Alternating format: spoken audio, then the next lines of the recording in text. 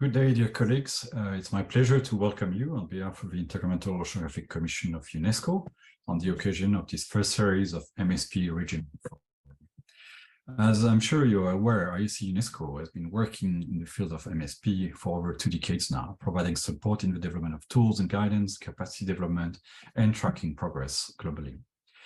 But why do we need MSP, and why do countries need MSP? We know that the demand for marine goods and services, such as food, energy, and habitats, is rising, and often it exceeds the capacity of marine areas to meet all demands at the same time.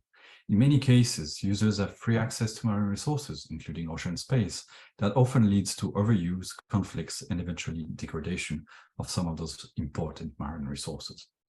Since marine goods and services are not priced or valued in the market, conflicts cannot be resolved in trade-offs made through economic analysis alone. We need a process.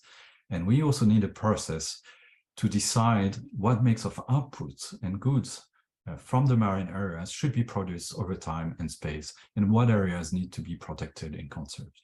And that process needs to be inclusive and participative and science-based. This is what we call marine spatial planning. In the last decades, MSP has evolved from a concept to an operational framework for developing sustainable ocean economy whilst conserving and restoring its resources. Most coastal countries around the world are now engaging in some form of MSP as a way forward. Back in 2017, the IOC joined forces with the European Commission to accelerate MSP process worldwide through the adoption of the joint MSP roadmap. Since then, many activities have been implemented. Several important publications, including, for example, the MSP Global Guide, which was published a year ago, but also technical training and transboundary pilot approaches have been developed, in particular in the Med and Latin America. I also want to highlight the work of the IOC subcommissions, the Subcommission for Africa, IOC Africa, the Subcommission for the Caribbean and Adjacent Seas, IOCARIBE, and the IOC Subcommission for the Western Pacific, WestPac. These very important bodies combine scientific expertise and the application of science to ocean management. And in the last years, they've also been importantly engaged in building technical capacities and supporting national and regional ocean management processes. 2 weeks ago, the IOC and the European Commission convened the 3rd International MSP Conference in Barcelona, Spain. And there we renewed our partnership with the European Commission through an updated MSP roadmap, which will guide our work for the next 5 years. This new roadmap clearly connects MSP to the global challenges of our time. It describes 6 priority areas: knowledge support, so the integration of science to support MSP processes; capacity development and awareness, including disseminations through important mechanisms such as this regional MSPforum; transboundary cooperation amongst nations; climate smart MSP, that is how MSP can also be a tool for providing space for decarbonized activities and integrating climate change into MSP processes; marine protection and restoration, very important. As you are aware, we have now the COP15 going on in Montreal to define the next global biodiversity framework and marine biodiversity agenda. And for that, we need also MSP to help with this important international targets. And then the final theme that is being addressed is the sustainable blue economy, which is also very important for many countries around the world.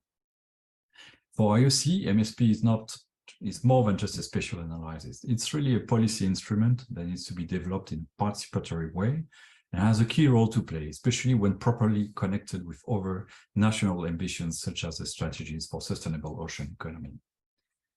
We also need good science, and to develop robust and knowledge-based marine spatial plans, we need to build on the Ocean Decade for Sustainable Development, of Ocean Science for Sustainable Development.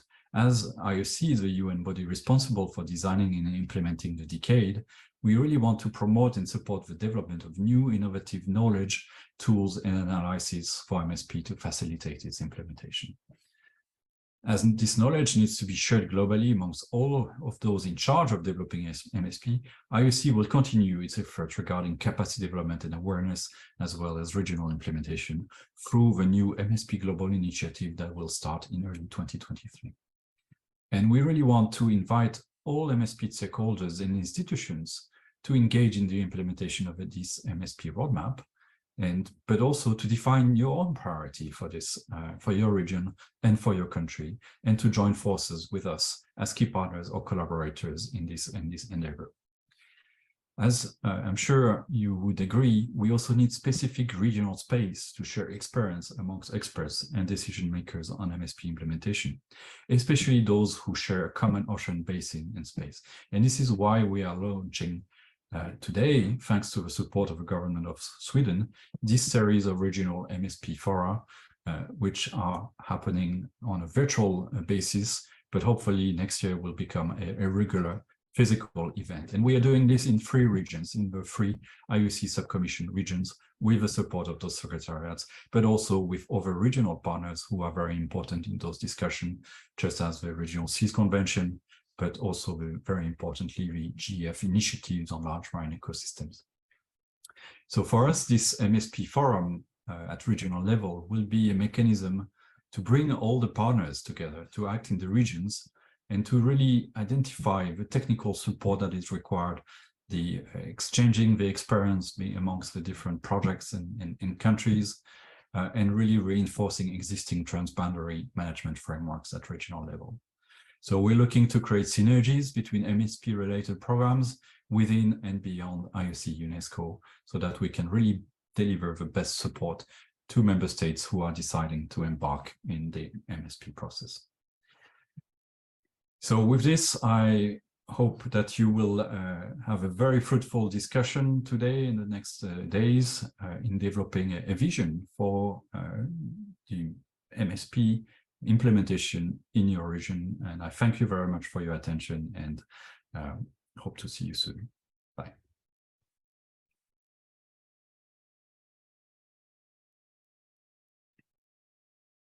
Very happy to have heard from the headquarters, from Julian, just setting the stage and encouraging us in our region to look at MSP as a policy instrument, look at good science. I think that is what we're going to do today, and look at what can contribute to this journey within this region.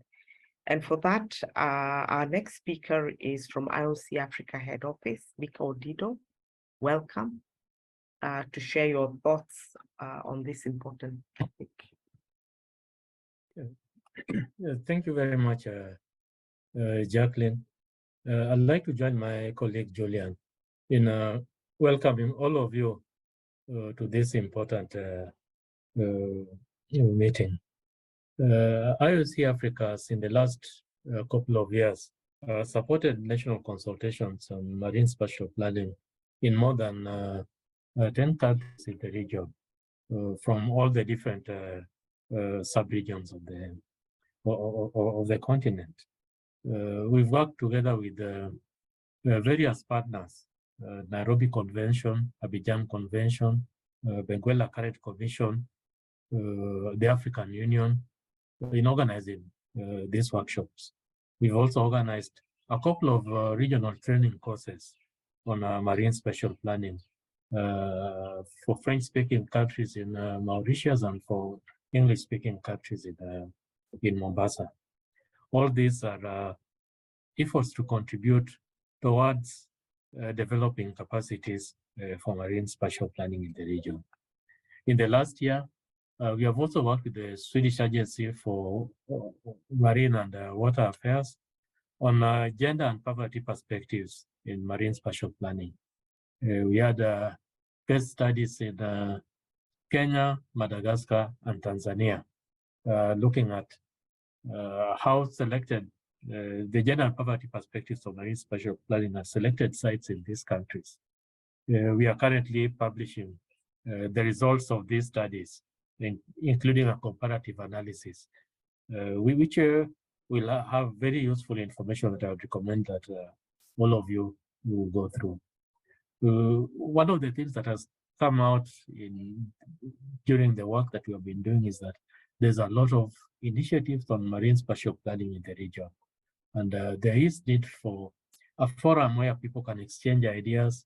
People can look at how colleagues in different countries have addressed some challenges they have faced, And this is one of the objectives of this forum, to be able to bring different practitioners of marine spatial planning together so that we can be able to share ideas on how we can collaborate as we address marine spatial planning in our countries. We have different levels of progress in different countries. Some have really gone far and even have legislation on marine spatial planning. Some are just at the beginning stages and would benefit a lot from the experiences that others have already had in this process. I look forward today and tomorrow to hearing what your experiences are and to addressing some of the issues that have come up, some of the challenges that people might have. Thank you very much, and welcome to you all to this important session. Thank you very much, Mika, for your opening remarks, and welcome. Indeed, sharing ideas, collaboration is what this forum is about. We're looking to build a community of practice that has freedom to share lessons learned. With that, I would welcome Michelle to give us some insights. Welcome, Michelle, and setting the stage for this important dialogue. So welcome. Thank you so much, Jacqueline. I will share my screen. Hope you all can see it. Yes. So good morning or good afternoon to all of you. My mission here is to set the stage for this event. So first, I would like to go back to 2017. As Julian mentioned, this was the year when we adopted our first MSP roadmap together with the European Commission. And it was the year of the second international conference on MSP, which happened in the UNESCO headquarters in Paris. So in that year, Charles Hiller did this presentation about the status of MSP according to a survey that was done by IOC with the member states. And by that moment, you can see that we had about 60 countries engaged in MSP in different stages of the process. And only 7 countries in Africa were identified as already doing some initiative on MSP. Then the MSP roadmap was adopted in that year, and the objective of this roadmap is to support the achievement of covering at least 1/3 of the global maritime areas under national jurisdictions with approved marine spatial plans by 2030. This is not let's say an official target. This is just a target that we want to support. This roadmap had 5 priority areas and some actions for each priority area, which were all completed. And the project designed to implement most of the actions of this first roadmap was the MSP Global Initiative that I believe that most of you are aware of. So it was a 3-year project, and one of the main deliverables of this project was the MSP Global Guide on MSP. Another key initiative connected to the MSP roadmap was the establishment of the International MSPforum.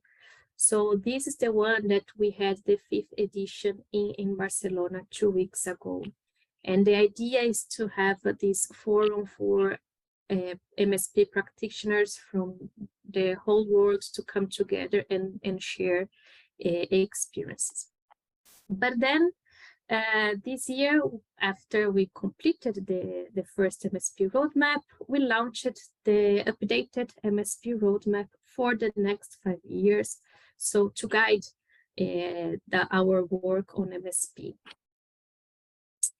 And what's the status of MSP now in 2022?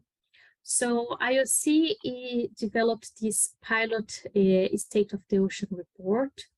This is organized following the challenges of the ocean decade.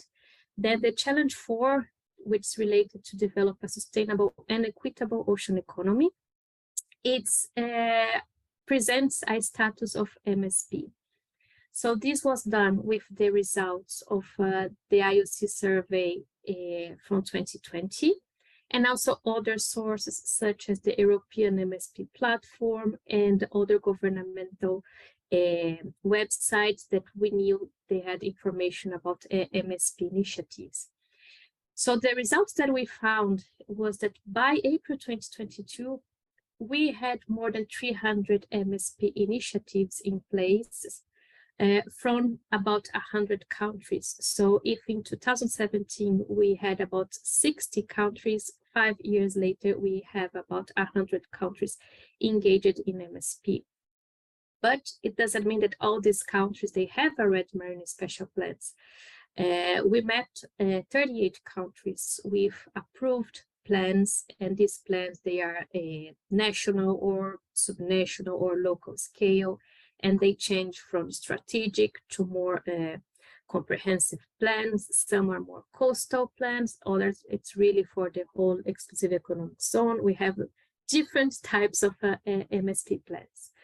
And as you can see in this figure, if before we had 7 countries engaged on MSP in Africa, nowadays we have many more countries. And of course, this is not due only to the IOC UNESCO support to these countries, but also to different national and international initiatives that are now engaged in MSP. So we launched our roadmap 2 weeks ago, and then this roadmap is now divided in cross-cutting pillars and thematic pillars. So our cross-cutting pillars are knowledge support, capacity development and awareness, and transboundary cooperation. And the thematic pillars are climate smart MSP, marine protection and restoration, and sustainable blue economy. And as you can see in this figure, they are all connected. Of course, these topics, we separated them just to be easier to communicate and sometimes to have some projects, actions, but they are all connected. So I want to present to you what we aim with each pillar and what are the actions related to each pillar. So regarding knowledge support, this priority area aims to contribute to the development of new knowledge, tools, and analysis towards a robust knowledge-based MSP, where comprehensive and integrated data and information is available and used by the decision makers. So our actions related to this pillar are connected to data for MSP, to the co-development of new MSP tools to support the analysis, and also to promote MSP-related projects within the framework of the Ocean Decade. The second pillar is capacity development and awareness, and with that we aim to keep accelerating MSP implementation around the world, contributing to knowledge exchange and transfer, while enhancing awareness of MSP among the stakeholders, but also the whole society. I am hearing the French interpretation. Okay. So the action 4 is related to an assessment of the needs of MSP, but also to strengthen capacity of decision makers and stakeholders around the world. The action 5, it's about sustain the International MSP Forum. So we were having 2 editions per year before the pandemic. Then, of course, we had to stop during 2 years, and then we resumed the International MSP Forum again this year. And the idea is to have the MSP Forum once a year. And then, as you can see, the action 6 is exactly related to what we are doing here today. That is to build a network of regional MSP forums and platforms, because the International Forum is great to share experience, but we know that we need to discuss these in more details at regional level. This is why we are launching this series of regional MSP forums now in December 2022. We are doing it online. We know that would be better to do it face-to-face, and we hope that for the next editions, we can build some partnerships to make it real. Then for the action 7, the objective is to develop resources to communicate and build societal awareness on MSP. The third pillar, transboundary cooperation, aims to enlarge the support to regional mechanisms that are or could address development of transboundary MSP, encourage national MSP process to tackle transboundary challenges and opportunities in their national MSP plans.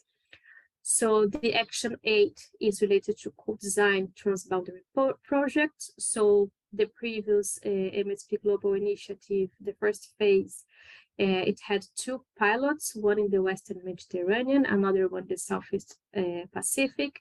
And as Julian mentioned, we will have a second phase of MSP Global, and we also want to have some transboundary pilots in this new phase of MSP Global. The action 9, it's related to integrate MSP into large marine ecosystems approach and mechanism. We will have a presentation about that from my colleague who is the project manager of the JFIW Learn project. And then the action 10 is related to promote cross-border and transboundary cooperation in stakeholder involvement, including in a sea basin context. Moving to the thematic pillars, the one about climate smart MSP aims to promote and support the development of this emerging concept, climate smart MSP. So the action 11, it's related to understand the impacts of climate change on activities in the marine environment and the maritime domain. And the action 12, it's related to the co-development of further guidance about how to embark on climate smart MSP. So the new MSP Global Guide already addressed this concept, but we know that it's an emerging concept. We know that most of the existing plans do not include climate change measures as a strong component. So we want to provide further guidance about how to have MSP plans that are really climate smart. For the pillar marine protection and restoration, we aim to enhance the development of marine special plans that include measures to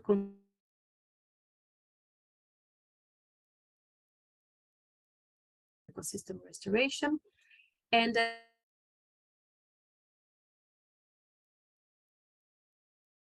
development within the planetary boundaries.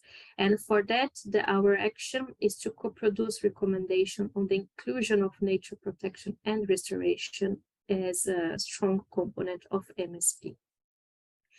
The last pillar is the sustainable blue economy, which aims to develop specific tools about MSP for the maritime sectors. We understand that we need stronger engagement of sectoral stakeholders on MSP, but we need to help them to understand what MSP is and what's the role that they can play on the MSP process.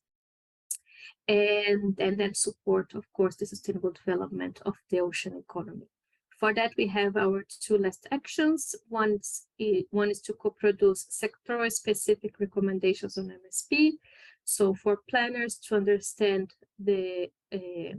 some requirements from the sectors, and also for the sectors to understand what MSP is and how they can be engaged in MSP and support the implementation of the plan. And the last action is about co-developing guidance to integrate MSP into sustainable blue economy strategies. So this is my last slide. And as Julian said, both IOC and Vigimare, who are the organizations leading this work, we really want that other institutions that are engaged in MSP join forces with us as a partner or as a collaborator, so we can deliver these key actions. Thank you so much for your attention. And if you have any question, you can contact us. The email is msp-ioc@unesco.org. I wish to thank Michelle for a wonderful presentation. It presents a background to the dialogues that we are going to have going forward today. Today, we'll be looking at 3 areas from the ones she's presented. We'll be looking at knowledge support, capacity development and awareness, and transboundary cooperation. All part of MSP, looking at how these aspects have been handled from lessons learned within our region, and that is the African region and adjacent island states. As we move to the next stage, which will be listening to our panelists and discussants, I just want to welcome those who are joining us right now. This is a platform that is open to sharing ideas, sharing thoughts on how we can proceed with our MSP in our region. Do post your questions, ideas on the chat and question and answer platform. We have translation available, English to French, and we still welcome you. We have also posted the concept note that includes the program for today and tomorrow on the chat. So do download it and keep abreast with those that are coming forward. So as we start, I will give some key messages. I'm sharing my slide. Let's hope that this proceeds to work. It's not always that everything works on the platform. And if it doesn't move, someone could prompt me. But we kick off the knowledge support panel. And in this panel, we have Kwame Corentin, Harrison Onganda, Theory Mwangi, and Maxwell Azali that will be talking to us on different aspects of knowledge support for MSP. But before we start, I would like to just share key messages from the forum that Michelle made reference to. And this was the 5th International MSP Forum and 3rd International Conference on MSP. And so we proceed with the key messages. I hope the slide has moved. Just so that we come to the same platform, and I do believe the panelists will speak into these areas in different ways. So we'll look at the issues raised and the recommendations made from these global interactions. And the first one is lack of communication among countries, lack of connection. We share the ocean, but we still segregate oceanographic and land data. And the recommendation for that was countries are still at the early stages of MSP. So it's important to share and integrate methodology so that we harmonize this and also develop decision support tools that can be used amongst countries in this process. You heard Michelle say that many of us are just starting, we're in the pre-planning stages. And so knowledge support is critical.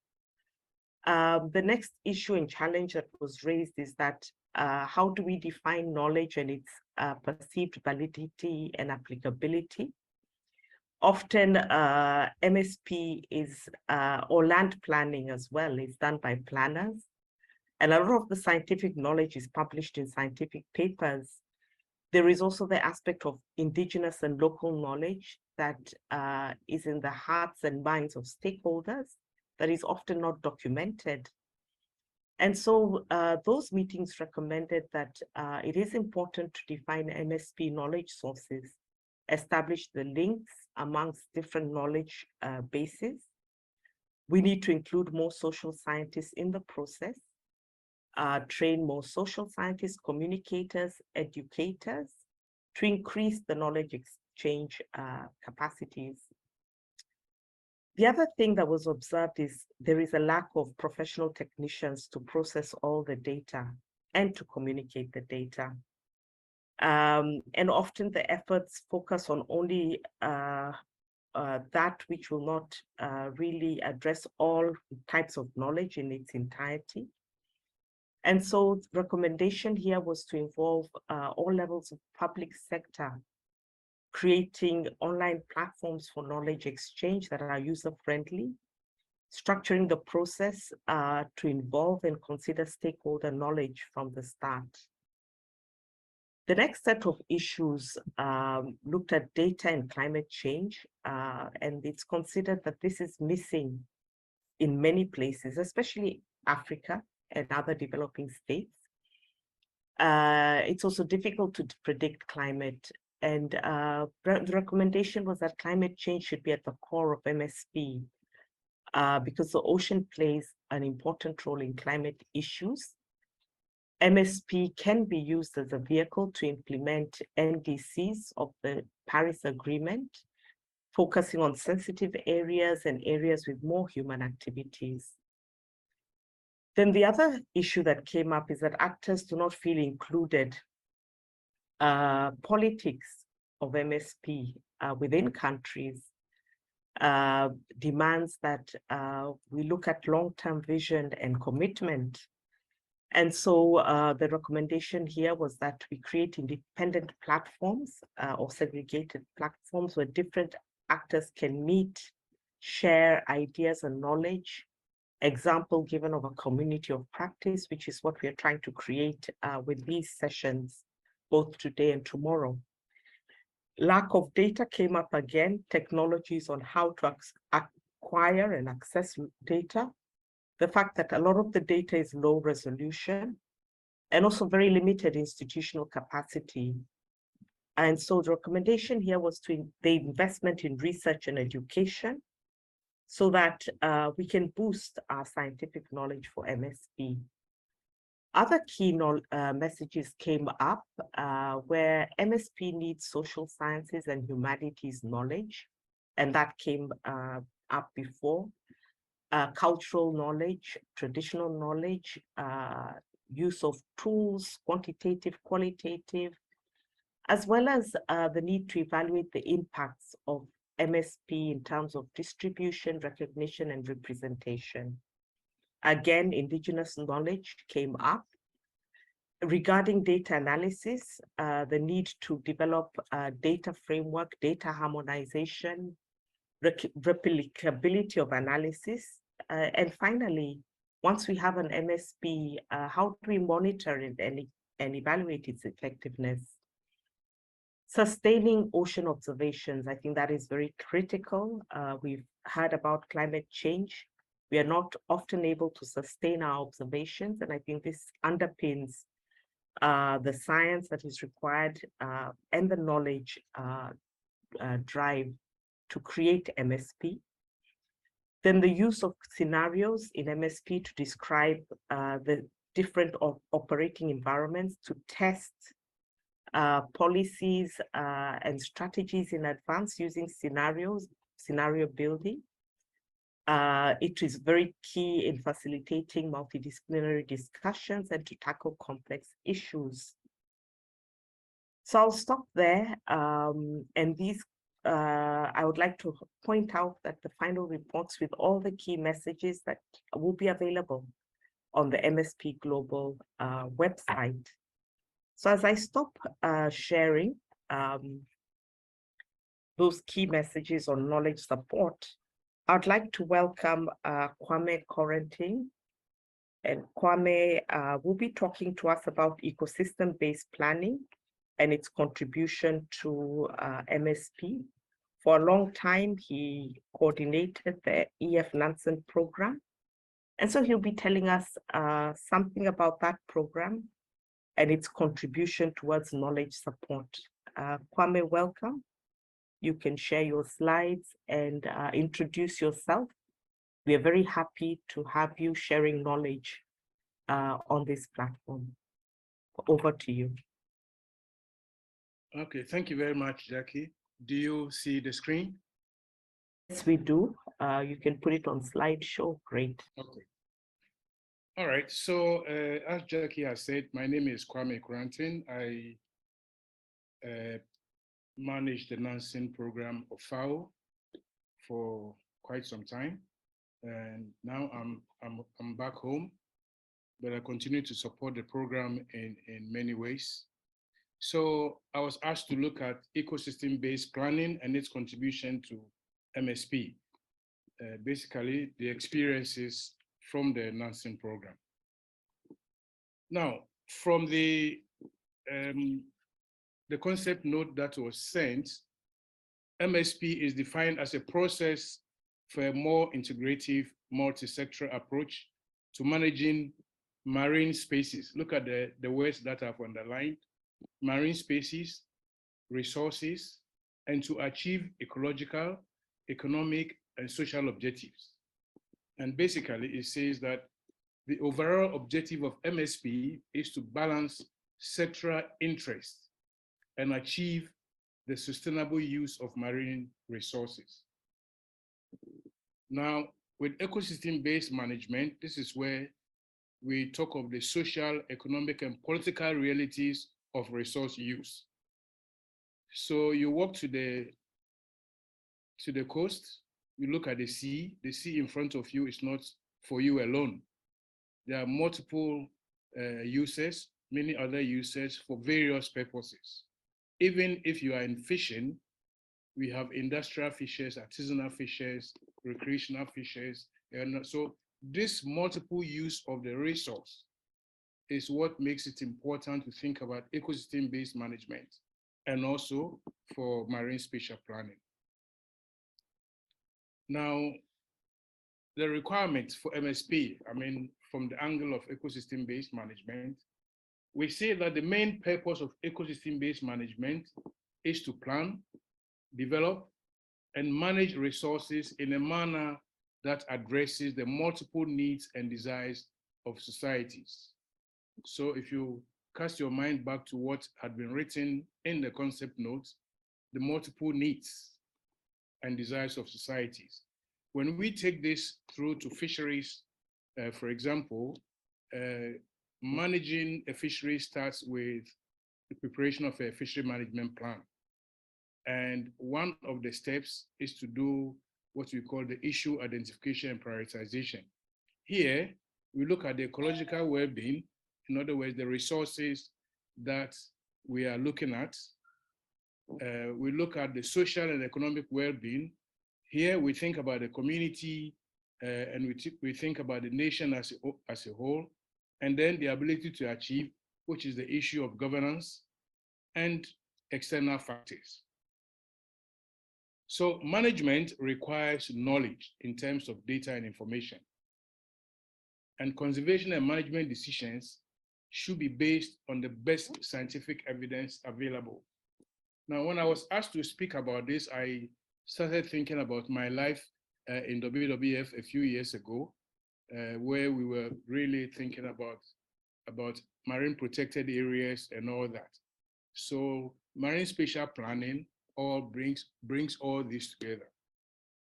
Now, the main objectives of the EF Nansen project, or we will say that normally we talk about the Nansen program. The last phase of the program was called the EF Nansen project, and it was really to strengthen the knowledge base for implementing ecosystem approach to fisheries in developing countries. And the idea was to contribute to providing fisheries research institutions with management administrations with additional knowledge on their ecosystems, and also improve capacity for planning and implementation of EF. This current phase of the Nansen program is an approved program under the UN Decade of Ocean Science for Sustainable Development. I think Mika mentioned this at the beginning.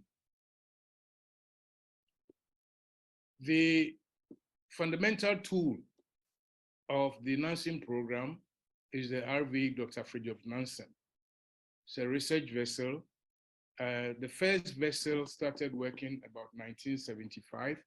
So for about 40 years, the program has been doing work in Africa, Latin America, in Asia, Now we have the third research vessel, and each of those vessels is called RV Dr. Fridtjof Nansen.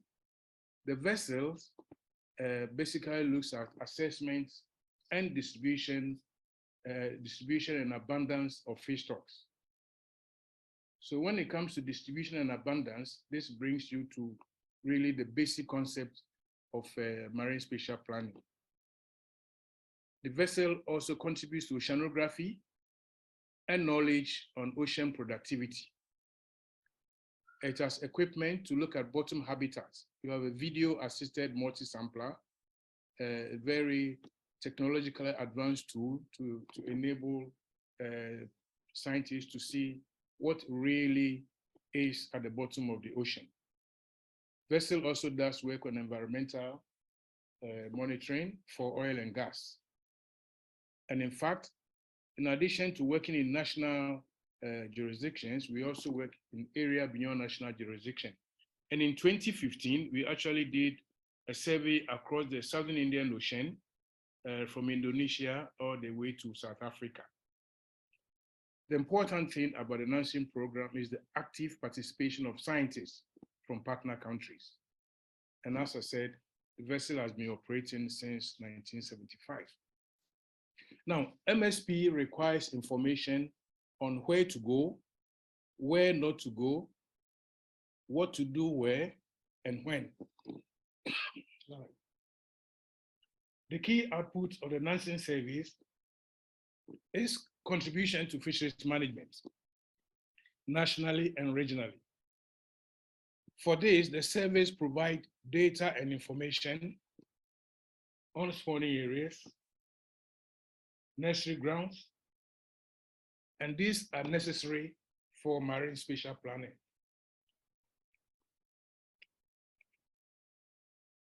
Information from the vessel also on distribution and abundance of fish stocks. Again, another important thing for marine spatial planning. We also have trends in biomass estimates, land frequency parameters over time.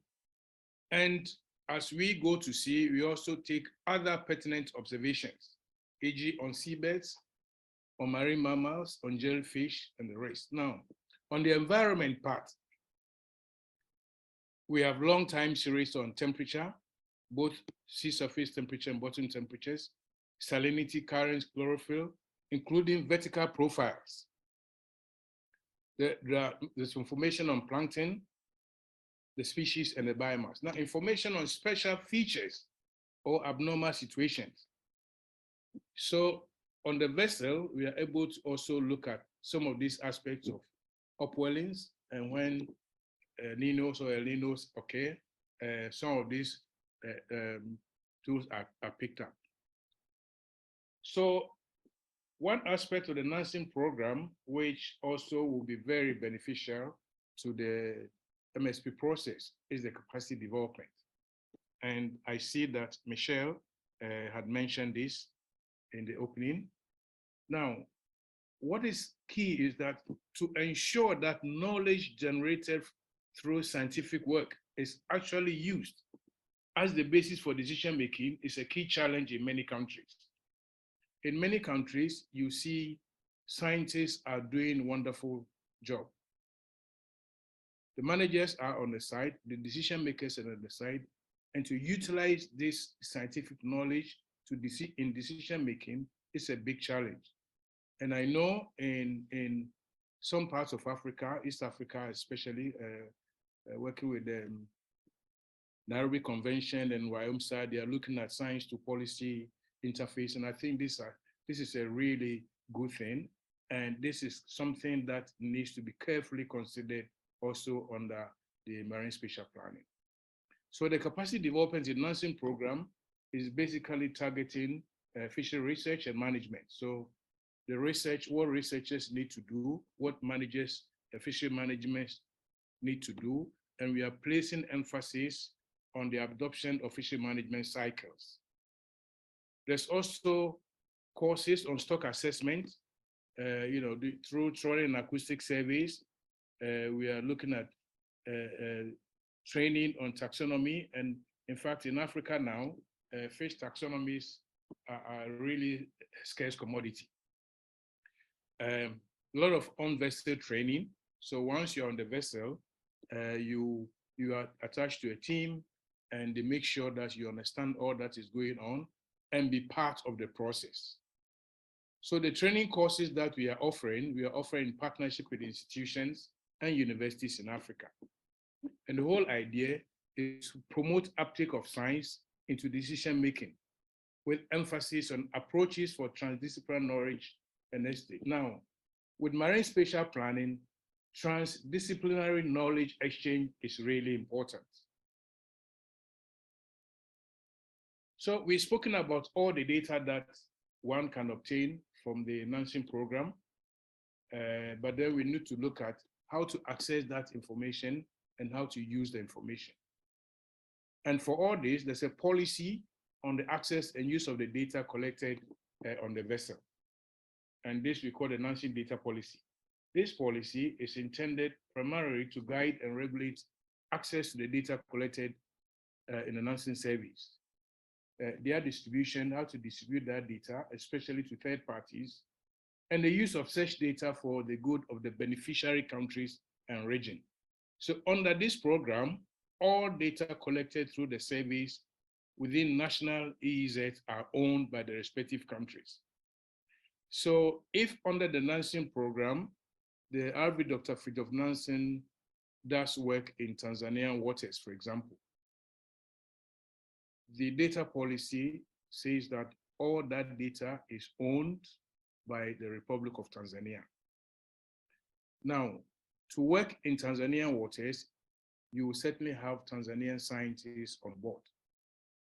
If you want to request for data for use in this process, the request for the data must be sent to the data owner. So for example, if you go to FAO and start asking for data for Tanzania, they will tell you, well, you need to ask the government of Tanzania. And every country, every partner country has an institution that is the focal institution for the Nansen program. So in a nutshell, the Nansen program is able to provide some resources, provide the capacity to think, just outside the box and not just stay within what you want to do. And this is, all these elements are important for marine spatial planning. It's important, especially at this time that we are looking at oil and gas and fishery and all these other things. MSP is a very important process. So I thank you very much for listening to me. Gracias, merci, asante sana. Thank you, Jacqueline.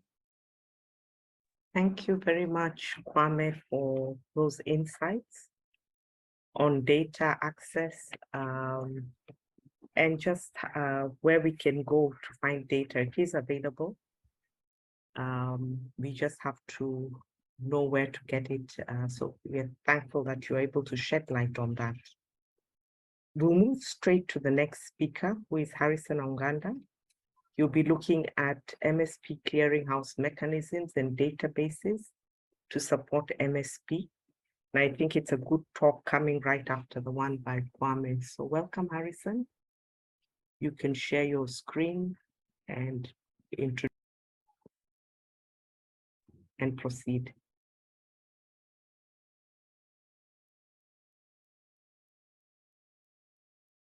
Harrison, you can put on your microphone.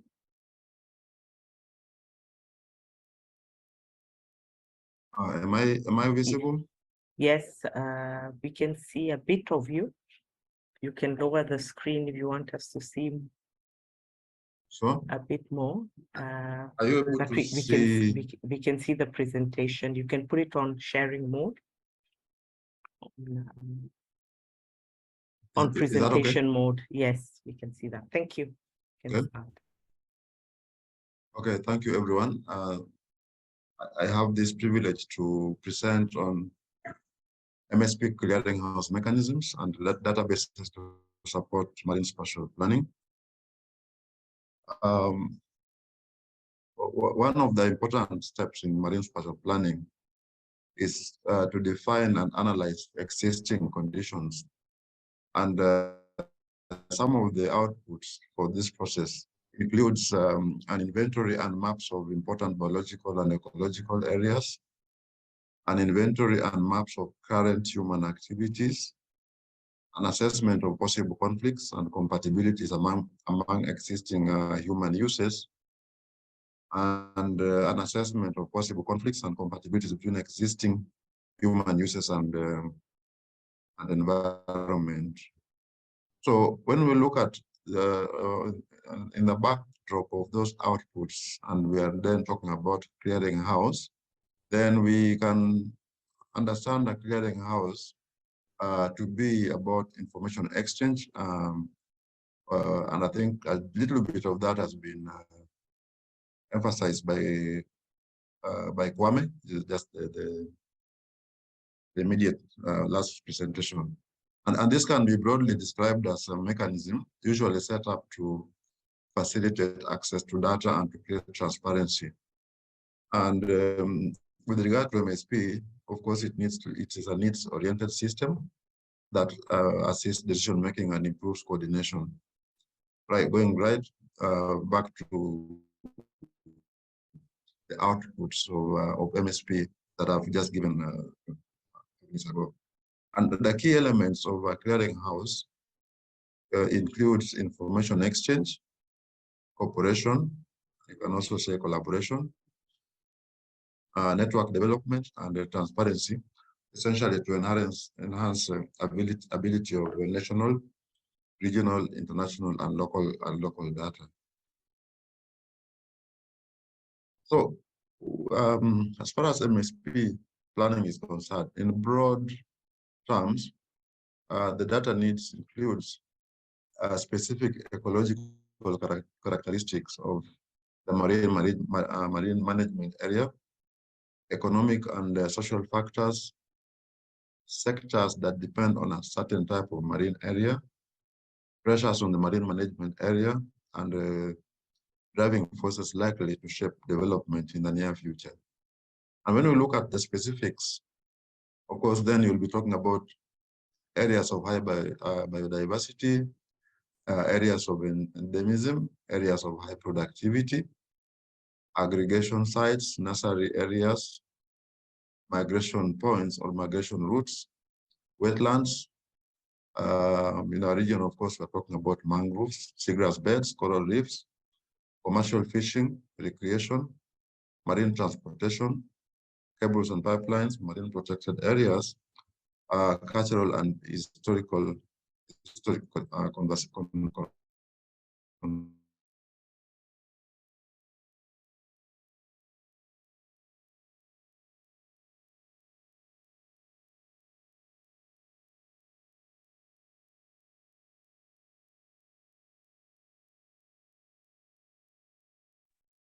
Harrison, you have frozen.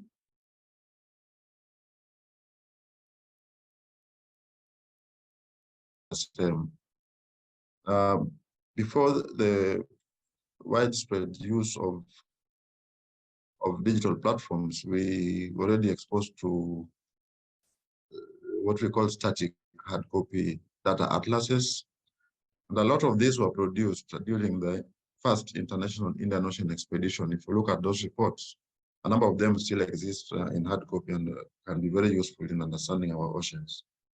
But also, a lot of efforts have been done to migrate some of these hard copy atlases to soft copy atlases, but still they're static. And so we moved over now to what we call geodatabases and geographic information systems.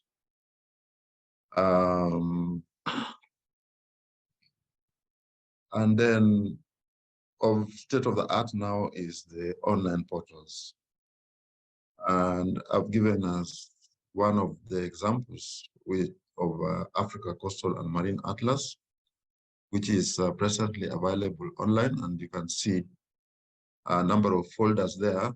Those folders basically means that there's some data connected to those folders, not as updated as we may wish, But it's good to note that we have some starting off in terms of experience and also some data that can be updated. So I'll not be long on this subject, but what are the key requirements that we need to at least operate a useful and systematic clearinghouse mechanism? Well, the first thing we need a strategic framework within which to operate the clearinghouse mechanism. And this will be very useful because it's only within a framework that you can define what I can call coherent operations, access to stakeholders, update by the manager, and et cetera. Then we need an implementation plan. So implementation plan for a clearinghouse mechanism will essentially define the resources required to run such a product. So we need clear work plans and budgets at all levels, whether it's at the regional operation center or it is at the national nodes, depending on the model that we adopt. And then we need data sharing policy. And data sharing policy is very important, and it should be owned by all the players. Because normally, if you don't own a data sharing policy, then it is not practiced. So it stays there without guiding the important element of data storage, which is basically data sharing. And of all the things I've said, that without a stakeholder engagement strategy, a lot of efforts and opportunities will be lost. One of the most important stakeholders in clearinghouse mechanism is actually the user. And in this case, we're talking about marine spatial planning communities. If we don't engage with them in a productive way, then again, all the useful efforts which are put on clearinghouse mechanism will go to zero, did not impact on the marine spatial planning process, which is basically what we set out to do by establishing a clearinghouse mechanism. And finally, we need to think about next steps whenever we keep storage of data. And in the MSC process, one of the next important processes is actually analyzing. So that data has to be analyzed in terms of baseline conditions. Baseline conditions will assist you to start coming up with the definition of which areas you want to learn, what is unique about them, and that data will inform that process. But you also need to then look at future conditions. Because this, again, will guide on whether you will be zoning certain places in certain special ways or not. So again, the clearinghouse mechanism should really play a central role here, because you will basically be doing some kind of cumulative impact assessments, particularly once you have a draft plan, because you want to know what will be the effect in terms of human pressures and human activities that will go on in the areas that we plan. We have had a very interesting scenario settings using one of the tools, the Wheel Symphony tool that we have been working on with the partners from Sweden, the SWAM team. And I'm just giving an illustration here. This is a baseline cumulative impact for area around Mombasa. And you can basically see, look at the legend down there, where the red areas are areas that are highly impacted on. So you can again see this is very well reproduced because if you look at the area around Mombasa, which is multiple human use activities, it is one showing the highest cumulative impact, which is reality. I think if you come down to Tanzania, around Tanga, again, you can see characteristically Tanga being a port town, again, you can see cumulative impact levels that are quite high. So we're happy that we are already now beginning to interact with these tools. So our next step, as I've said, is to develop use instruments that can regulate, can ensure that the information is updated, and can also show that the information is available. So, Chair, that's what I had to share with you today about the potential and opportunities for having a clearinghouse mechanism. Thank you very much. Thank you very much, Harrison, for very good highlights. Thank you for informing us that we have scenario building tools available to us in this region. And I do know you have experience with them, so I think that is a big boost to MSP for this region.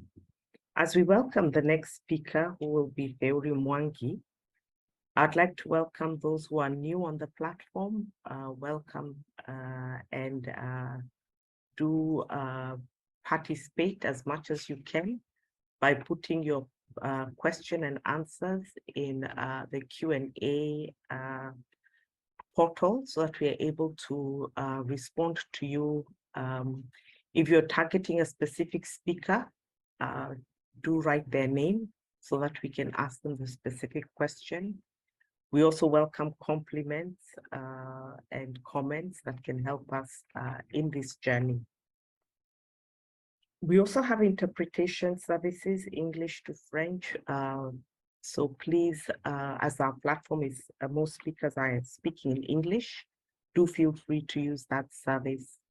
So we noticed there are raised hands for our participants.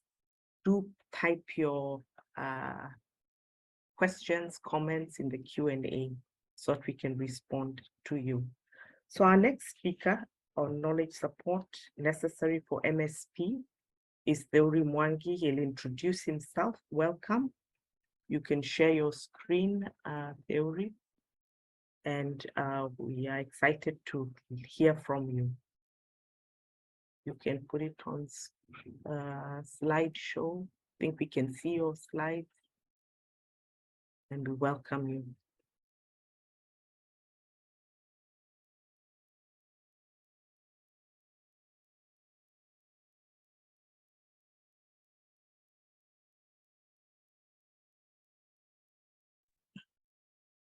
So thank you, Jackie. I'm glad that I'm able to join in this meeting.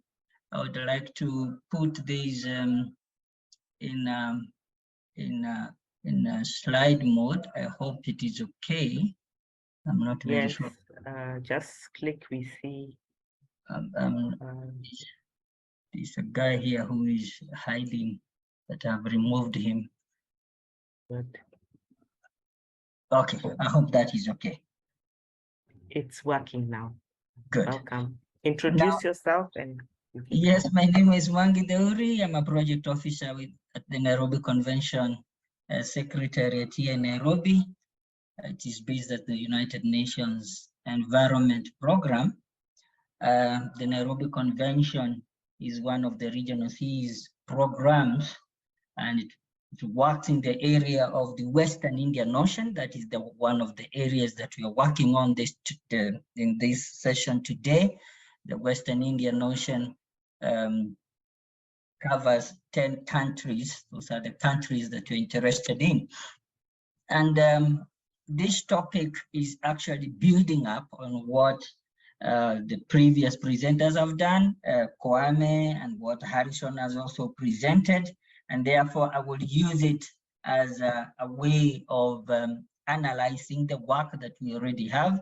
And let me begin by looking at ecosystem-based marine spatial planning in the Western Indian Ocean as a starting point for our discussion and for our Q&A later that follows. And here it's because the purpose of the MSP in the Western Indian Ocean is out of a need by the countries, the 10 countries of the Western Indian Ocean, and they have come together back in March, and they agreed that they needed a regional marine spatial planning strategy to guide in the development of policies and decisions in support of sustainable oceans and sustainable livelihoods. And because of that, the work that has started was a situational analysis on MSP readiness in the region, how is it, as well as a regional strategy. It's now being finalized for printing and all of such things. At the end of it, we expect that this strategy will be adopted by the countries. It will be used as one of the strategies that will guide in national level marine spatial planning. And some of the participants, I believe, in this forum today, part of the technical working group that has guided in the development of the marine spatial planning strategy for the Western Indian Ocean. And when we're talking about the Western Indian Ocean, we're talking about a number of ocean sectors that are important to all of us. I've seen Harrison making a mention of some of them: built up areas, shipping, ports and harbors, tourism, and areas of fisheries. All these are for economic development. But you also have others for conservation and energy, and others for trade. And those are also important ocean sectors that are factored whenever anyone is engaging in marine spatial planning and when you want these resources to be allocated equitably amongst the many resource users. Allow me to look at some of these data that is available, knowledge that is needed and is required, and I will be using a case test of a regional capacity building on marine spatial planning that just happened last week in Dar es Salaam as a follow-up to the regional strategy on marine spatial planning. And here, the data that all of us will be looking at to inform the many sectors, the many ocean sectors that we need, these are data types in the both physical environment. And this is where technical capacity is needed to process this kind of data and to make it available to many users. The other group of data would be from the social economics, and this is one area that has been mentioned even today, that we need a lot of socioeconomic technical powers to be able to process this kind of data and to see what it means to the many users that are there in the region. This data will also need to be seen, it will need to be displayed, to be visualized in a manner that we can easily understand it. For example, what is on your screen, this would be looking at marine protected areas and the points that are mentioned. And this is not only the only one. You need to add as many data points and data layers as possible, and also come closer to looking into the uses from the many stakeholders, resource users. For example, if they are doing fisheries, where are they doing those fisheries in the small scale fisheries areas? And what kind of fisheries are they interested in, and what season are they interested in these kinds of fisheries? If it is in the economic exclusive zone and there is fishing that is going on by big vessels, the commercial vessels, what samples, what kind of fish are they fishing, at what time, and the quantities, the landings, and the season. This is important data to support our marine spatial planning. There is another important data that is more critical now than ever before. This is on marine ecosystem services, valuation of such ecosystem services. And you will see that for fisheries and tourism, you will need a lot of conservation efforts amongst the mangroves and seagrasses and the coral reefs to support just two economic activities like fisheries and tourism.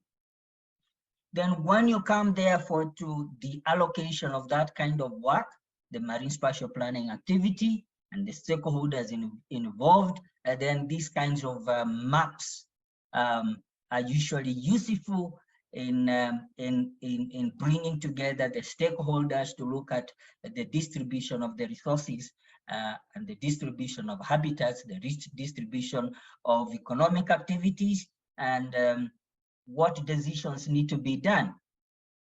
As I come closer now to the end of this talk, I would like to look into some of the data types that are available, and we already have some very good data within the Nairobi Convention clearing house at the Nairobi Convention. Harrison has just shown us the data from the Wild Symphony tool. It's also running from the Nairobi Convention, and you can have this one and you can install it as well. We have a very good dashboard on marine protected areas of the Western Indian Ocean, all of them. They are country-based and the information has been provided by the countries. We have a dashboard that has just been developed on all these data that I've been showing you and their various spatial extents and the resolutions. All of this one you can actually enjoy all of that dashboard in a nutshell for decision making, and then you can also visualize much of this data in the way you'd like to visualize it in an easier way. And such kind of data is always what we're looking for. We're always looking for this kind of data impacts, and you can create stories out of it, what we call story maps. And we have done one for Tanzania last week just to equip us on the progress that we're talking about. And at the country level, we also have some good updates from last week.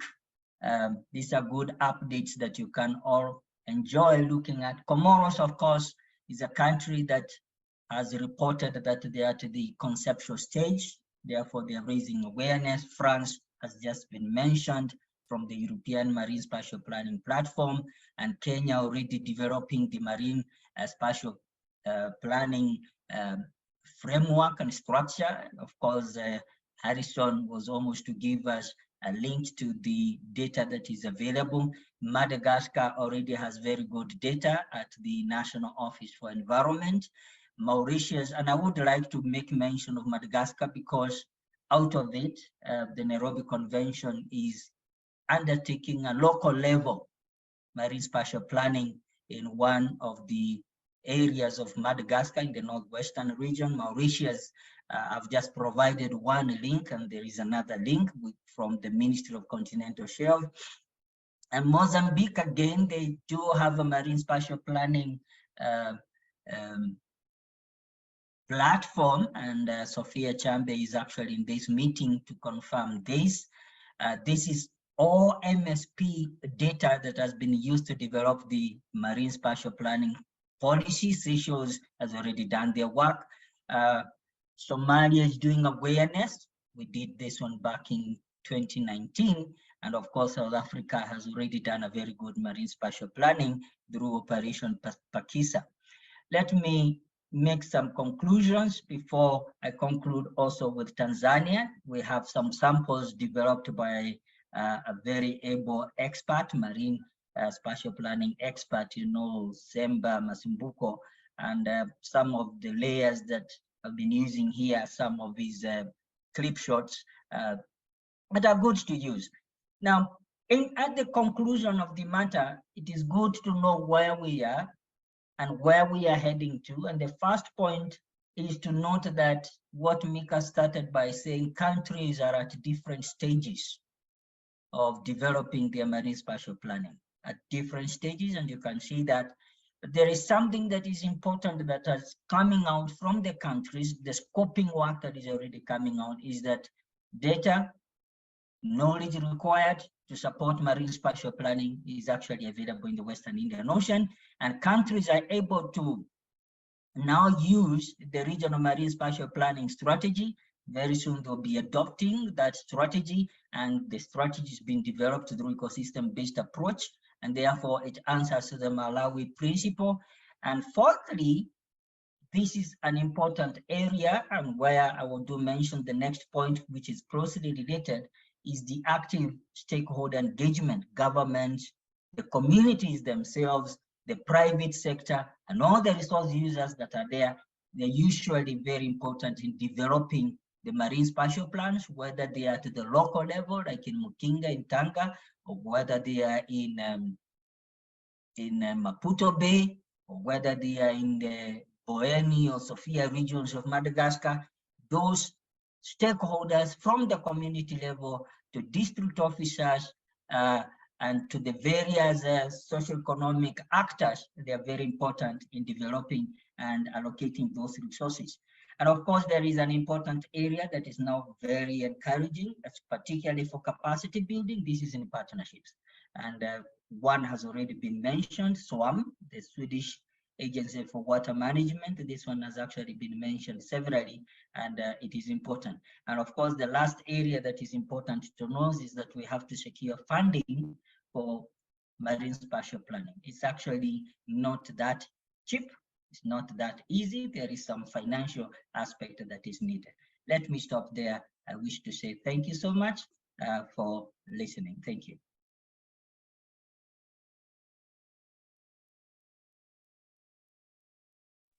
It's good to know that data is available. And thank you, Nairobi Convention, for excellent portals that we can go into to be able to access information that could guide us in this process. We'll come to the last speaker of our session today, and that's Maxwell Azali. Maxwell will be talking to us about extracting knowledge from communities in the context of MSP. When I shared the key messages, if you recall, communities were flagged, indigenous knowledge was flagged. And I hope that Maxwell will be able to speak into these key and critical issues, because this is a big process and it tends to leave communities behind. And we look forward to hearing his insights. So Maxwell, welcome to share your screen and introduce yourself, your organization, and take us through your presentation.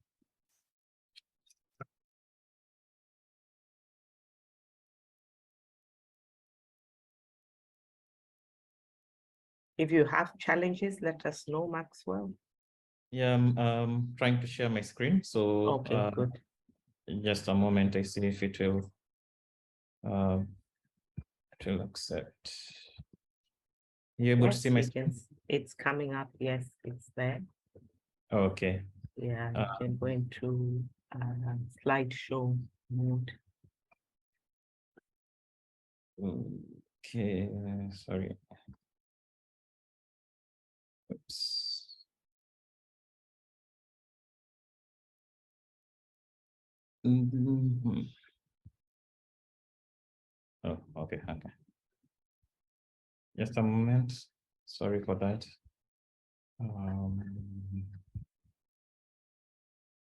Okay. Hi, everyone. My name is Maxwell Azali. I work for the Wildlife Conservation Society, the Kenya Marine Program in Mombasa. And today I'll be sharing our work that we've been doing in the Malindi Watamu seascape. And from the context of this meeting, I'll talk about knowledge from communities in context of MSP and whether community knowledge is important. And I'll begin by just introducing the project. The Malindi Watamu MSP project actually was started about in 2017, where we received funding from the WCS Marine Protected Area Fund. And in Kenya, the WCS MPA Fund supported an exploration on the feasibility of marine spatial planning in the Kenyan seascape.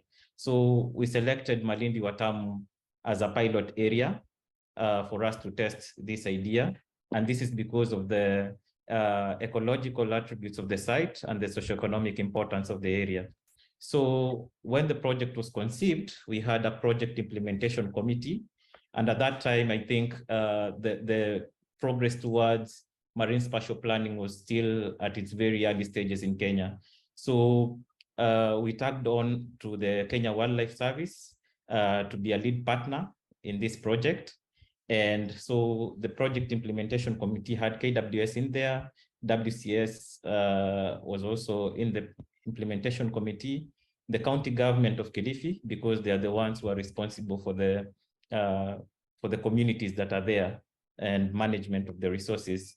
And also Watamu Marine Association. Watamu Marine Association is kind of an umbrella organization that has some community organizations operating under it also.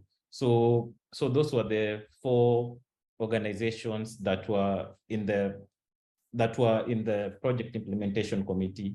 And the initial discussions that we had with this implementation committee and other stakeholders, there was a suggestion to delimit the area from Tezo to Marereni and up to the 200-meter isobat. And this is because the reason for that is to provide additional protection also for marine mammals who use this area frequently.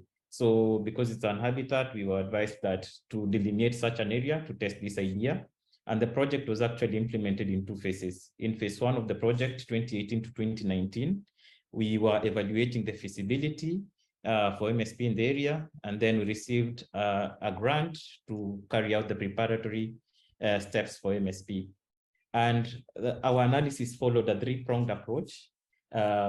We approached this issue from 3 areas. One was science, and in science, we did baseline data collection and collation. So we have biophysical service looking at the health of ecosystems in that area, and also looking at desktop studies on what information is available for that in that area to be able to support marine spatial planning. We also had an outreach component, and this is where we involved stakeholders, as we know that MSP is stakeholder heavy in each of the steps, and we involved stakeholders throughout the implementation phase, the evaluation phase of the project, and also the preparatory phase of the project. And this was through one-to-one meetings with people in the county government, managers in the county government, with people at the national level. We had workshops, stakeholder workshops, and also socioeconomic surveys that we used also to raise awareness to community members. So our workshops targeted 141 participants across different levels of categories of work or how they interact with the marine space, as we'll see in the next slides. And our socioeconomic surveys, we interviewed about 161 people from 6 communities along the area. So we'll see this in the next slides.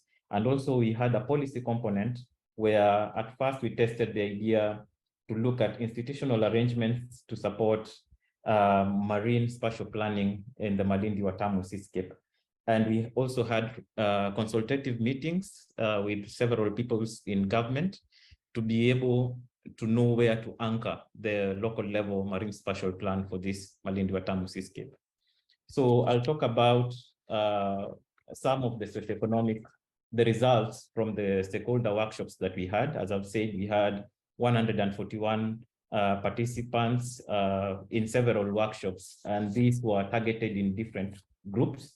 So we had policy or regulators. These are people who formulate policies in the government or regulating institutions, institutions that have that mandate. We also have resource managers. These were mainly drawn from the county government, which is mandated to manage various resources. And this is across sectors, across different sectors in the marine area. We also had NGOs or community-based organizations, the civil society that is, and resource users. And one of the questions that we asked was on the perceptions of current and future ocean health. And as we can see in this graph, the numbers that are written there, the numbers that are written on the slide actually represent percentages.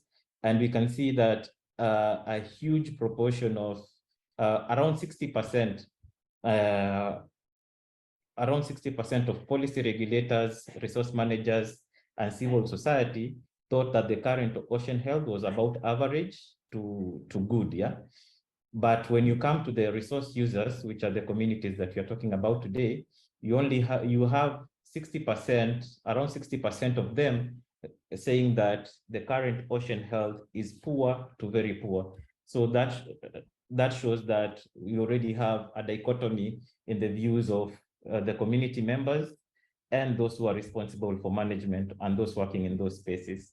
And this is also reflected in the perceptions of future ocean health. We have policy regulators and resource managers. This question was asked, if we continue with the current trends in the next 10 years, how will the ocean health be? And you see that 100% of policy regulators and resource managers and 87% of NGOs and CBOs actually say that ocean health will deteriorate either somewhat or significantly. So, and when you come to resource users, they are a bit optimistic, but also the number is high at about 75%, indicating that we really need to consider future ocean health, because they had that perception that it will continue deteriorating. And we also asked, there were a number of questions, but I've only summarized those that are useful for this meeting. We also asked them about their familiarity with MSP. This was back in 2017, as I said earlier. We were still at the preparatory phases of marine spatial planning. And you'll see that knowledge about MSP was variable. There was low familiarity across major levels, across different actors in the marine space. And we had policy regulators, 33% of them thought that they were familiar, indicated that they were familiar. And if you combine that with moderately familiar, that is about 11%. But you'll point out to resource managers, those who are involved in managing the resource, a huge proportion of them were in the neutral category. And when you come to resource users, you see that a huge proportion of them was also either neutral or they have never had or slightly familiar with marine spatial planning. And that led us to the next question. If they think marine spatial planning, after introducing the concept to them, if they think whether it would be useful for managing the ocean space. And we can see huge support from policy regulators and resource managers, and also NGOs and CBOs indicated that it is extremely useful. But for the local community, we had about 36% indicating that it is extremely useful. And we think that these two questions, familiarity with MSP and usefulness of MSP, actually point us towards the need for more outreach, especially to community members and across all levels of governance in marine spatial planning. And we also asked about issues that should be prioritized in marine spatial planning, and the community was able to provide these answers to us. And the top five things that they mentioned was the conservation of the marine environment, being able to curb pollution, preventing conflicts, ensuring sufficient fish stocks, and improving vessel to personal safety. This ranked really high, and they were either extremely useful or they were ranked high or essential, mostly as issues to prioritize in marine spatial planning. So we also asked communities, this was targeted to fishers now, about their management preference.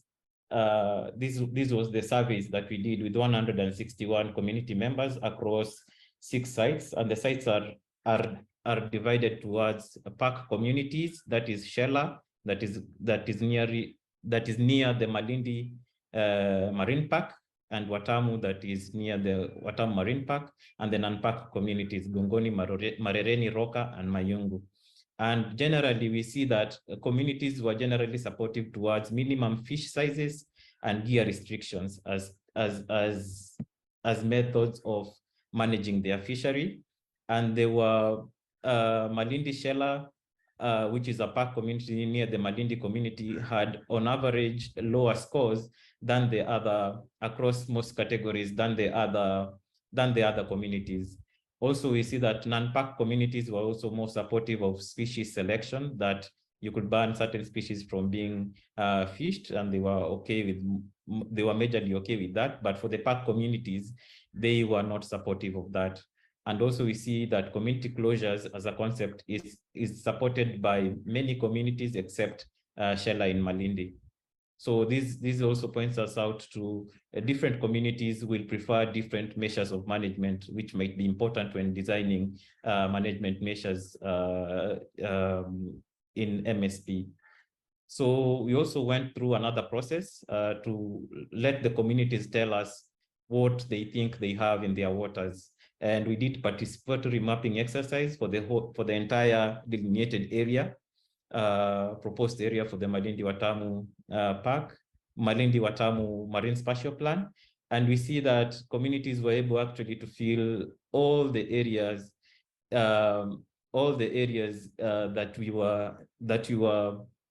you were interested in. So they were able to give us information, and this was done through paper maps, transferred to Google Earth to digitize the information, and then supported by also ground truthing. And what did we learn from this exercise? We learned that communities are actually knowledgeable on the areas that they are in. They were able even to show us areas where there are shipwrecks under the water. So these are things that they are aware of. And they were also conversant of the biodiversity areas, such as turtle nesting sites. Artisanal fishery, majorly the artisanal fishery was characterized by overlapping fishing gears. You cannot, multiple gears fish in the same area. So it's, when designing management measures, it's something to consider that it might not be possible to make gear-only plans for the artisanal fishery in this area. And we have fishers also are utilizing grounds that are outside their BMU boundaries. So instead of fishing only within their BMUs, they were also fishing across BMU boundaries. And this also supports the idea of having a marine spatial plan that can be able to also plan well the use of ocean space. And we are also able to document informal landing sites that are not captured in official government documents. So this shows that there might be areas, we might fill gaps in existing information that is already there through this exercise that the community was able to help us with. And just a note on the institutional arrangements, on the policy aspects, we were able to look at three community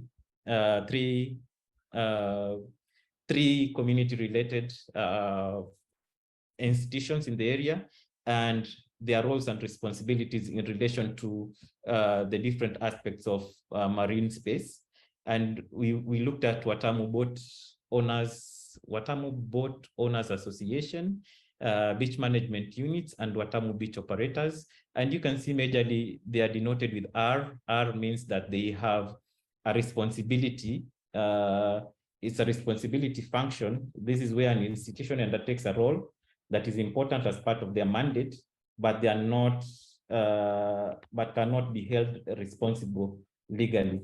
And A is where you are accountable for that issue. This is majorly for government institutions. They are legally mandated to carry out that function and they can be held responsible for it. And then we have C, which is a consultation role, that if an activity is to be carried out, you can be able to consult that community, give them information, but it's not mandated for you to do that. So we were able to analyze that, and we see that majorly our communities are playing responsibility and consultation roles.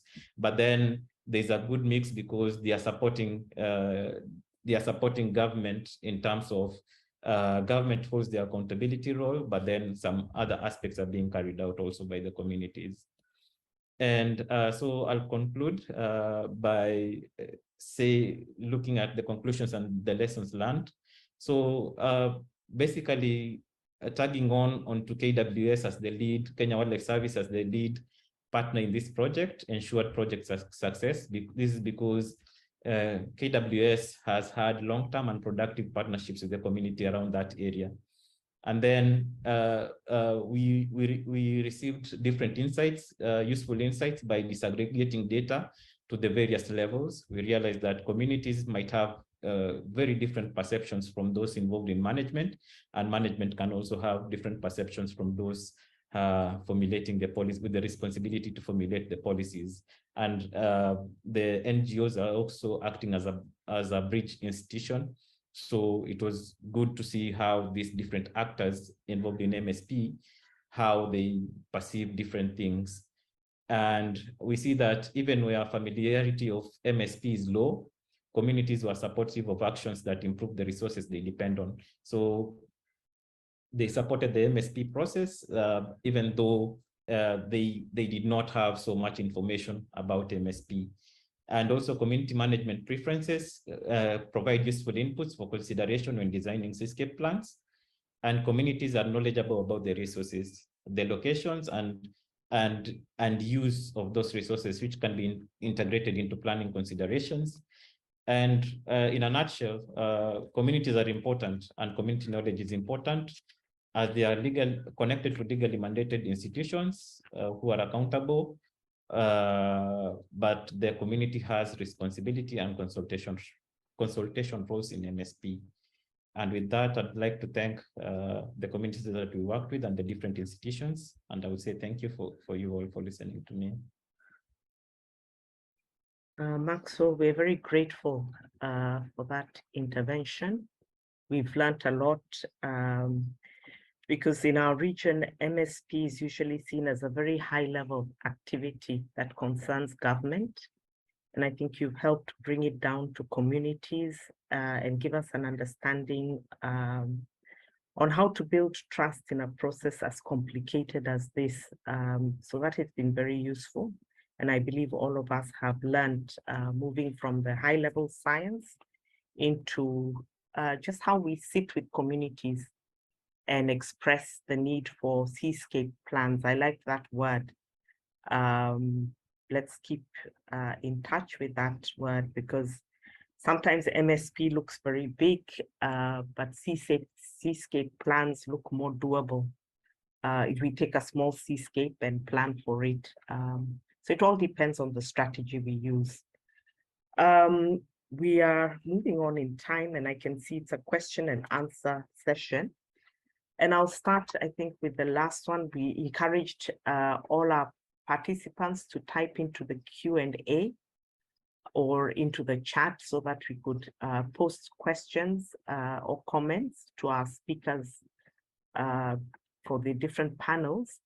And I believe you have, Maxwell, you have responded to a query from Helen Goa, who asked about MSP and communities living adjacent to the oceans and how they can be involved in decision making. So I won't ask that question, but I do believe your presentation spoke into that. But I'll move on. I see two questions for Harrison. And the first one comes from Leila, who asks the question about the African Coastal and Marine Atlas.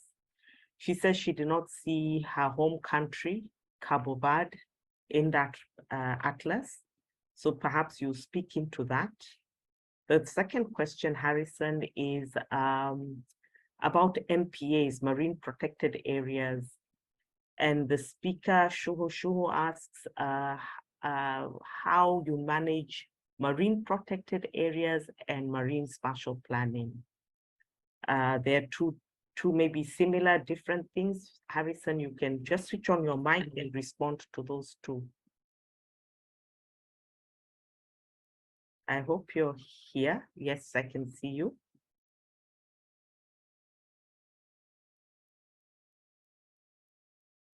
Harrison?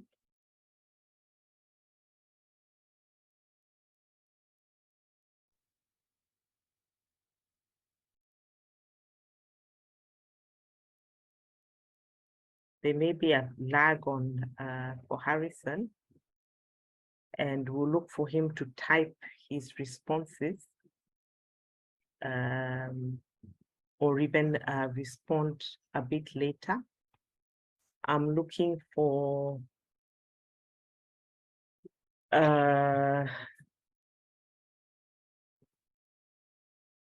another query, and I think it's a comment that sometimes data from private sector is missing on these kinds of platforms.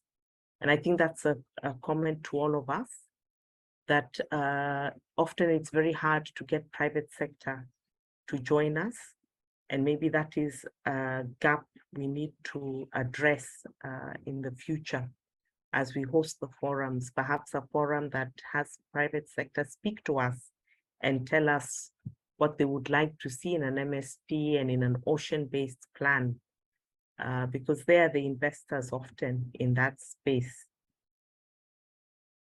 We have one on data and information as a key asset for the MSP process. How can we make more accessible the existing data? Maybe Tehuri, you can just speak into that. Just highlight again the platforms that you have available. Yes, let me try to answer two questions in one. First, is that private sector data is actually more of a commercial data. So it has a proprietary mark on it. If you want to see oil and gas blocks, that is private sector data. And the private sector, for you to invite them, first, they don't share that data because it's a commercial data. They don't want to share it. But they also share once you access and you have an agreement with them. And a good example, for example, WWF is able to have access to those kinds of data. And often when they update it, they are able to receive the updates. But there is a small fee to pay. No, let me not say small, but it's also a big fee to pay for such license to be allowed for you to use. And they don't allow you to share that kind of information because it's a commercial information. It also would be the same case maybe with some fisheries data. You don't always get it shared.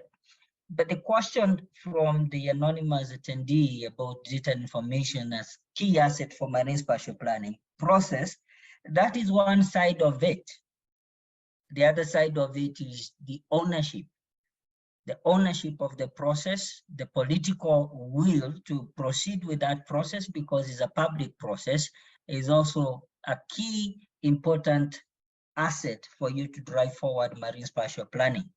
And so to make this data accessible, what we have done within the Nairobi Convention is to keep on collecting as much data as possible from local, national, and regional data sets.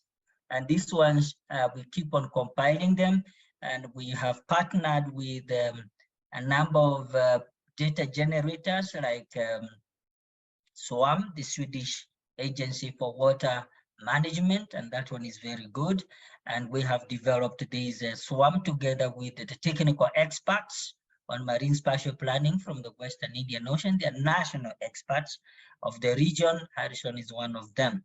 And that is one area for us to keep on remembering that the data is at various scales, as we said.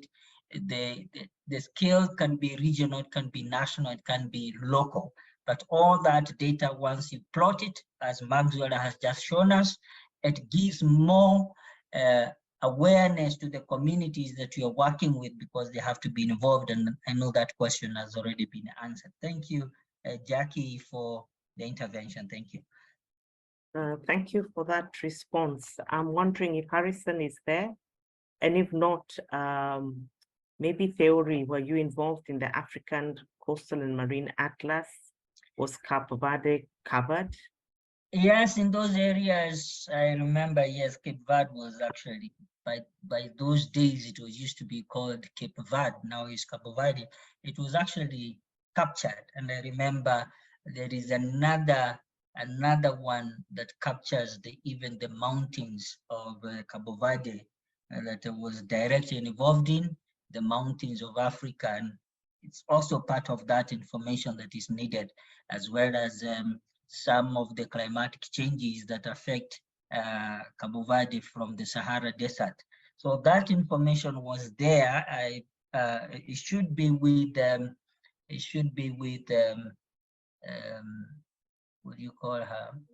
Lucy Scott should be able to share that kind of information. It was part of the folders.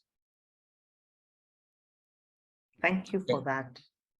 I have a question for Kwame about the Nansen cruises and how far back are the data sets from. We talked about climate data, we talked about baselines and the past information that we can glean. How far back does that data exist for, and is it still available? And I think to answer, the next question is the countries that the cruises covered. We have Africa and adjacent island states represented here. Are we all able to access Nansen data? Okay, Jackie, thank you. As I said, the surveys from the RV Dr. Fridtjof Nansen actually started in 1975. All regions were not covered with the same effort. For example, the Western Indian Ocean, for a long time, that area was not covered in the Nansen surveys. Between 94 and about 2006, the vessel almost stayed in the BCLME area, that is Angola, Namibia. So first, you need to find out if from any country, you need to find out when the vessel was there. And you can very easily get this kind of information from the Nansen program coordination unit in Rome. In terms of what data to get, you need to, if you want to request for data, as I said, first you need to find out whether the vessel was in your area. And then you need to be very specific and what period for which you want the data. That's important. So otherwise, now what is sad about all this, Jacqueline, is that in many of the countries where the participants from those countries took part in the surveys, all the data sets were given to the participant. The participants have access to the data. You go back home, you go back to many of the countries and ask them, you cannot trace where the data is. That's it's always a big problem for us. But because the entire database is managed by the Norwegian Institute of Marine Research, no data is lost. Everything is there. You only have to specify what you need. You go through the process, you go through the national focal points, and they will authorize the use of the data. They will authorize your access to the data. So Nansen data set start from 1975, and the vessel is still operating. At this time, it's in West Africa. The vessel is operating in West Africa. I believe next year it will probably be in the Indian Ocean. Thank you.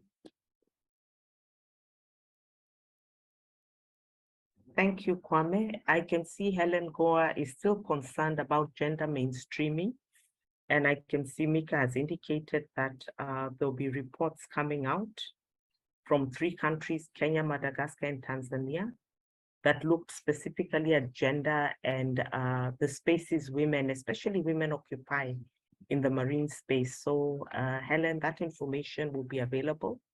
And it's very interesting information that can help us ensure that we include women as we plan the marine space. I would like to bring the question and answer session to a close so that we can redeem our time. Our sessions continue. I would just beg us to take a 5-minute break. We've been seated for long listening to interesting interventions so that we can then come back for the panel on capacity development and awareness. I assure you it will be an interesting panel with excellent speakers that will join us to share their knowledge in capacity development and awareness. So let's take a 5-minute break and then come back so that we can continue with our dialogue. Thank you. And thank you for being with us up to this point. Do not drop off. I think the conversation continues. So I'm told our 5 minutes are over. We apologize for rushing you, but we have exciting presentations. In this next session, I would like to kick us off and hope this shares.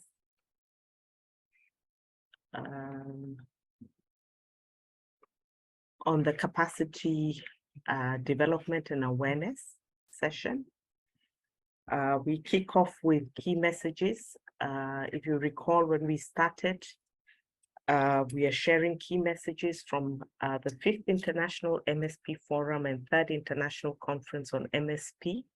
Many of us were not able to attend those forums, but we do have key messages that can speak to us even where we are.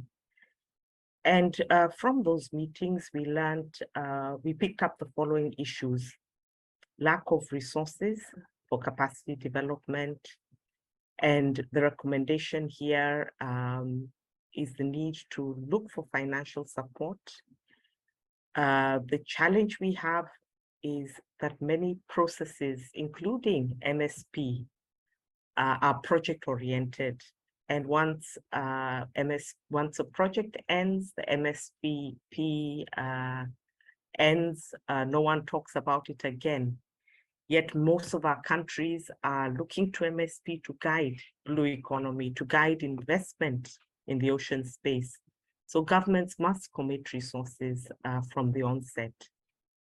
The other message that came in was that the message for MSP may not be easy to transmit. It's complicated, it's big, it seems like it stays up at the policy level.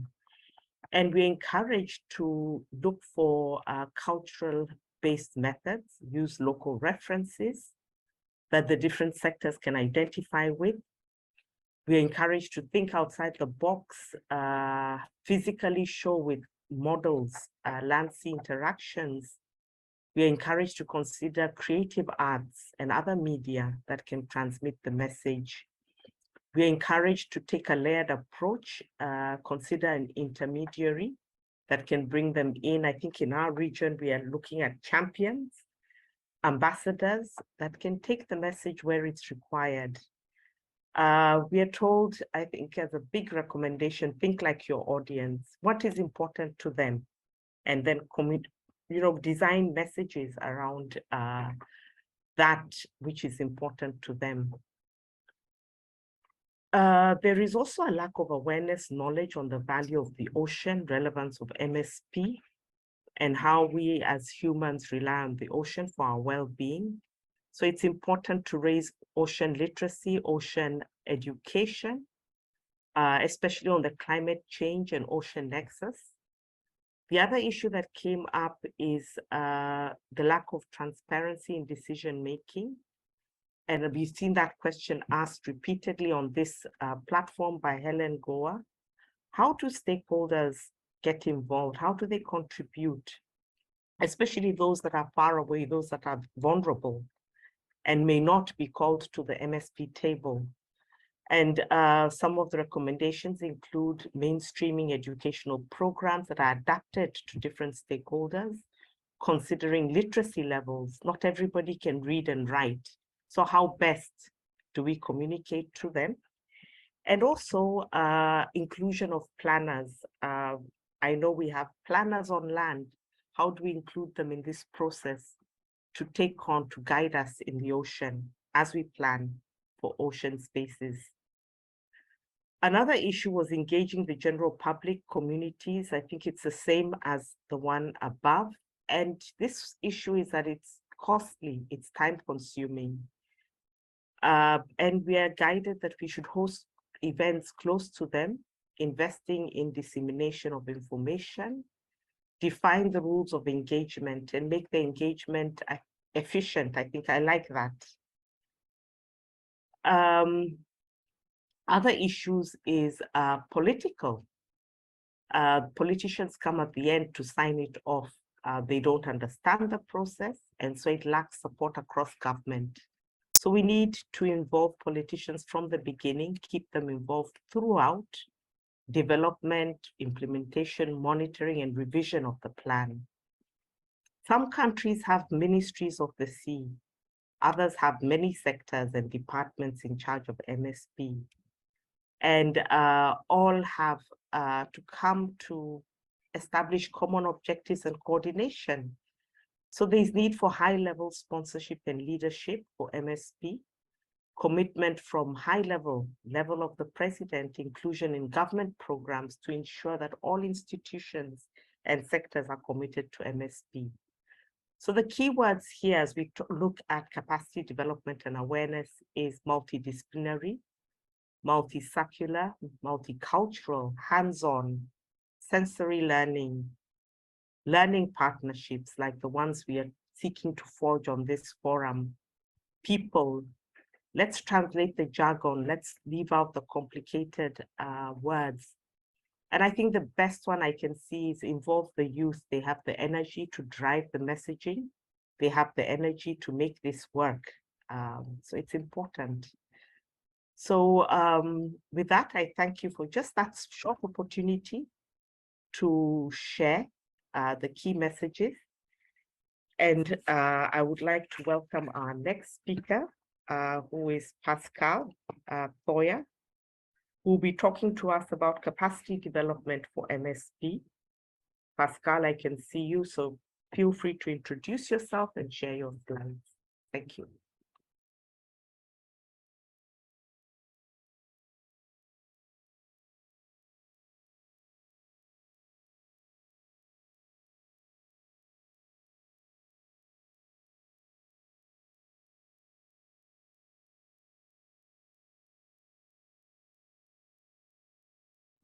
Can you see my screen?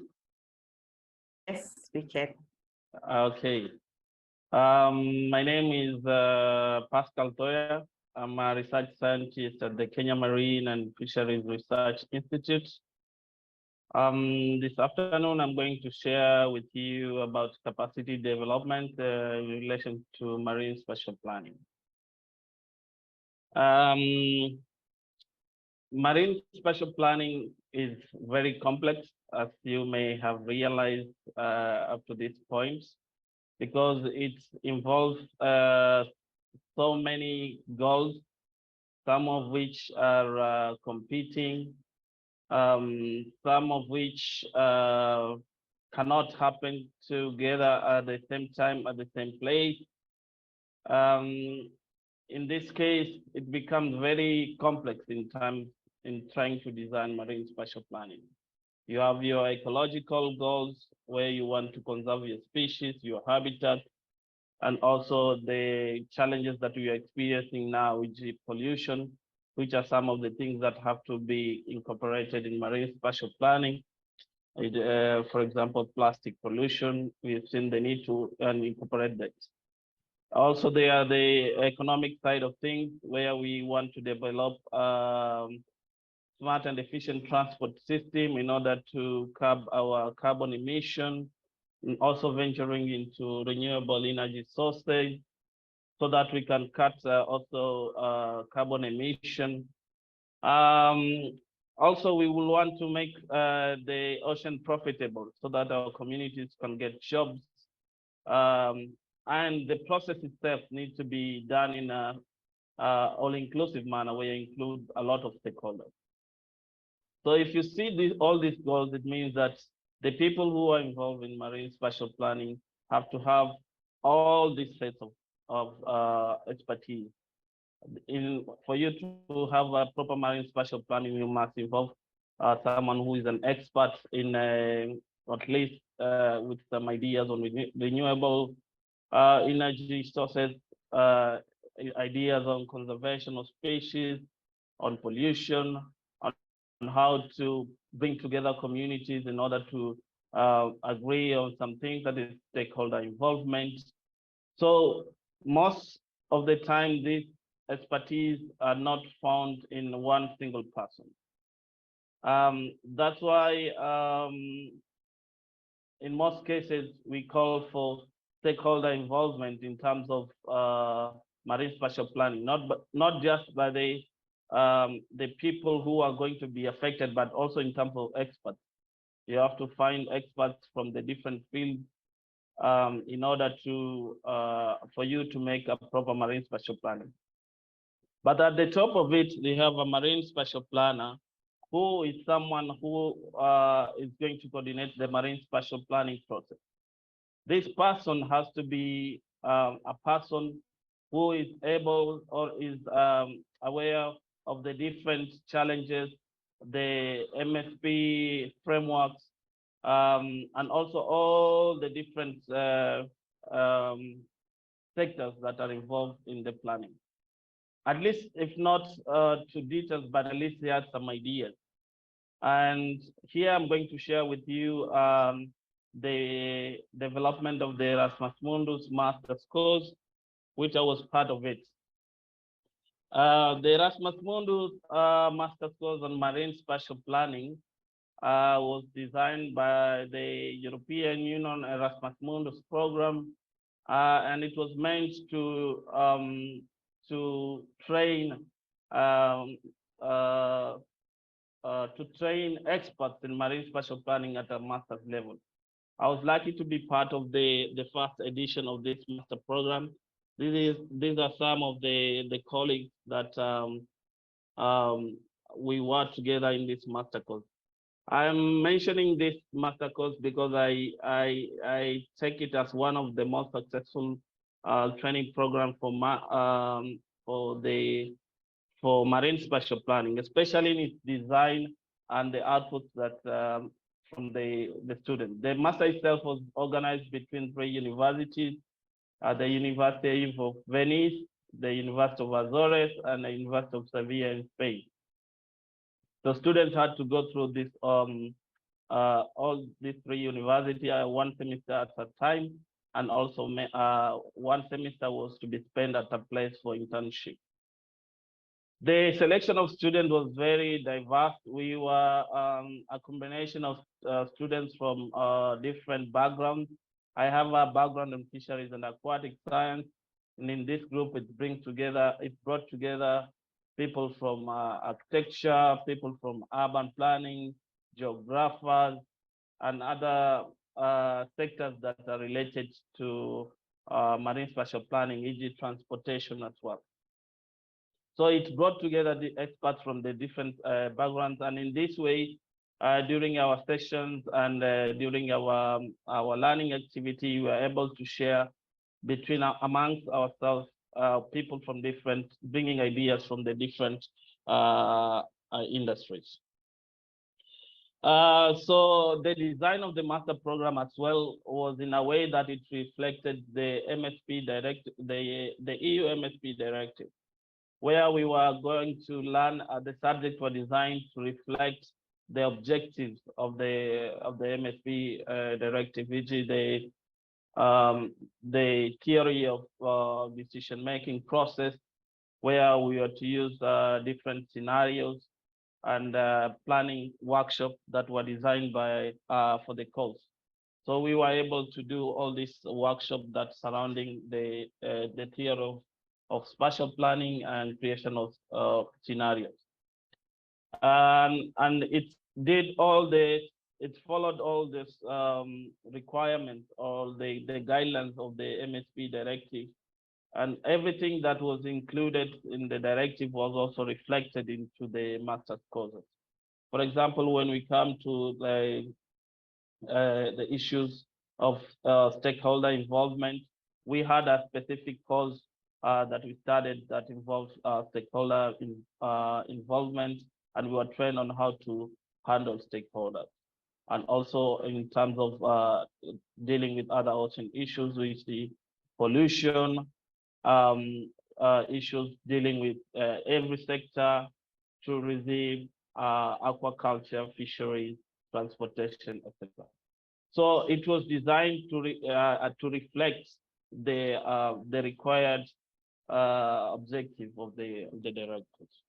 And I think this is one way in which people who are out there to design marine spatial planning courses, either at the high level, such as a master's or short courses, they should do it also in the same way that reflect the local policies that surround marine spatial planning in their regions.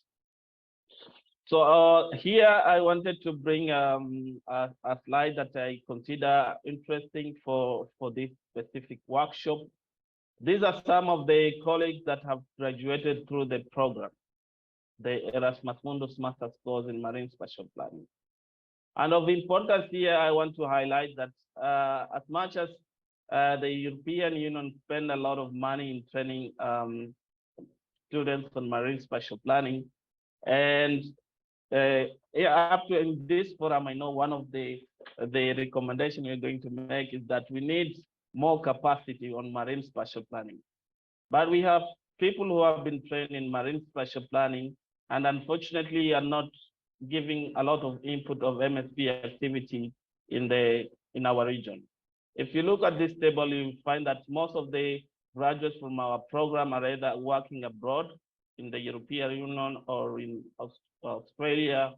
Those who are working within our region, for example, myself, are not doing things that are directly related to marine spatial planning. Talking to some of these colleagues, it's not that sometimes they don't want to work here. We have looked for these opportunities and sometimes they're not coming back. So we have to look for other sources of opportunities to work. So I want to highlight here, as much as we are saying we want to build that capacity, capacity goes beyond just training people. It also goes along to professional development and also offering opportunity to these young people that we are trying to train. Also, I want to highlight in this slide some of the capacity building activities and initiatives that are happening in the region. I'm happy I've been part of the IOC UNESCO programs. I've been involved in several training activities in the region. For example, this in 2018, we trained about 30 students from around the region at the Kenya Marine and Fisheries Research Institute, an initiative that was supported by IOC, UNESCO, the Nairobi Convention, WIOMSA, and other partners in the region. These short courses have proved to be very successful. I was at the WIOMSA conference in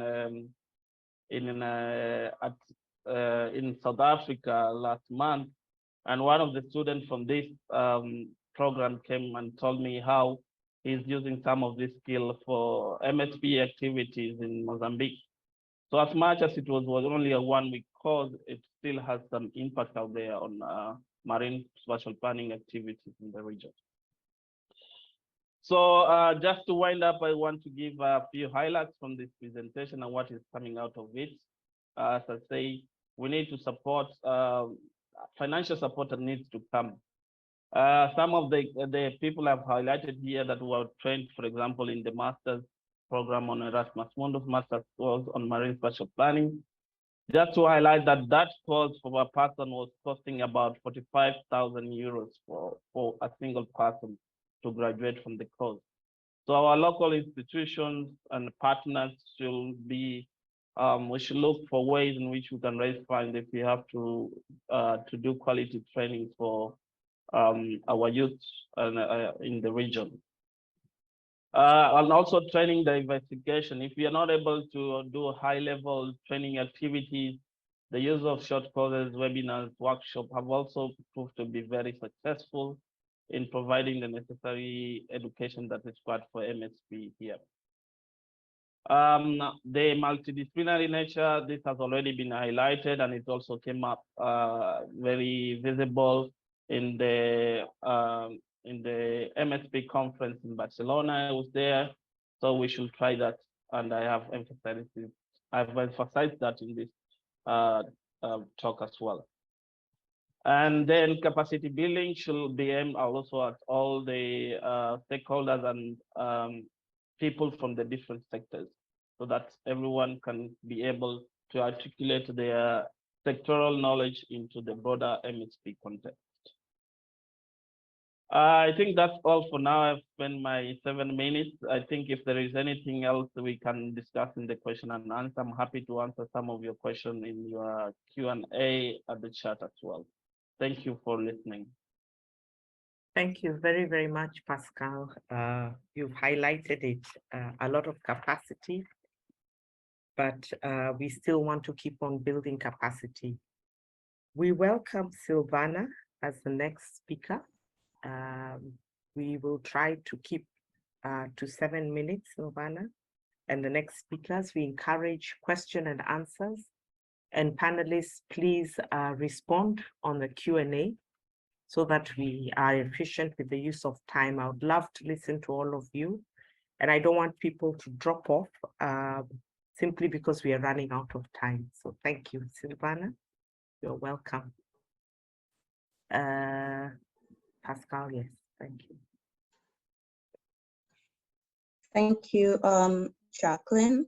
Just, I think I'll just tell you that I do have an issue with bandwidth, so do warn me if I start to drop off. Thank you. I'm from the Blue Economy Research Institute at the University of Seychelles, and I'm going to focus on some aspects of, obviously we don't have time to look at all of it, but some aspects of capacity development and its importance for the blue economy, and I'm going to use Seychelles as an example.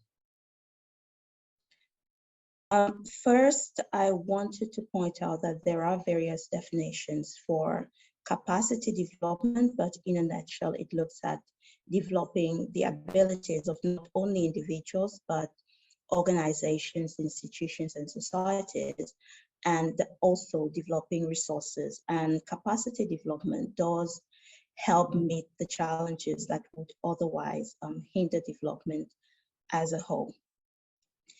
In the review of the scientific and institutional capacity of small island developing states to support the Goal 14 targets, there was some focus on ocean-related 2030 agenda priorities for informing strategic science and policy targets to achieve the SDGs. So what came out was the need to form and implement effective capacity development response.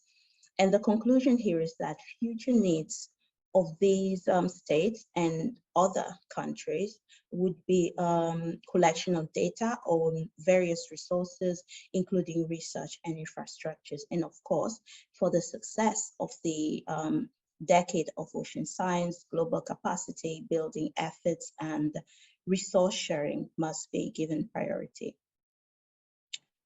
Thus far, there has not been a comprehensive training needs analysis developed for the Seychelles Blue Economy or a training strategy for the national level. The ANHRD, they do carry out comprehensive training needs analysis for various sectors, but there is little focus on the needs of the blue economy.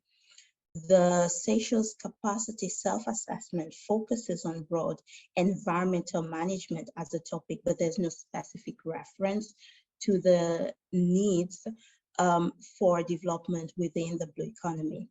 And in aligning the HRD strategy within the broader national context, the Seychelles strategy, again, does not bring attention to the blue economy capacity development, and it's not rigorous in its identification of knowledge, skills, abilities, and resources, and what is needed to ensure that while we develop the blue economy, we continue to safeguard our resources for the benefit of future generations. So it is very broad in its approach to capacity development needs.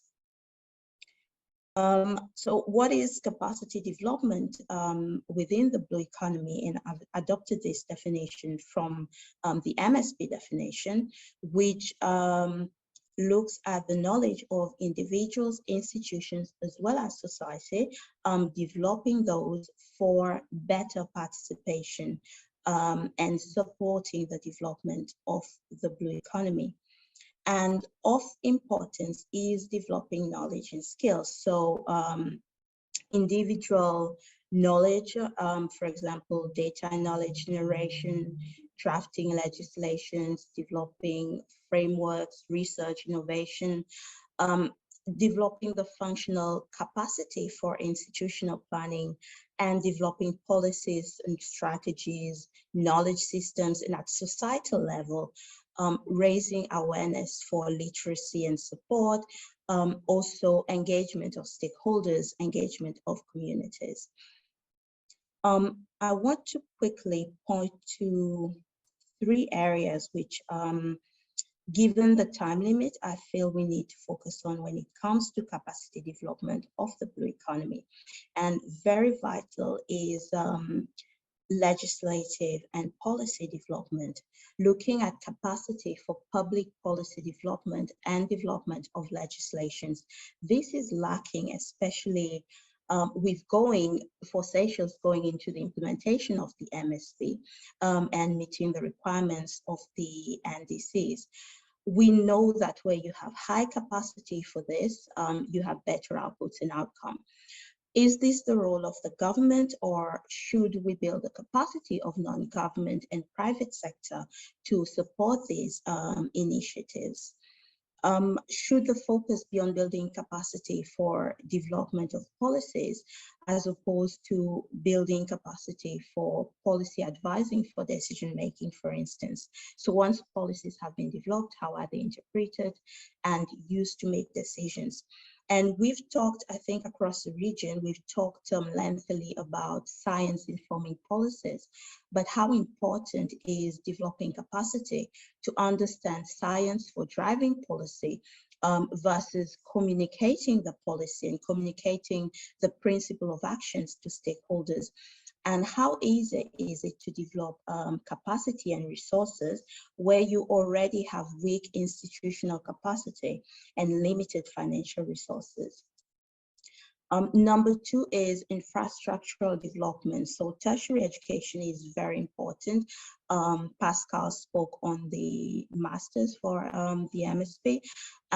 It's important for developing research capacities, and this includes exchange programs, transfer of knowledge. What about technical expertise and training? But do we have the financial resources for this? For a successful blue economy, expertise is essential, but funding can be a constraint. And what about access to tools and technology? So for research, you need labs, you need equipment, and you also need those opportunities for research. And I just want to point out that there are opportunities for sharing equipment and labs, but what about the additional cost that comes with it, including access, including insurance and replacement? There's obviously a lot of information out there. There was the talk on the Nansen program and the information that is produced, as well as various monitoring networks. But do we have the knowledge to interpret or analyze these data and information in a manner that is useful for institutional and national needs? And research, how do you effectively build collaboration and networks? And lastly, knowledge and data, building ownership and empowerment. So Thierry Mangwe spoke on the need of this for the MSP when it comes to political will and goodwill and stewardship, and how do you build this? Knowledge sharing and transfer, who should take these on, which stakeholders to engage, and how do you engage the private sector? I think that came up as well. Developing ocean literacy, how do you get these into these information into the school curriculum, and how do you provide support for educators, because that's also needed, and that's something we are working on. Data sharing agreements, something we've been discussing for years, and while it works for small partnerships, at national and regional level, it remains a difficulty. And lastly, the Ocean Decade, co-designing projects and processes useful for the MSP and the blue economy. There are so many processes that go into co-design, and again, how do you fund this?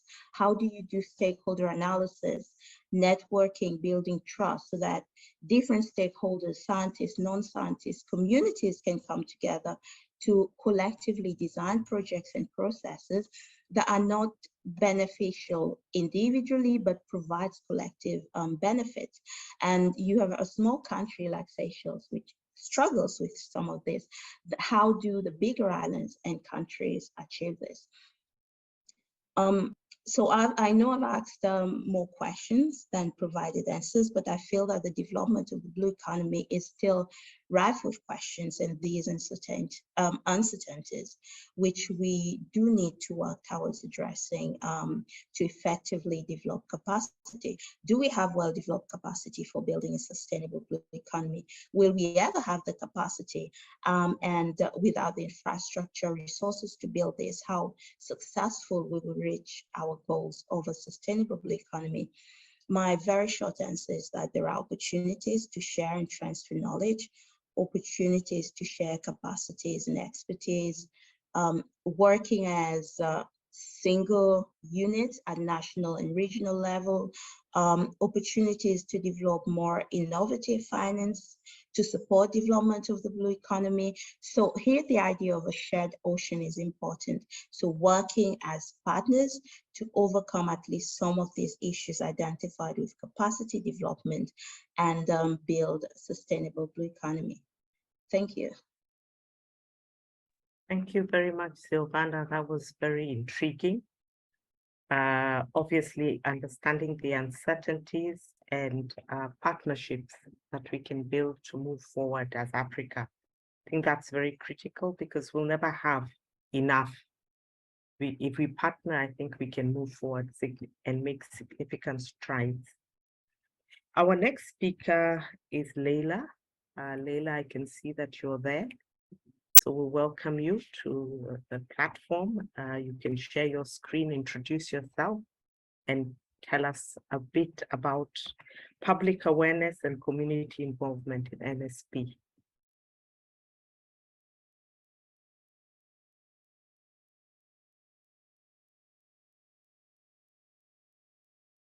Your microphone is off. Okay, now I'm on. Hello, Jacqueline. Thank you very much. Hello, dear colleagues. Thank you for the knowledge sharing so far. It's been a lot. We need to take time to go through all this information shared and the examples and the best practice so far you've been implementing so much. Right now, the Seychelles, the example for blue economy and for the conservation and the Marines planning also. Thank you very much. Let me share these slides so I can talk a bit of Cabo Verde. Let me know if you can see it. Not yet. Not yet? Okay, so where am I? Perhaps now? Yes, it's coming slowly. Yeah. You can put it in slide presentation mode. Presentation mode.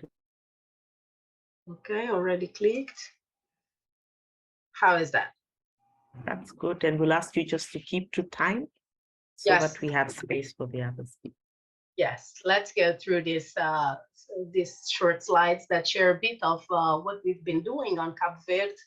As a small country, as we have 10 islands, it's a bit difficult to go through the islands for our population. So we have 83 coastal communities who are mainly isolated from each other. So to bring the knowledge one is already developing or does not develop, is a bit difficult to share what one is doing and what others can do also.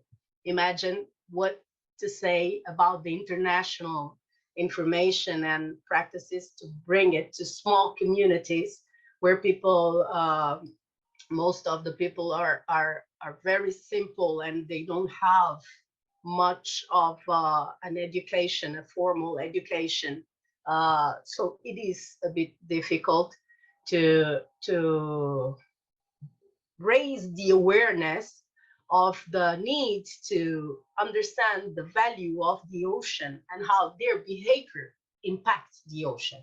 Just to start, that's what we've been trying to understand, how it's their perception of their behaviors and their impact in the ocean, and also the reverse, what do they need and what do they use on their daily basis from the ocean. So in order to have a climate smart MSP, we first need to go through people for sure. If we don't change the mindset, here in Cape Verde, and I believe around the globe, we won't move forward. We can do documents, we can do forums, but if we don't change the mindset, we won't have an impact. We won't achieve our goals. And as we speak of marine protection and restoration on the ecological side, which is really, really important, and it's key to us to make people and locals understand that preserving the ecosystem, it's the main value for the future. That's a bit difficult to make them understand if they don't see where is the gain today. How can I spare not killing a turtle, which will give me food right now, to save for a program or a project later on to have tourists to swim with turtles for an experience that they will take for a lifetime? How do we show them the value on that? So we go directly to the social, the awareness, and the capacity development. It's been a lot shared already.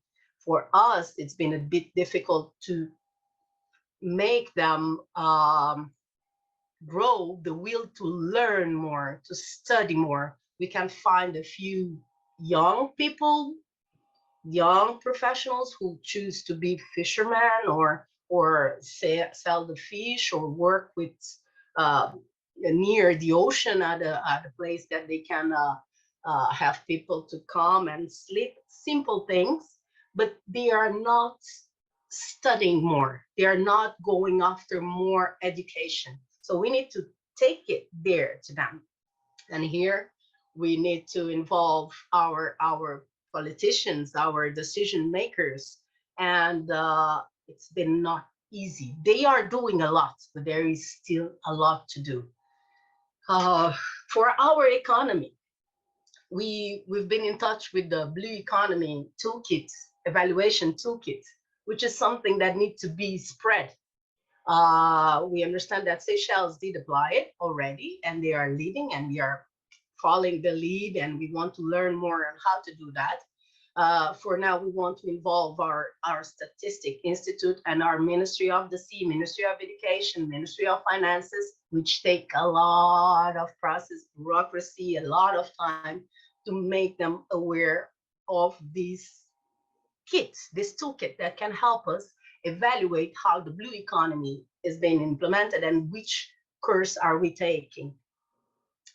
On the knowledge support and the transboundary cooperation, we've been working on making the links between our educational institutions and international ones, those who are leading, those who have programs, those who have the possibility to connect to us as small as we are, but with this little difficult or big difficulties to move between islands. But now the online helps us, but it is different when you get in the local, when you get in touch with people, when you see how they think, when you understand why they don't feel that the governments are filling their needs, or why they don't care for the ocean. Actually, here in Cape Verde and most African countries, we have a collective memory where the ocean is the point of no return. When you leave, you don't come back. Most of the houses here in Cape Verde, they are back to the ocean. Can you imagine that, with the sea view that we have? And they're back to the ocean. Their houses are facing the road on the other side. So that's something that we need to work on, the emotional, on the mindset, on the memories that we have. Education is always the key. We need to work on the legislation. We need to move forward with perhaps a more strong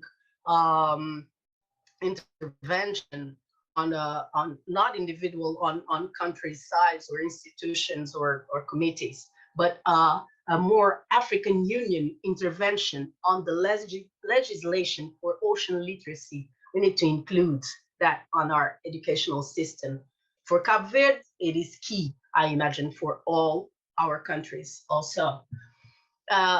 Humans, we are not aware of how our behavior impact the ocean. Most of people on the few communities from the 83 coastal communities we've been approaching, trying to understand their understanding of the ocean and their impact as humans on the ocean health, they think they don't impact.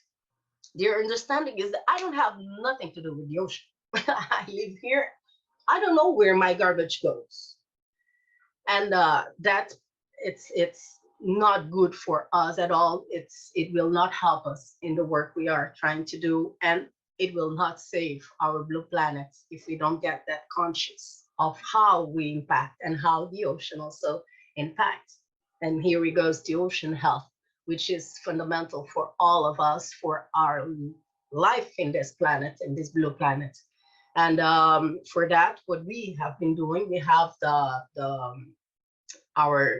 our project endorsed by UNESCO there at the ID 49, which we invite you to please visit and understand a bit more what we are planning to do.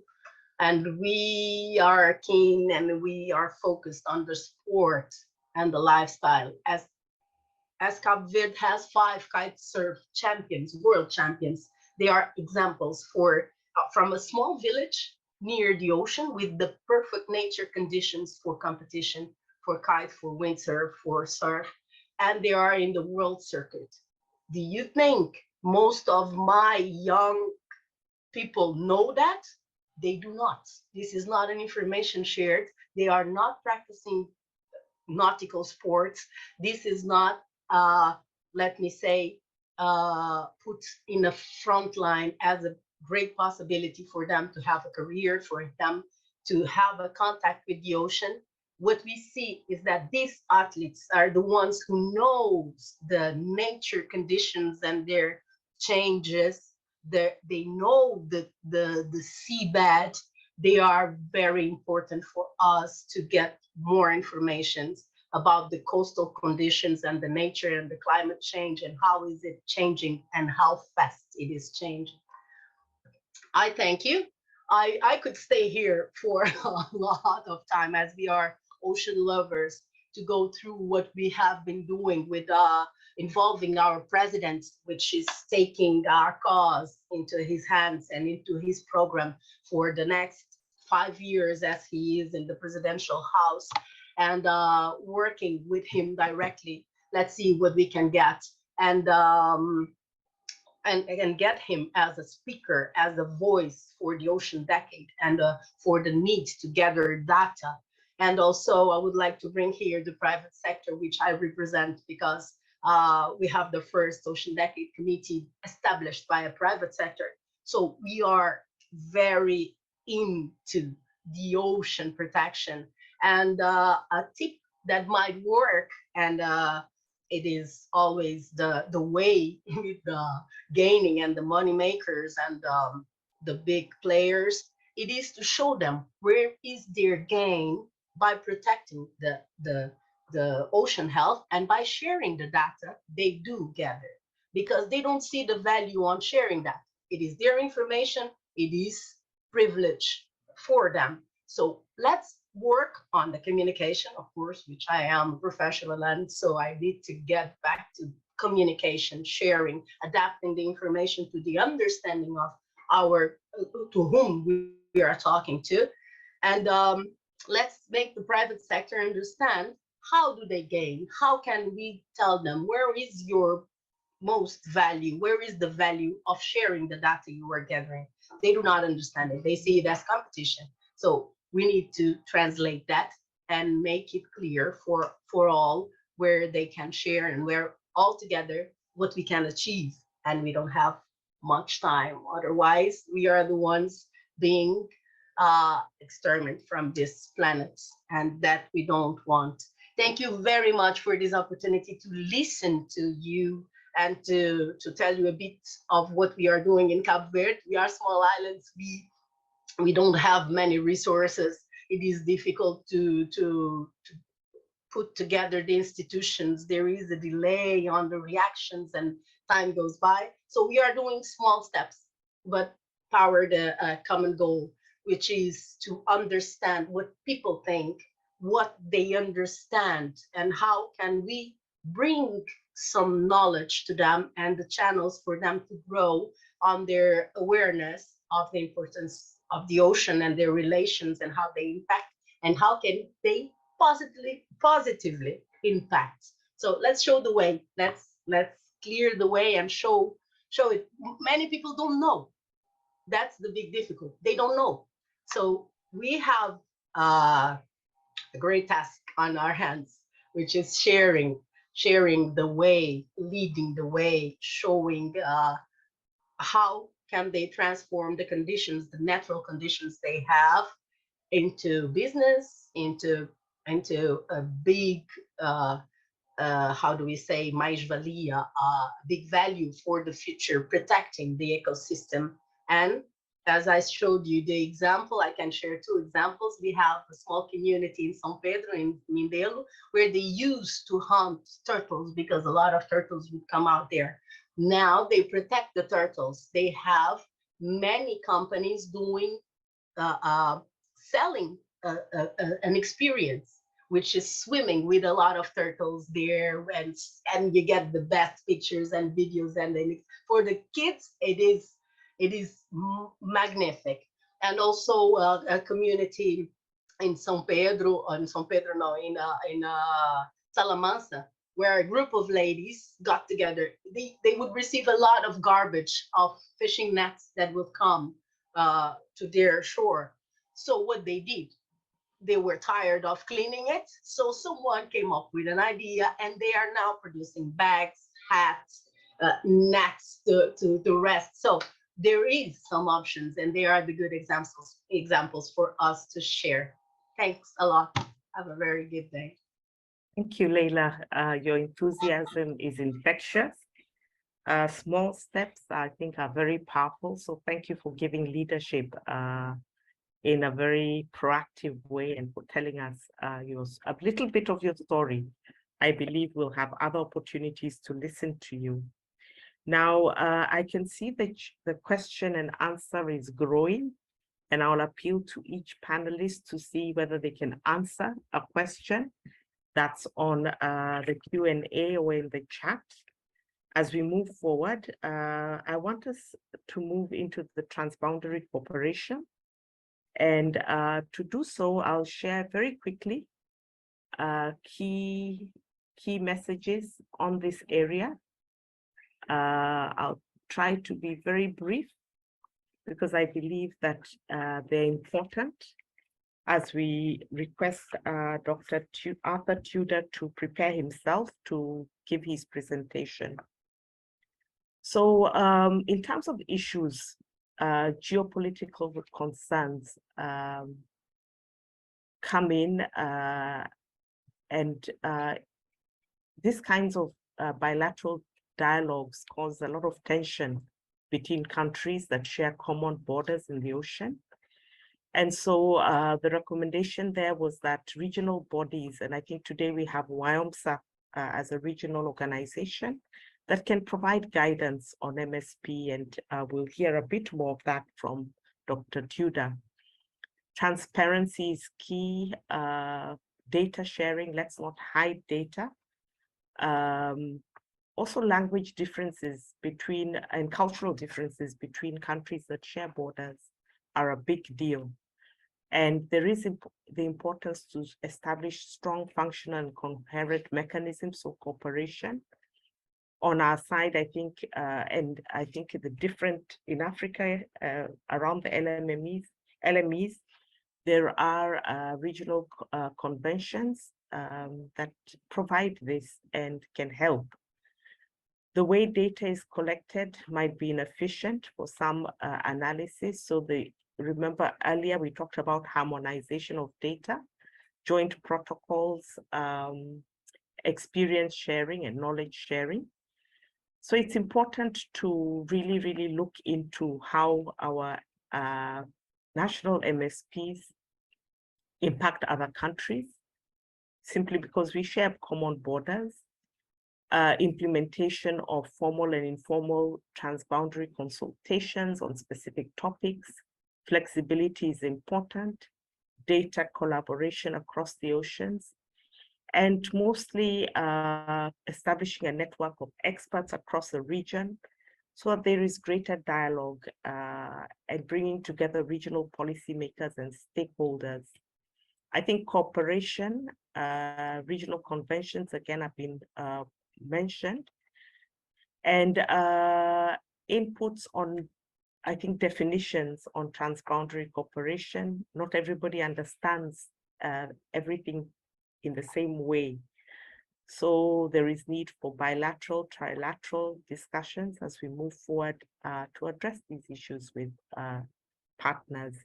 So I'll stop there and request Dr. Tudor to share his screen, introduce himself, and take over. We are right at the time that we said we would stop, and I do know Dr. Tudor will observe time so that we can begin to wind up this session. Panelists, please answer on the Q&A so that our participants can have their queries resolved. Thank you. Welcome, Dr. Thank you, Jackie. Checking if you can hear me. Yes, we can. Thank you. And I'll try to keep time. And put it on slideshow. Is it fine now? Yes. Thank you. All right, thanks. Mine will be a very short experience of a process that WIOMSA has been leading together with the partners who have been listed on my slide. On the Kenya Transboundary Marine Conservation Area, an idea that was developed way back in 2015 after the Nairobi Convention of 8, I guess, and where Kenya and Tanzania agreed to establish a joint conservation area across their common borders. And it was preceded by a study that looked at the importance of that cooperation or setting up that conservation area. And that study was also led by WIOMSA. So a number of things have happened since then, including, beginning to look at the feasible options for this kind of management framework across borders. How do countries that have got different conservation governance regimes come together to plan for conservation across their common boundaries? So a number of steps have happened. The first, of course, was to have a meeting between the two countries to agree on what you'd call common shared values. This is a very important process in a transboundary conservation process, because what really matters is what common values do you share in terms of conservation? Kenya and Tanzania are very different in terms of legislation and conservation practices. And therefore, what are the common things that would bring the two countries together to think of a joint transboundary conservation? And so a number of institutions have supported different processes. I'm not going to go into details about that, but more importantly, I'm going to share the lessons learned out of this process. So there have been quite a number of stakeholder processes involved. There are two levels of engagement here. There's the policy engagement, but there's also the technical engagement that I'm going to talk about.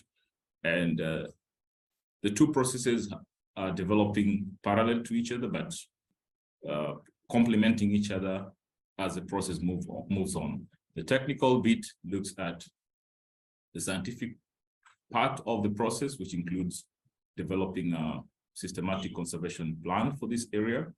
But the policy process looks at engagement between countries at high level to be able to establish some form of agreement or a mechanism for managing this transboundary area. So this is the area that we are working on.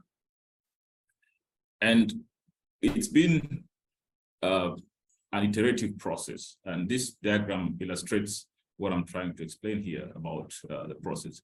The whole idea is to try and use the MSP as a concept, as a framework, because the MSP as a concept provides a way of bringing on board stakeholders of different interests, both government, communities, and other partners, private sector, and all those involved in this area to be able to determine or to create a common vision. And so since COP8 of the Nairobi Convention, there have been one high-level meeting that is, I would say, at the ministerial level. There have been several local meetings, and now we're at a stage where we are supposed to have a bilateral meeting that now discusses the technical results of the process, which have included collecting the spatial data, mapping out values of communities and resource users in those areas. These are done through stakeholder meetings.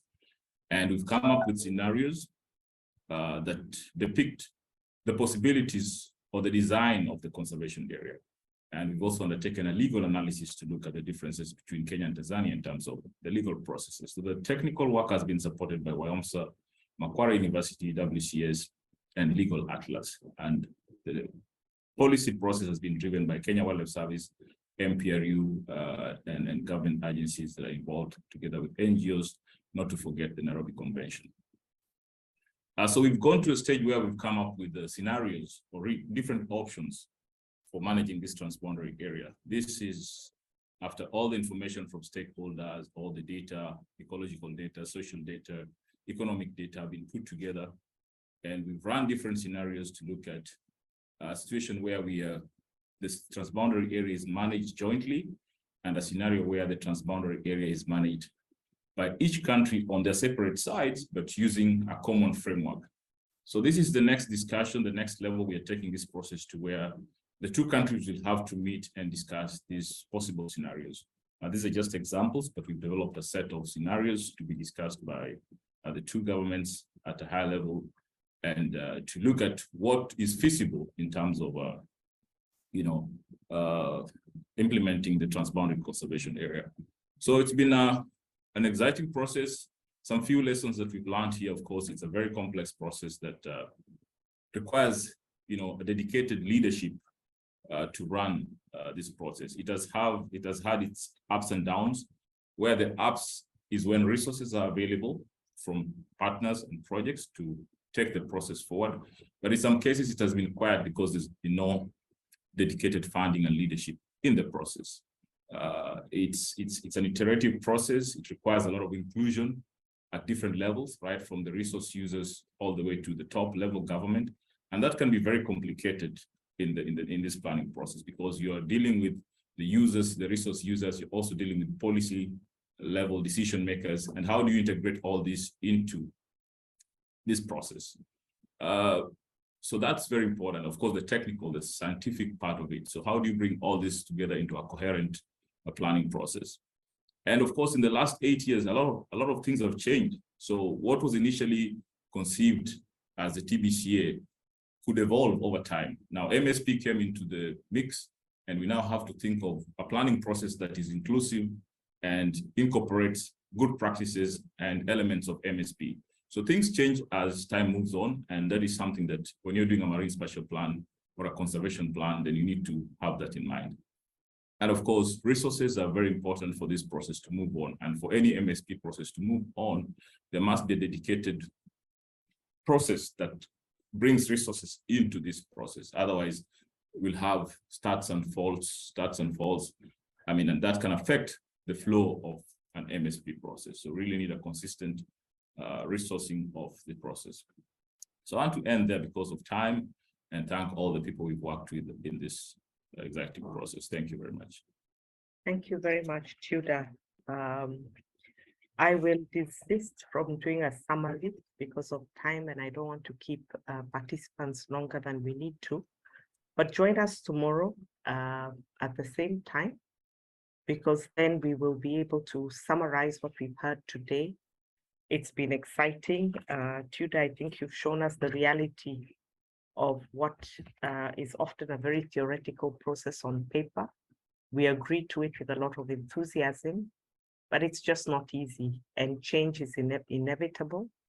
We are planning over a 5-year time frame. When we agreed with donors or with government, we agreed for one thing, but a lot of change happens along the way. So at the end of the day, these changes have to be incorporated. At this juncture, I will hand over to Michelle. We have a video that will show, and that video will educate us on the Jeff IW Learn process, and then we'll come to closure. But I remind participants, please, panelists, please respond to the question and answer in the chats. Thank you. Michelle, you can proceed.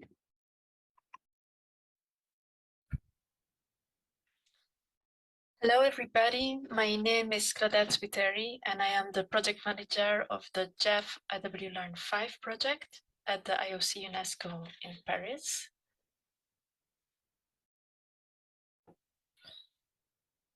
So Jeff IW Learn, it's short for the Global Environmental Facility International Waters Learning Exchange and Resource Network, was established to strengthen transboundary water management around the globe by collecting and sharing best practices, lessons learned, and innovative solutions to common problems across the Jeff International Waters portfolio. So the overarching aims are to support the coordination of Jeff portfolio, both within and also beyond the international waters focal area, with a particular focus on SIDS, and doing so through knowledge sharing, information management, building partnerships, and programmatic guidance services. There are various activities that are planned as part of Jeff IW Learn 5 on these aspects related to knowledge sharing and information management. You can see the range here on the slide of activities ranging from training courses, webinars, dialogues, twinnings, just to mention a few. As well as the organization of the flagship conference on international waters, that's the IWC, that it's planned next year towards the end of 2023 in Uruguay. So just to walk you through the main 5 components of the Jeff IW Learn Phase 5 that started in July this year and will run until 2026. So the first component is focusing on knowledge sharing and results showcasing across the Jeff projects and with development partners. And in this component, the different types of activities relate to training courses, regional dialogues, as well as the IWC conference and twinnings. The second component is more focused on communication and replication of portfolio results and experiences, with a key focus on the website of IW Learn, which is considered as a main platform for exchanges, but also on other aspects related to the dissemination of the results from the portfolio. The third component focuses on SIDS, And I skip directly to the fifth component that is on public and private partnerships, so more in the context of sustainable financing of activities.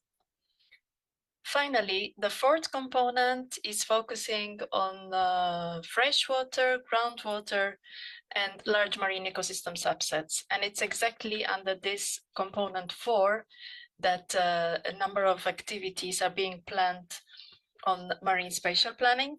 So that's subcomponent 4.3, tackling the areas of training and capacity building, and linking marine spatial planning as a tool for strengthening sustainable blue economy.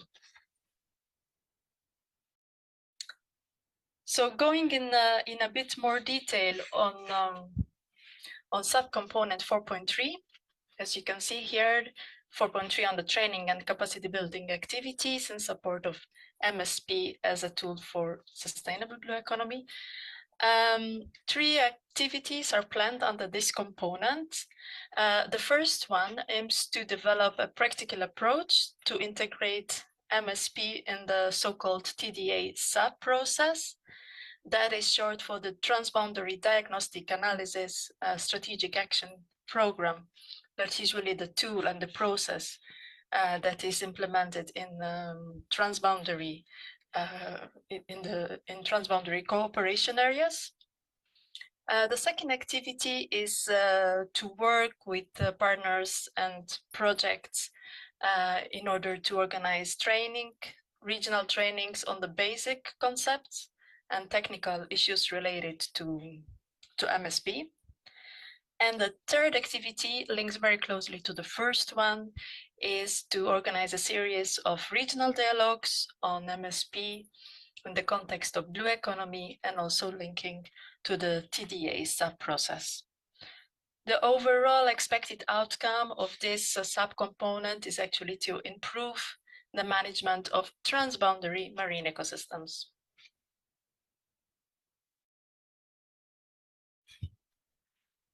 So I will start with the second activity that I just described, and that is actually the one that IOC UNESCO will be leading, and that is on the organization of regional trainings on the basic concepts and the specific technical issues of marine spatial planning. So with IOC UNESCO on the lead and contribution from different partners, and as you can see listed here.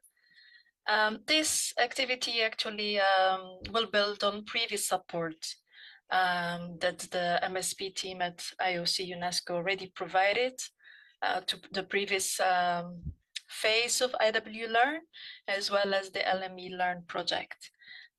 For instance, there was the development of an online course related to MSP, and using also the MSP challenge and the MSP toolkit. So here we foresee a continuation of this collaboration that has already been started in the context of the new MSP Global 2.0 project that is also in the pipeline. So then moving to the first activity that I described, that one deals with the development of a practical approach to take MSP a step further and integrate that in the TDA SAP process. That's an activity that will be led by partners, Greater Endel, with contribution from IOC, UNESCO, and other partners. And the practical approach will be developed, but also tested and refined with the JEF project partners and LME managers through a consultation process.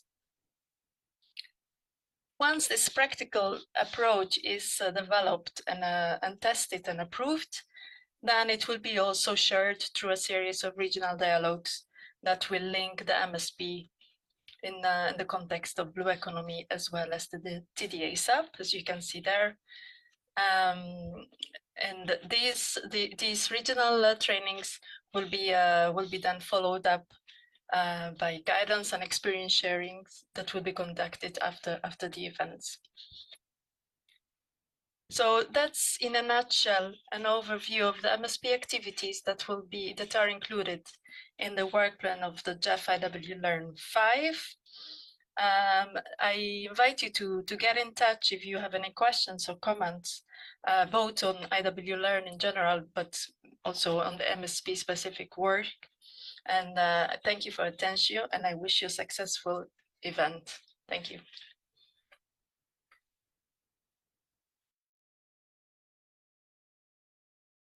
So thank you, Michelle, for sharing that video. It's very welcome knowing what lies ahead for us as a region, and especially how to engage. We've had a lot of queries on capacity building, and I believe a lot is in store in the coming months and into this ocean decade. We are coming to a close. We are 19 minutes out of our target closure time. I'd like to invite you all very warmly to join us tomorrow at the same time to listen to Climate Smart MSP. We'll also have panelists talking to us about marine protection and restoration in the context of MSP, and also very exciting speakers on sustainable blue economies in our regions. We will also look into prioritization. We've had, by tomorrow we'll have listened to 6 focal areas, and we will need to prioritize what we see as our needs for the future for Africa and the island states. And also look at the next steps. What do we think we need to do to establish a community of practice, a community of sharing, so that we keep up this dialogue. I have learned a great deal. I believe the same applies to you. And we look forward to shared lessons learned, shared learning. There are experts with us. I think Pascal made it very clear. The expertise is there. We just have to pull them to platforms like this to tell us and to guide us and to show us the road when it isn't very clear. So I'll close by thanking IOC UNESCO for setting up this session, thanking our excellent panelists for being so willing to share their insights with us, for their enthusiasm. They have indeed ignited a light and given us energy where we had doubt about the journey that many of us in Africa intend to take. So I wish you all a good morning, good evening, good afternoon, depending on the region you're coming from. And we look forward to seeing you together tomorrow. Do join. I think the lessons are tremendous and will guide us very well into the future. So you're all free to leave at your pleasure. And thank you once again for joining us today. I believe we are all within that time zone, like maybe evening for others. And I'd like really to welcome you very warmly to the session for today. I welcome those that were with us yesterday, those that were not. Welcome to this MSP forum, Marine Spatial Planning Forum for Africa and the adjacent island states. I'm your host. My name is Dr. Jacqueline Uku from Kenya Marine and Fisheries Research Institute. I also head and lead Marine Spatial Planning for Kenya, where we're in the very, very initial stages, and we're very excited to learn from all the presenters here, and also from you participants, because I do believe that this forum is set up for shared learning. As we start, we have several speakers that will be giving us insights into 3 areas for today: climate smart MSP, marine protection and restoration, as well as a sustainable blue economy and what it looks like for different areas in Africa. As I start, I'd like to remind those who are French speakers, or to inform you that we do have interpretation services available, so do feel free to use them. Do put in your questions, comments, ideas into the question and answer, and we'll get to them as we close the sessions for every session. we'll have time for that. We have very, very good panelists. Yesterday's session was very exciting. And with that excitement, I would like maybe to start us off by sharing some of the recaps from the dialogue yesterday. So I'll share my screen and provide that. Then we will move into the subsequent sessions. I hope that can be seen. And let me just go into the slideshow. It's not always that technology obeys us, but I believe we've been very lucky in these sessions that so far it has been good. So yesterday we had a good time of learning together. We looked at 3 topics: knowledge support, capacity development and awareness, and transboundary cooperation. We had excellent speakers. I'll ask John to share the concept note and program so that we can catch up with those that were our speakers and those that contributed to the session. And what I'll do now as we start is just to give some highlights of what came out in the different sessions. In yesterday, in the knowledge support section of the panel, we looked at issues about where do we get information, how is it packaged, and we learned that we're not as data poor as we think. In Africa, there is existing oceanographic cruise data from the EF Nansen. This expands, goes as far back as 1975, and this information is accessible to support the MSP development. It can be obtained from the focal points within countries where the cruises have been, and also through the EAF Nansen program itself, which still runs. That information can be provided through different data sharing protocols.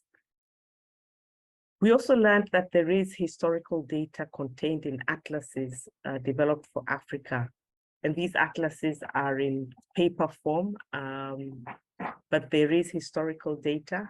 And especially in view of climate change, this information is extremely important because it is historical in nature and it advises us as we move forward.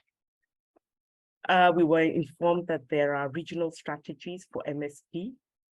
Many of us asked, so where do we start? It seems very complex, and these strategies help us. They're available. Nairobi, on the Western Indian Ocean region, we do have a regional strategy supported by the Nairobi Convention. And we can use these as starting points in developing our frameworks, our internal roadmaps as nations for this important process. We also looked at community perceptions. We had an excellent talk on the use of social science and methodologies to build trust and to map the desires and perceptions of stakeholders at the community level in the development of seascape plans. And I thought that was a good word. MSP looks really big, but seascape, we have smaller areas that can qualify for seascapes. And this dialogue is important in bringing communities forward. And then engagement of private sector came up. You know, the question is, we probably didn't even quite have private sector in our forum. I think we had one actor. Today we may have others. And it was, you know, elaborated that private sector data is usually for commercial purposes. If you need to access it, it may require steep payment of steep fees. And many times it's confidential. A shipping fleet will not tell you where they get their fish or their best spots for fishing, simply because you may put an no-go zone around that or something. So the confidentiality, the commercial nature of that information may put embargoes to our access, but it still can be accessed and used through different forms and formats. The next area of discussion yesterday was capacity development and awareness. Very interesting thoughts came up. The first one being that we do have MSP, marine spatial planning experts. They have been trained, short courses, long courses, masters, PhDs, but many of them are not serving us in the continent. They're working elsewhere. And so the importance of embracing that capacity, giving it work, making sure we deploy it within our countries is important. The need to share infrastructure, expertise, and resources across Africa for the development of our MSPs was highlighted. MSP is a resource-heavy process, and there are support structures in different countries, especially those that have gone ahead of us, that can serve us well. We also learned that in terms of building awareness, we need to use champions, storytelling.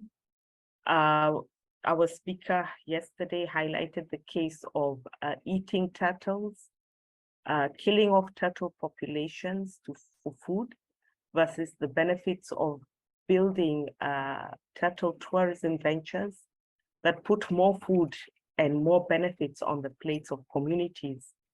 And being able to demonstrate that exchange to convince communities to conserve, I think, was very important. The need for studies to understand our historical relationship with the ocean and the collective memories of communities help us in designing key messages around MSP. Dedicated financing and leadership, high-level leadership up to presidential level is required to build a strong and useful MSP. And lastly, in that session, the integration of policy on ocean literacy, especially at the level of the African Union, so that comes down into countries of Africa in terms of education materials and the thrust to put, to make our populations more ocean aware through ocean literacy programs. We had the last session yesterday on transboundary cooperation. It was very interesting. And again, engagement at the highest level of government was really deemed important. The fact that you have to deal when you're talking about transboundary, that is two countries collaborating to build a marine spatial plan around shared space. We have to recognize that the governance regimes are different. And on one side of the border, people are allowed to do one thing. On the other side of the border, it is banned. And there will always be infringement. And so that has to be taken into consideration. Funding considerations. For many of us, MSP is built around projects, but it needs to be built into national programs that are integrated into national budgets to make it survive beyond the project. And we were also asked to recognize that change happens very fast, not only in transboundary areas, but also along coastlines, everyday new infrastructure. When you left last year, there was no port in a particular area. You've come back and port development has started. So MSP needs to be cognizant of these fast developments, fast changing environments for investment, even if you're running it within a project duration. So we recognize that even if you have a project for 5 years, within those 5 years, what you planned in year one will not be what exists at the end of the project lifetime. So we have to be cognizant of those factors. So I'll stop sharing there. Those were highlights, very brief. More will be shared through reporting. But these highlights just serve to help us start off today. And today we start with our session on climate smart marine spatial planning. And before we do that, I'll give yet another just very, very brief presentation. For those who were not with us yesterday, we started each session by sharing key messages from past MSP meetings. And so we'll look at the issues and the key messages that came out of the 5th International MSP Forum and the 3rd International Conference of MSP. This is a way of bringing that learning to our platform so that we don't miss out on that, even though we were not able, many of us were not able to be in that space. And so in terms of climate smart MSP, data gaps have been seen, and it's very clear, I think even in the discussion yesterday, how do we incorporate adaptation and mitigation of climate change into MSP plans? There is a lack of scenarios that incorporate these changes, and that is a challenge. And so recommendation from the panels in that meeting, they said that, you know, if we use models to predict climate change impacts, we would be able to move this forward, the integration of climate change issues into our MSP, and also identification of climate refugia. Then the second one is the political nature of climate change, where acceptance that things are changing is still a major challenge in many places. And where it is accepted, where the change is being seen, it's very hard to get political buy-in and political will to implement required changes. And the recommendations was an increase of education and awareness on the reality of climate change, but particularly using evidence-based. Science has a lot of evidence. We need to communicate that. We need to communicate that change is coming and that we need to adapt. And I believe the speaker today will help us maybe internalize these issues for our regions. The other issues is that management is mostly reactive rather than proactive. It comes when issues appear, not necessarily planning and taking cognizance of the risks that we have. So we need to move away from being reactionary to more anticipatory in terms of our planning, encourage passive and active restoration, increase legislation and policies to encourage this, and to build action with penalties and loss of earnings into legislation and policy, and also develop a robust M&E system. It was recognized in those meetings that there's a lack of dedicated skills that required to address climate change components of MSP. And so the increase in training, technical tools to address this was advocated for. And then there's too much focus on the short term. We see the long term as being too complex or too expensive. And again, I think that ties in with the way we react to climate change on the short term. And they recognize, yes, we do need to address the short term, but we need to look into the long term, act local, think globally, and make clear what the costs will be in the long term without our mitigation measures being put in place. Other messages that came out of these meetings was the key importance of building resilience in areas that are more vulnerable, dedicated or led by restoration and protection interventions, political will, making sure that we include climate in national strategies, and then partnerships that can bring these actions to a local level, engagement of communities who can be involved in co-management activities and job opportunities, especially those based on nature-based solutions, can communities benefit? We cited yesterday the case of turtles being used as an ecotourism venture. That's nature-based. How can we begin to conserve but find benefit for communities from this conservation? Many more messages, climate knowledge dynamic solutions to planning. We need to maximize the potential of the ocean through spatial allocation of offshore renewable energy installation, sustainable aquaculture units, and green shipping.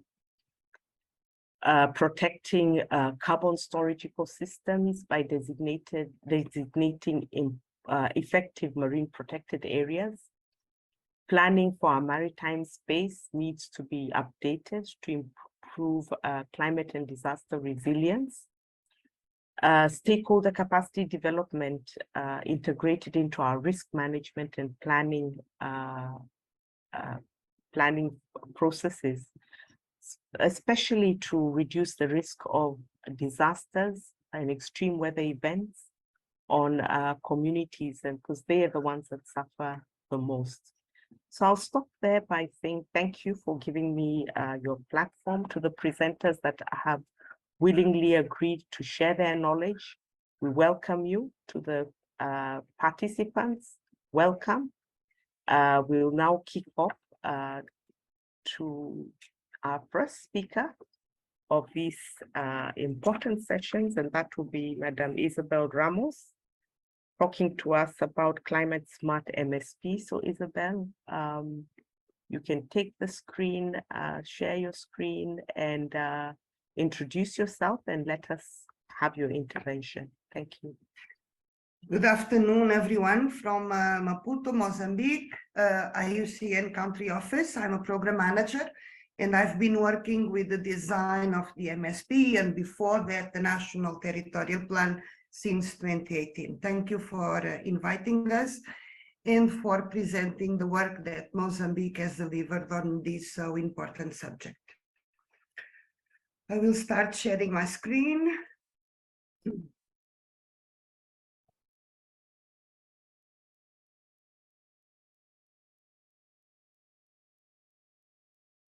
Can you see my screen? Yes, we can. It's good. Okay, thank you very much. So I will present in more detail than I did before our approach to a sustainable and resilient MSP development. You see on the left of this slide the areas covered by our MSP, and you will see that the coastal districts and the territorial sea, the 12 miles of the territorial sea, are also integrated in the National Territorial Development Plan, which is in fact the master special development plan and was done a few months before the MSP. From the PNDT, we have information that inform the MSP with a focus on climate adaptation. Our population and the exposure to climate change led the politicians to have a strong will, a strong commitment to develop a framework that is supportive of climate resilience interventions. The coastal area is very populated, and the two most populated provinces are exposed to a number of continued cyclones. So the political will and the legal framework came together to such appropriate knowledge, and from the National Territorial Plan to the local adaptation plans, which are the ones that materialize the MSP into action plans at coastal and community level, to make sure that this flow of instruments are available and are developed so that on the ground activities can take place in a sustainable manner. As already mentioned, our exposure to climate change imposes that resilience measures and nature-based solutions are put in place, and these plans are based on them. The population and socioeconomic dynamics impose urgent biodiversity conservation and restoration measures, which need to be complemented with eco-jobs and capacity building. We need the communities in the coastal areas to be able to have an income and to better manage the natural resources, but the better management implies that they have our other income. If their only income is what comes from natural resources, of course, they will have to use them. And then a very good basis for the logic of the MSP, which derives from the good available knowledge, is the critical decision factors. And for us, transversal to all plans, the master plan to the local plans is building resilience, protect natural resources, build social cohesion, and have a spatial governance thinking. If our approach is not on a spatial governance thinking, then most of the information, the analysis that comes from an MSP or a territorial plan will not be used. In terms of our indicators, our population will double in 20 years, and the concentration of half of it will be in 2 coastal provinces, and approximately 20% in the wide capital area. And we have sea rise levels in between 50 to 150 meters in most populated areas. And we have a high vulnerability and low readiness situation. So all our development instruments, all our projects have this in mind. And this information derives exactly from the development of the PNDT and the MSP.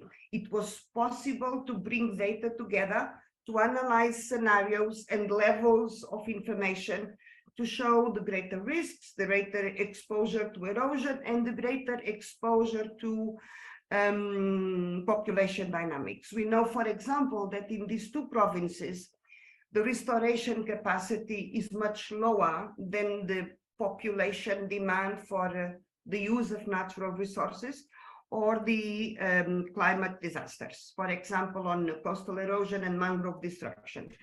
So the MSP responses were built to provide GIS and dynamic scenario analysis so that we can show politicians and decision makers what happens if nothing is done, updated climate information. The Mozambique institutions work very closely with the university, Eduardo Mondlane, with the meteorology department, and at regional and global level with bodies as SARCOF and BIOMSA, but also with other development partner institutions that work very closely with our National Disaster Management Institute. And then Mozambique has adopted the local adaptation plans, which are at the community to district level and are developed with information from these master plans. So here we can bring exactly the dimension of the biodiversity ecosystems assessment. We can propose a combination of gray, green, blue infrastructures restoration with nature-based solutions, and implicitly and very importantly with projects focusing on community work. How can we prepare, engage, and benefit communities to be full-fledged development agents, owners of these plans, and understanding and actors of its implementation? In terms of the use of nature-based solutions, the MSP, you will see the images on the right. This is the image, the impact of Idai, a cyclone that hit Sofala province, Beira, 3 years ago. And all these areas has seen its mangroves areas destroyed. And there is an effort to restore them, an ongoing effort to destroy them, but we still have social infrastructures to be restored. So what we managed to do in the MSP is that conservation areas, TBAs, mangrove areas, are identified and classified as key adaptation and resilience areas to be protected, to be restored, to be classified, and to be used by communities as a conservation, a resilience, and a no-take zone, but also an income for ecosystem services. The nature-based solutions have been included from the local to national level, very much due to the National Disaster Management Institute and the Water Management Institute plans. normally wide infrastructure projects that are sensitive to the ecosystem and integrate the ecosystem services and restoration. In terms of the coastal areas, we have seen one of these restoration already in Maputo, but in fact the sea is taking over more or faster than we would like. So IUCN with its projects is working in these areas south of where they hit on the local adaptation plans, working with the African Development Bank, working with IKI BMU to develop local adaptation plans in this area that are sensitive to the conservation and tourism plans and to economic activities that are sustainable and can include the restoration and conservation areas.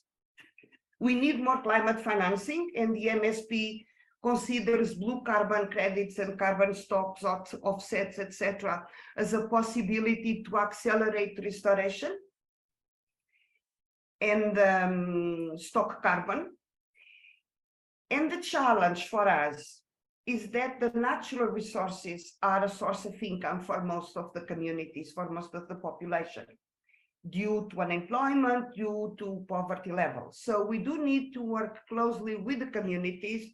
We need the restoration and conservation work to be based on eco-jobs, to include communities, help them by providing ecosystem services to have some income, so that their income is not dependent on the use of natural resources, but on their restoration. From central level to local level actions. So once we have the local territorial adaptation plans, we build upon the existing documentation, which includes fisheries, biodiversity, conservation strategies, and we look at locally managed marine areas, no-take zones with alternative income generating activities, and we bring in what the mangrove strategy and action plan says for that area. The images you see, the one on the left belongs to the Save River, south of Sofala, and the other three belong to Metuge in Cabo Delgado, in the Pemba Bay, and this is the development. This is the development of a community development plan where a mangrove area is being planned. So the community groups are trained in monitoring and surveillance. It's the natural resources management community-based groups. There are also community-based early warning and disaster prevention committees, and they work together with the natural resources in terms of receiving analysis and preventing greater shocks, and they're the ones passing the early warning information.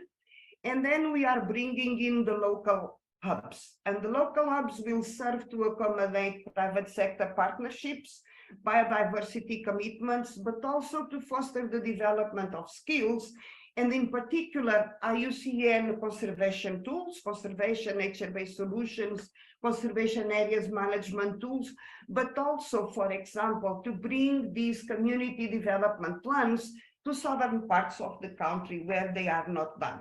In this case, we are working with the Aga Khan Foundation, but at the center of the country below Save, in Inhambane, we are working with local disaster management institute, peace parks, and care. As we go forward, it is very important that the categories and classes and the classifications of the areas in the MSP are monitored from very closely, so that we keep an eye on conflicts of use that may be attributed, but we also can continue producing scenarios that are accurate with data, with the population movements, for example, with greater river mouth changes, slides. We need to keep updating the local development plans. We need to make sure that we are not planning infrastructure, or if we need to prepare another settlement area, that this is planned in a very safe, high area with access to safe water also. We need to monitor, classify, and continue restoring the coastal dynamics with, again, a combination of gray, green, blue infrastructures. We need to engage communities, promote skills, and promote jobs. People need cash. People need an income for their subsistence. So we need that all our world, or this world of ours, includes and benefits the communities we speak about, and that they reach a level of income that allows them to live, not just to survive. We need to develop, implement, and accelerate monitoring, reporting, and verification of carbon credit projects. This may be the first simplest way to have funds for district infrastructure and coastal protection. We need to increase investments in the mangrove restoration, which is a long process, which is a heavy process for the communities involved, but which in fact do protect river mouths and low-level coastal areas. And we need, in our case, to start implementing the biodiversity and offsets decree, which was approved in May, and which may contribute to an accelerated restoration and management of seascapes. Thank you very much. We continue available to share knowledge, and we are very happy to receive also your experiences. Available also to try and organize one of these events one day in Maputo. Thank you very much. Thank you very, very much, Isabel. Very good knowledge, especially on the consequences of cutting our mangrove forests. I think that was felt in Mozambique. And as you rightly say, it takes a long time to restore the damage that is added on to the damage of cyclones.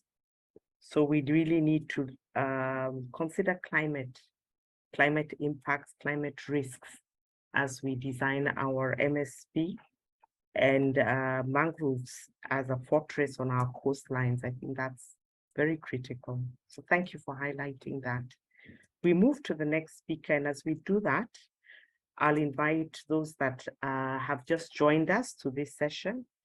Please put in your questions, comments into the question and answer boxes, so that our panelists can see them and respond as we continue with the session, and so that we can, just learn together. I'll welcome the next speaker, and that is Edwin Mwashinga. He'll be talking to us about work done on climate change and MSP under the umbrella of IOC Africa. So Edwin, welcome. Thank you very much, Jackie. Good afternoon, good morning, everyone. And it's a pleasure to join you in this important workshop. And I'll start sharing my screen. Tell me if you can see it.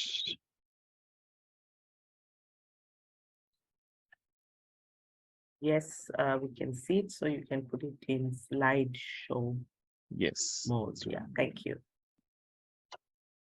So my name is Edwin Mwashinga. As the slides are loading, my name is Edwin Mwashinga. I am a programs assistant for IOC Africa Secretariat here in Nairobi. And I'd like to present briefly on some work that we did last year on climate change and sustainable ocean economy, where we were doing policy briefs on the strategy report on ocean and cryosphere changes that was released by IPCC in 2019. So as an introduction, we all know that the ocean covers 70% of the Earth's surface, and it has a major influence on weather and climate.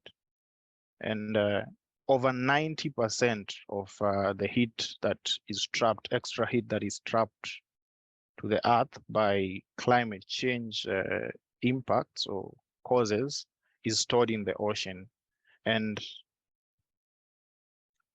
as a result, the atmosphere is warming less quickly as otherwise it will have been. So the ocean is one of the largest carbon sinks on the planet, and studies have shown that blue ecosystems and coastal ecosystems like mangroves and seagrasses, coastal marshes, tend to sequester a higher rate of carbon per unit area as compared to land-based systems.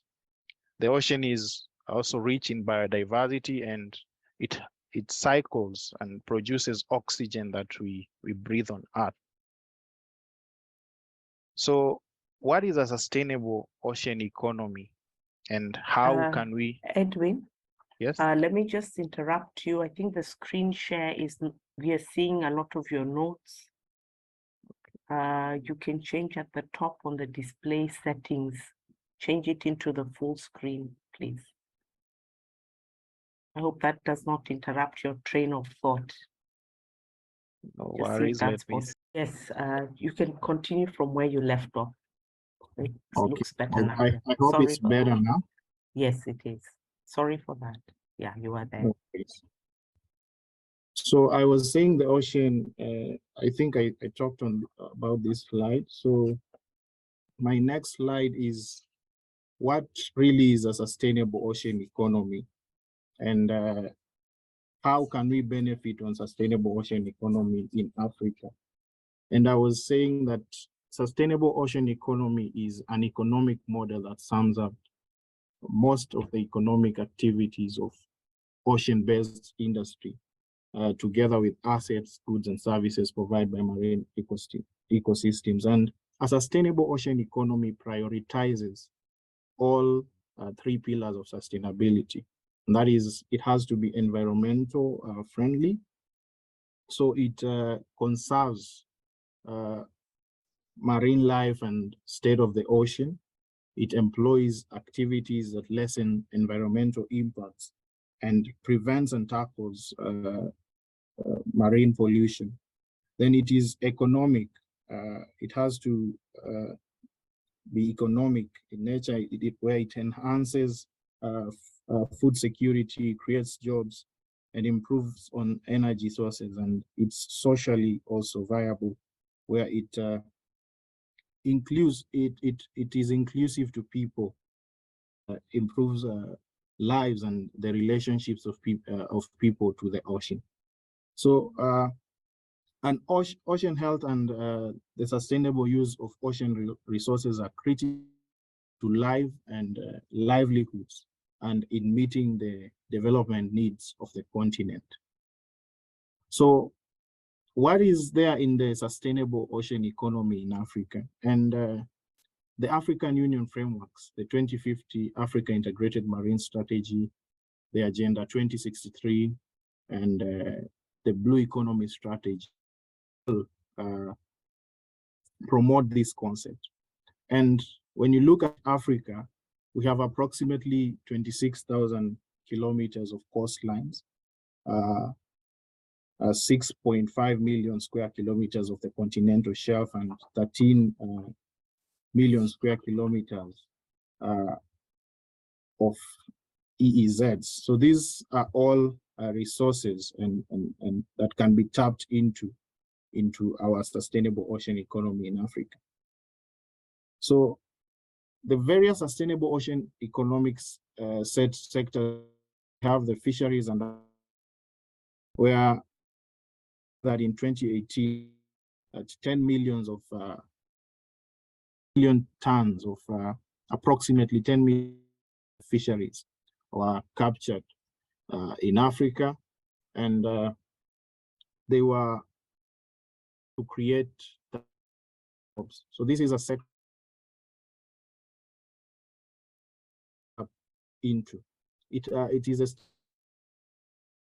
industry in Africa has an estimated value of 2.7 billion. In terms of ocean-based renewable energy, the wave, tide, and offshore wind power deployed and planned in Africa, and countries are really going big on this and are trying to promote this. And it is estimated that African coastal states have the potential for offshore wind energy. So this is a sector that we can tap into to increase our energy diversity and our energy mix to greenhouse gases emission from fossil fuels. Then the shipping and ports, in terms of ocean transportation, this is also an industry that is growing, and it is estimated that more than 90% of Africa is conducted on the ocean. Then we have the coastal and marine tourism, where by the estimates of the African Union in 2018, that it was worth 80 billion US dollars, created 24 million. So what is it about the climate change and the ocean? The climate change, the oceans are becoming warmer. The oceans are absorbing more heat from the atmosphere because of climate change and human impacts. And this changes the water temperatures. So they're becoming warmer, they're becoming sour. The absorption of CO2 or carbon dioxide in the ocean is causing the water pH to reduce and the ocean acidification to intensify. And they are becoming breathless. Deoxygenation, the ocean are losing oxygen. And this, all these causes impacts. And it's causing changes in the ocean chemistry. It causes rising of sea levels, extreme weather events, and changes in diversity and abundance of marine life and species. So how is climate change affecting or impacting the ocean sectors that we've just seen? So for fisheries and aquaculture, the warmer water and ocean acidification is causing a decline in fisheries and species migration, migratory partners, and mortality rates are increasing of species, and species are moving to other areas. So this is something that we really need to look into. Then the ocean-based transport operations and ships and ports, we need to work on the reduction of emissions, because it is said that this is one of the most, it releases or it emits a lot of GHGs. So we need to work on smart shipping and green shipping, where we can reduce emissions that are coming from shipping. On coastal and marine tourism, beaches are disappearing because of sea level rise. We have saltwater intrusion, where it is impacting freshwater sources. Coral bleaching because of ocean acidification and stuff. So we need to move also into sustainable tourism, where we promote green hotels, where waste is segregated and managed properly, and the transportation is more efficient and more green. Ocean-based renewable energy, as I talked of wind, tidal, and current. We need to promote the development of these offshore renewable energy technology to create a mix in the energy sources that we have, and reduce on emissions that come from dependent on fossil fuels. And then marine coastal ecosystem, we need to prevent the degradation of coastal ecosystems and other marine ecosystems. So as a conclusion, a sustainable ocean economy has a potential to provide many social and economic benefits to Africa states. So it's a matter of African states, because the AU primes that sustainable ocean economy is one of the new frontiers for economic development in Africa. So we need to tap into what the the resources of the ocean and tap into them sustainably, harness them sustainably, so that we can realize the economic benefits in an environmental and social sustainable manner. We need to assess, there needs to be assessment of projected climate change impacts on ocean resources and sectors in Africa. I know there are a lot of studies on this, but we need to localize this so that we know what sectors are affected in what way by climate change, and even go an extra mile into looking on the cumulative impacts of the interaction between climate change and other stressors to the ocean, and see the potential that we have in terms of adopting the specific or appropriate adaptation and mitigation areas. Then the strength of Africa's blue potential has to be assessed more vigorously. We need to assess what resources that we have and what else can be done in Africa so that we boost the sustainable ocean economy. And then there needs to be we need to encourage innovative ocean data collection and mapping, especially in the decade now, where we need to pivot on that and continue in mapping our resources in Africa and innovative data collection, and share this data amongst countries and nations in Africa. Then there needs to be a promotion of area-based management tools. We've heard about ecosystem-based management, marine protected areas, and marine spatial planning. So more and more countries and nations need to uptake this. And on those countries that have been successful in these area-based management tools or the sustainable ocean economy, need to share their best practices among each other. Then there is a need for governments to improve their understanding of the interconnectedness of ocean ecosystems, so that we know how EEZ's economic exclusive zones and area beyond national jurisdiction and the coastal environments, how they are interconnected, and what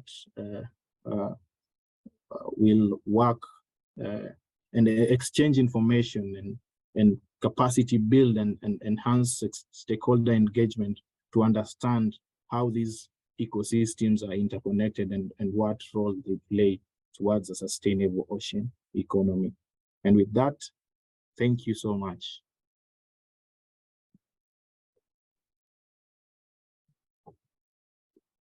Thank you very, very much, Edwin.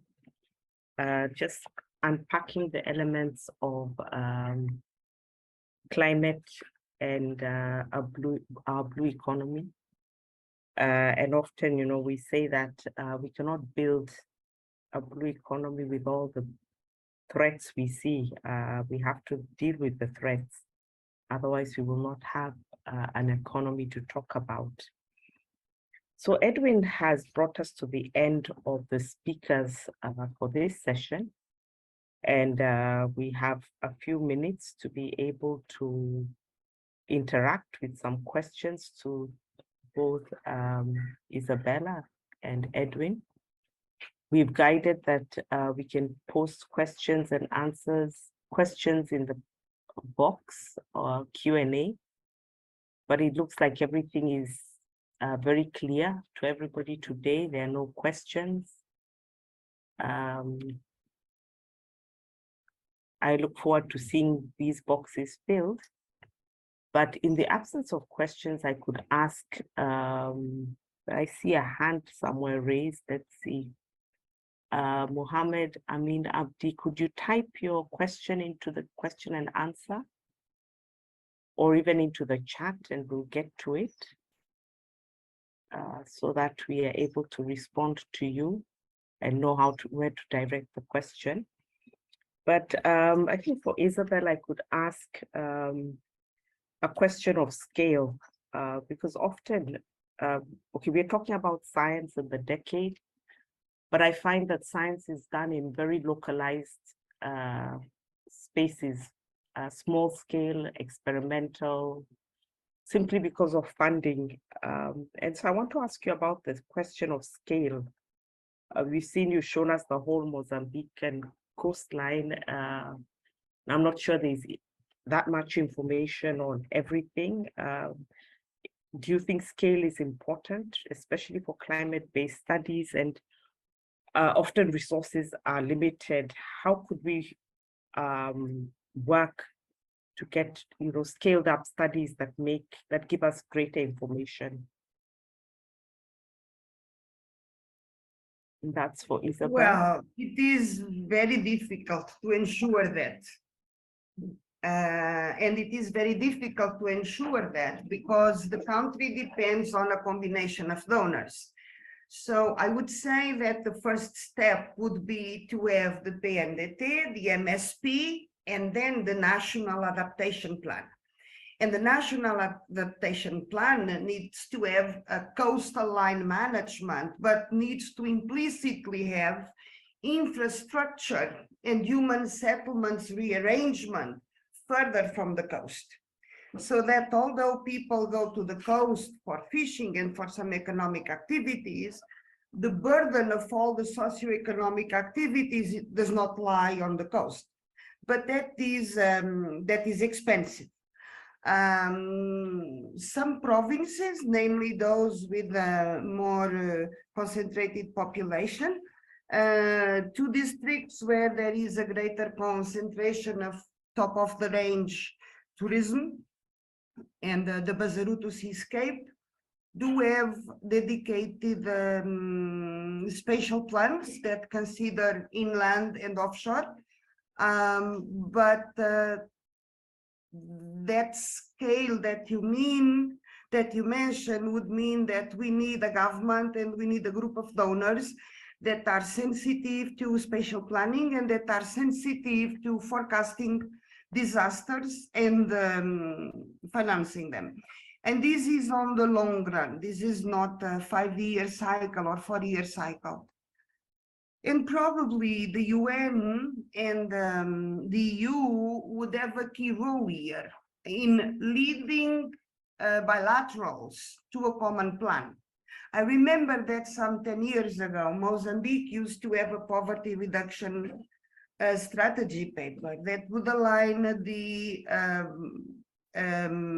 budget complementary projects. So what was funded by the state budget would be in one paper, what was funded by donors would be in another paper. But combined, they were the vision for 20, 30 years of the country. We don't have that anymore.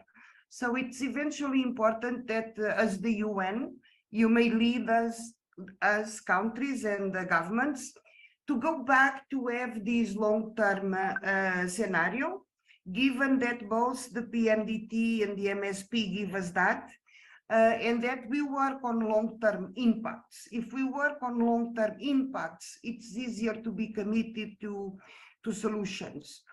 Maybe, but I think that for UNESCO, that is also a question of funding.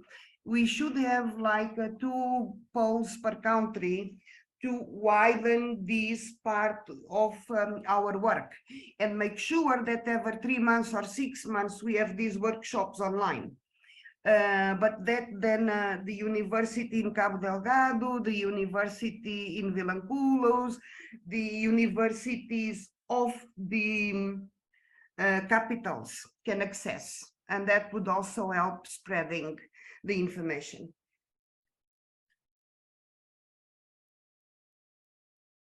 Thank you for that, Isabel. I've seen 2 questions in the chat. And the first one is, which I believe you talked about, is addressing climate change aspects in the MSP. And then the other one is whether there's training or sensitization programs on a sustainable economy for Africa. And I think yesterday we heard quite a bit about the fact that there are training programs and there will be training programs coming up as we move forward. So panelists can still respond in writing to those two questions. I wanted to, and I agree, I think with Isabel, I think we need to go backwards in a sense to look at what we have lost. We've moved fast as government to grow economies, but I think plans that are futuristic and look at risks, especially in the face of climate, are very important. Edwin, I have just one for you, and you mentioned shipping, and I'm asked, just wanted to know, are we engaging with private sectors such as shipping in adapting sustainable ocean economy principles? I think out of the study you gave us, yeah, thank you. Yeah, thank you, Jackie. And I believe that is a gap that we have in terms of stakeholder engagement. And that's why we specify and we reiterate and stress that there is an important need of us involving all stakeholders with an interest in sustainable ocean economy. And I believe that is something that we really need to take up. I know there are private sector players that are involved, but it's not in an amount or in the number that we need. So this is something that we really need to factor going forward, even in such discussions where we have even the people from the private sector being involved in, and they share their knowledge and information sharing, as I stated in my presentation. Thank you. Thank you very much. I would like us to move on to the next session, and I thank the two speakers for giving us insights into climate issues around MSP. Thank you very much. Our next panel will be on marine protection and restoration, and I'll just share key messages for those who are joining us now. We've been sharing key messages that came out of previous meetings, meetings that many of us were not able to attend, but can speak into our discussion and our dialogue. And so these are key messages from the 5th International MSP Forum and 3rd International Conference on MSP. And I'll move very quickly to look at what issues were raised in these meetings on marine protection and restoration. And the first one is the fact that we pay very little attention to ecosystem services when taking decisions and also allocation of spaces and uses in MSP. So this is important, and it's important, I think, particularly to include ecosystem service valuation. There is also a consideration of complexity, the dynamic nature and uncertainty and data lack and knowledge around marine ecosystems.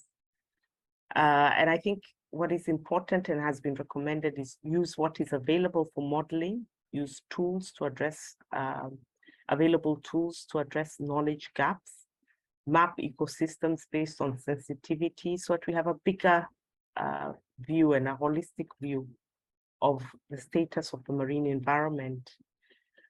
The other issue that came up is that the fact that ecosystem-based management, EBM, is understood in different ways by different actors.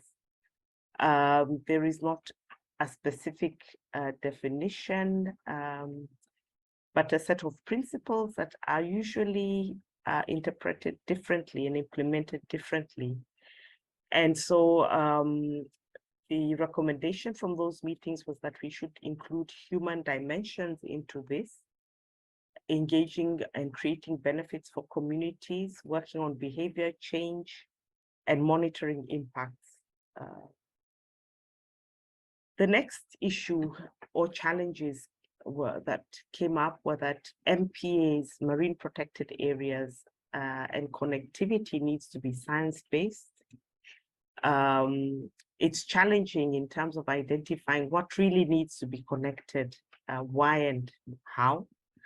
And so scientists need to be aware of this and consider the timeline of MSP processes, maybe use it as an opportunity to intervene in this key area of connectivity.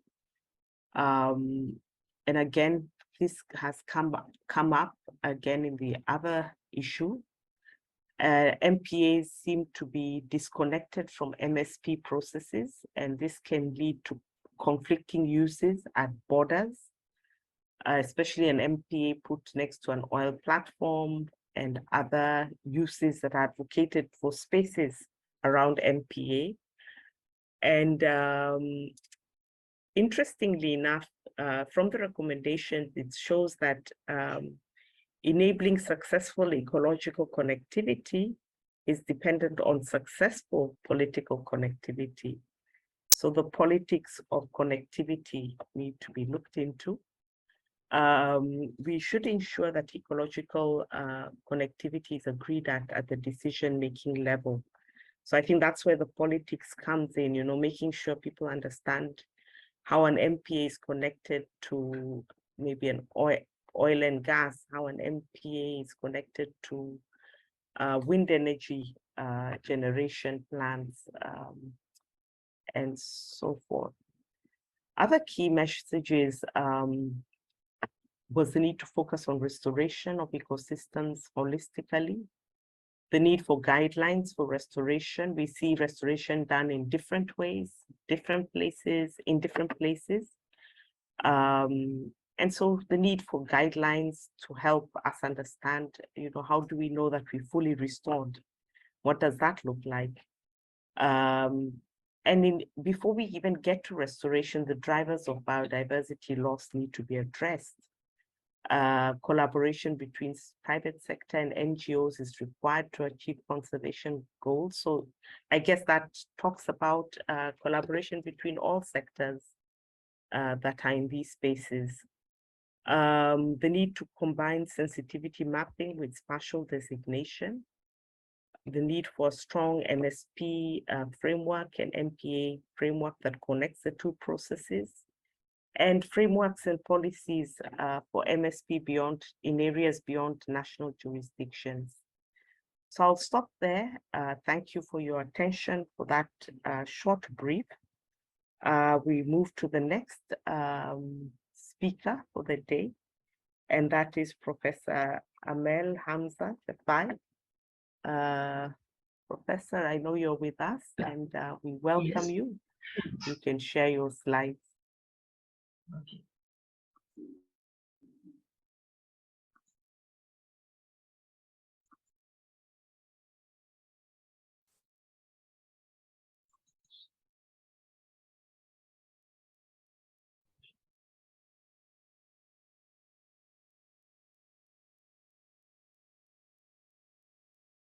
Do you see my slides? No, we are seeing something Do you else. see the first slide? Yes, this is the first slide. Okay. You see the first slide? Our slide, isn't it? Or is there any? No. It looks like we're seeing your computer screen, unless on the slide there was something else. We're seeing the web pages. Yes. Yeah. Okay, I will.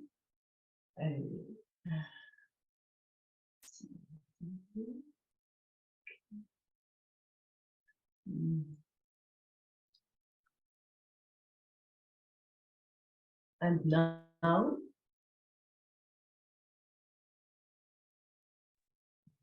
No, still not. Maybe just stop the screen share, then go back. Yes. Is it okay now? Not yet? Not yet. Mm.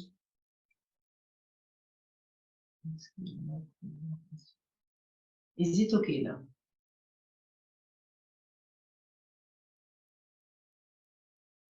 Oh. Is it okay?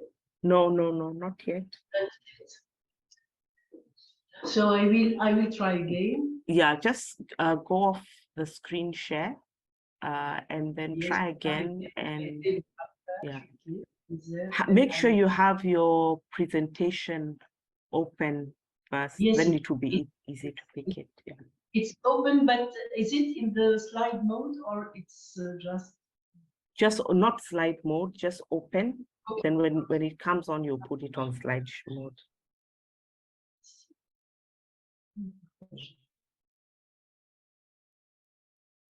Yes, now it's there. So now put it on slide mode. Okay. So is it okay now? It's okay?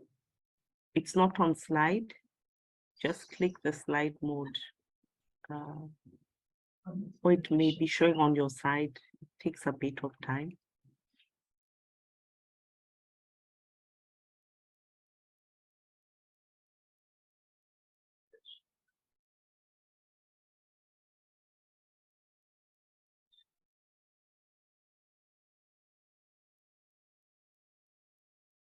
Is it okay now?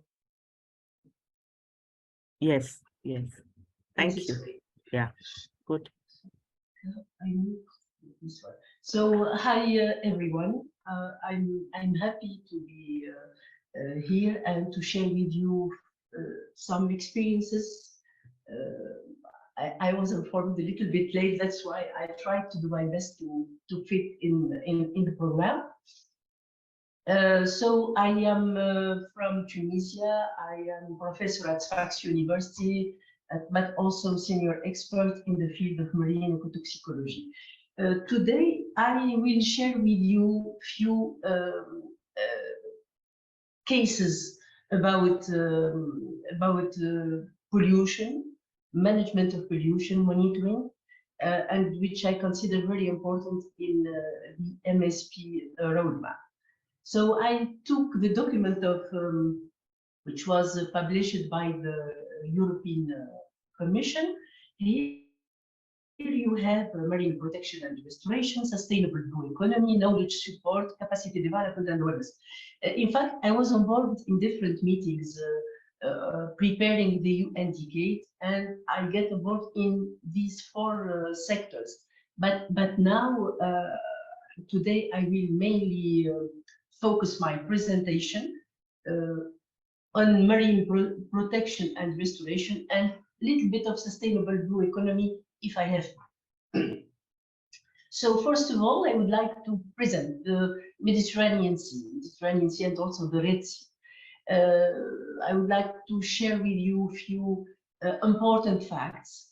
The Mediterranean Sea constitutes only 0.8% of oceans, but 7.3% of specific biodiversity. So in the Mediterranean Sea, we have 4% of all the vertebrates, 6% of the 7% of algae. So this is the Mediterranean Sea is considered as unique, but at the same time it is exposed to anthropogenic pressure. We have different case studies at the Mediterranean. They will show you of our. If I take as a basis this diagram, so here we have marine protection and restoration and sustainable economy. I will start by marine protection and restoration. From my point of view, if we talk about marine protection, that means that we recognize the anthropogenic pressure. And about anthropogenic pressure, we have the solution or the necessity of pollution monitoring. Not all the countries already have a monitoring program at the national level. Only few countries all over the world have a monitoring program. So I hope that within the framework of Task Force Africa, we will help to implement some monitoring programs. When we use monitoring programs, we use biomonitors, organisms that are able to accumulate pollution. We use also biomarkers that are early warning system to inform us about pollution, even if the concentrations are very low. And of course, we have all the research work, validating biomonitors, validating biomarkers, and giving practical tools for managers to monitor pollution. This is the side about pollution monitoring. But with anthropogenic pressure, we have also the offshore aquaculture. In different countries, in the case of Tunisia, we have different aquaculture farms, offshore aquaculture farms that are exerting a very high pressure on the environment. And for that, there are some proposed solutions I will talk about. Another topic which is I consider very, very strategic and very dangerous for the marine resources is the endocrine disruptors that we can find in the effluents of the water treatment plants. And they have a significant effect on reproduction, so on the resources. Of course, in many countries, we can find also toxic blooms that are exerting an anthropogenic pressure.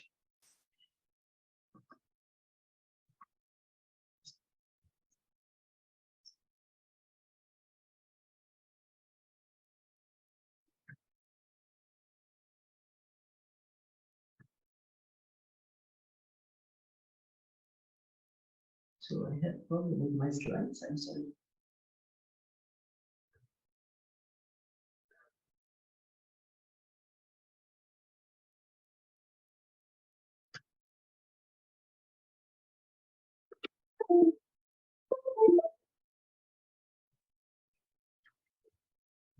I'm sorry. Technical problem with my slides.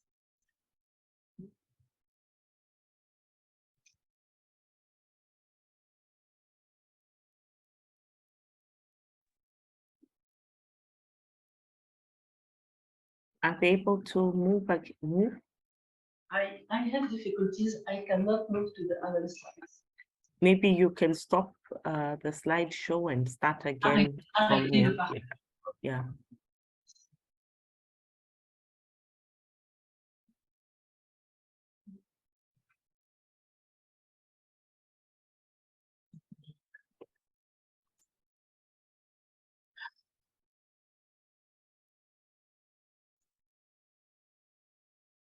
Yeah, then just yes.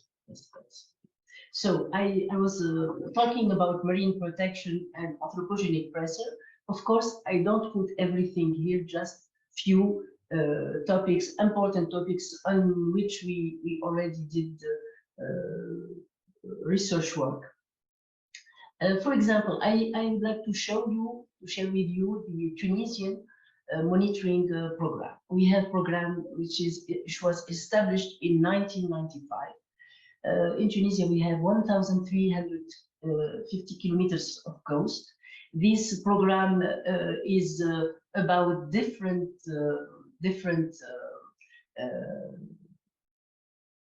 topics: toxic phytoplankton, microbiology, heavy metals, hydrocarbons, pesticides, biotoxins, and parasites. So in the Tunisian monitoring program, we validated two bivalent species, which is Ruditapes decusatus and Cerassoderma glaucum, that are used in the national monitoring program.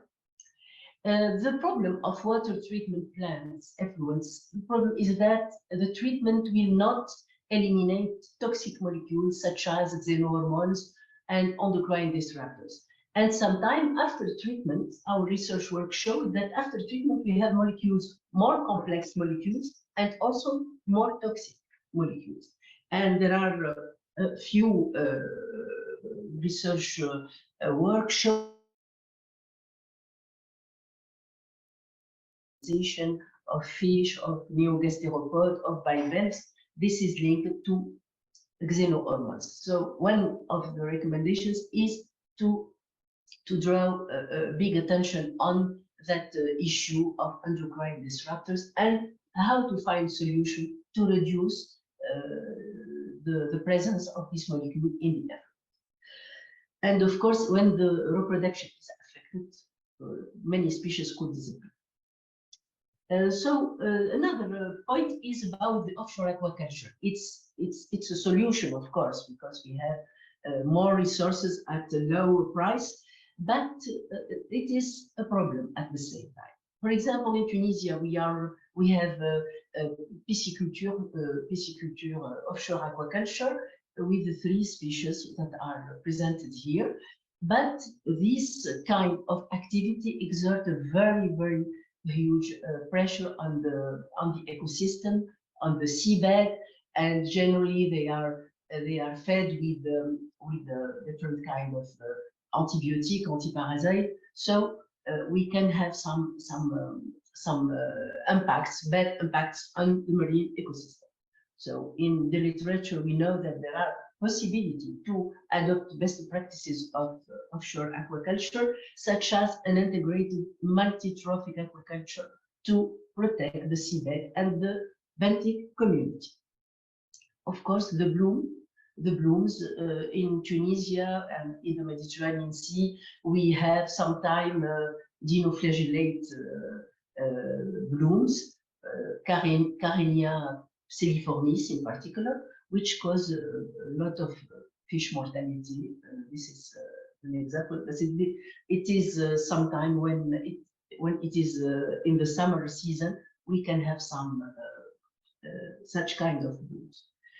About the few key points I would like to share with you is, first of all, to implement monitoring program with early warning tools. Of course, within the framework of MSP, it needs a certain interaction with other sea users. We can also standardize protocols at the national and regional levels, implement best practices of offshore aquaculture, such as the integrated multi-trophic aquaculture, and also improve the treatments by using some innovative processes. About marine restoration, I would like just to talk quickly about invasive species, about respecting the biological rest period of some species, and also propose few solutions. About invasive species, sometimes it's not a problem, but sometimes it can destroy the autochthonous species, and the new species can take all the ecological area. That means, for example, the blue crab is now very abundant in the Mediterranean Sea and also in the Tunisian coasts. So this is an example. For particular high economic value species, we can enrich the ocean with this without disrupting the ecosystem balance. This is an experience that was already done in different European countries, and I consider that in Africa, it could be considered as one of the best practices. Of course, according to the species, to the ecosystems. About sustainable blue economy, if Jacqueline, you allow me just a few minutes to speak about blue economy, is it possible? Jacqueline? Yes. Okay, so just a few slides. Right. About the blue economy, of course, we need to develop. My point of view is to develop entrepreneurship to reach sustainable goals, blue entrepreneurship. I have had the opportunity to study entrepreneurship at Massachusetts Institute of Technology, and it was a really very inspiring experience for me. In the case of Africa, we have the percentage of young population is really important. The problem of unemployment of graduates, this is the case in North Africa. We have also huge natural resources and endless opportunities to create value, to create a job, to create a new entrepreneurs generation. So for that, we already did some. I built up some training sessions about that topic. Because I consider that there are many possibilities with aquaculture, with seafood conservation and transformation, with waste and co-product valorization, bioirradiation, knowledge and expertise about the sea, and any other ocean-related sector. For example, there are many projects about how to value waste from sea. So we will decrease pollution and also create value. And concerning the different steps to draw the project, this concept I have developed with my students at French universities. We work during 3 days. It's a kind of boot camps. Students, they come with their ideas. And during 3 days, they work on their ideas. And at the end of the workshop, they have the elevator pitch and they present and draw their project. So I saw concrete success stories about that question. And the concept we have developed at the level of Innovation House Consulting, the private entity in which I'm working as senior expert, is how to combine technical and soft skills to turn ideas into business. Of course, we can apply that in different sectors and in ocean-related field. So a few key points about sustainable blue economy: waste and co-product valorization, promote blue entrepreneurship, turning ideas into business concept, empowering young graduates in African countries, and catalyze job creation. So just to finish about the MSP, I saw the definition of the EOC UNESCO European Commission. I find analyze, organize, achieve ecological, economic, and social objective, efficient, safe, and sustainable ways. And I consider that we will base all our efforts on that basis to develop a new way of doing things. Thank you very much. Thank you so much, Professor Mel. That was fantastic to get the perception of the marine protection aspects considered for restoration, and also the blue entrepreneurship. And as you are the only panelist in this session, I'll just ask some questions as we head to a break, and also encourage those that are attending. I think we have 52 of us. Are we able to flood the Q&A with questions for our panelists, just so that we can engage? There are lots of thoughts out here. There's still interpretation, so please, let's use that service. It's available to us for English to French. And put your questions in the question and answer or the chat. Professor, what was very interesting for us and for me is the long-running monitoring program from 1995. It's very rare to find, especially even in our side, the real monitoring programs that are that long. How easy has it been to sustain it? And question we are wondering about is, how do the findings get to policy? Are decision makers informed of issues that are happening? Is it government funded? How has it stayed alive for this long? Regarding, thank you very much, Jacqueline, for this question. For the monitoring program, it was a political decision and the political will to implement it in 1995. So the organism, the national organism that is managing this program is named ENST, and perhaps, Jacqueline, you have had the opportunity to interact with the Institut National des Sciences et Technologies de la Mer. This is the official national entity in charge of all the maritime questions. So it has a researcher, but also there are some practical level or activities. But at the same time, we have the Ministry of Agriculture, for example, for sampling and so on. And we have had the chance to have a good director. He was my former boss, but unfortunately he passed away on 2020. And he did so many initiatives. He invited people from the French National Monitoring Program, RNO, people who are managing the Mussel Watch at the level of the United States of America. And it was our national program was inspired from the other programs such as Mussel Watch or RNO.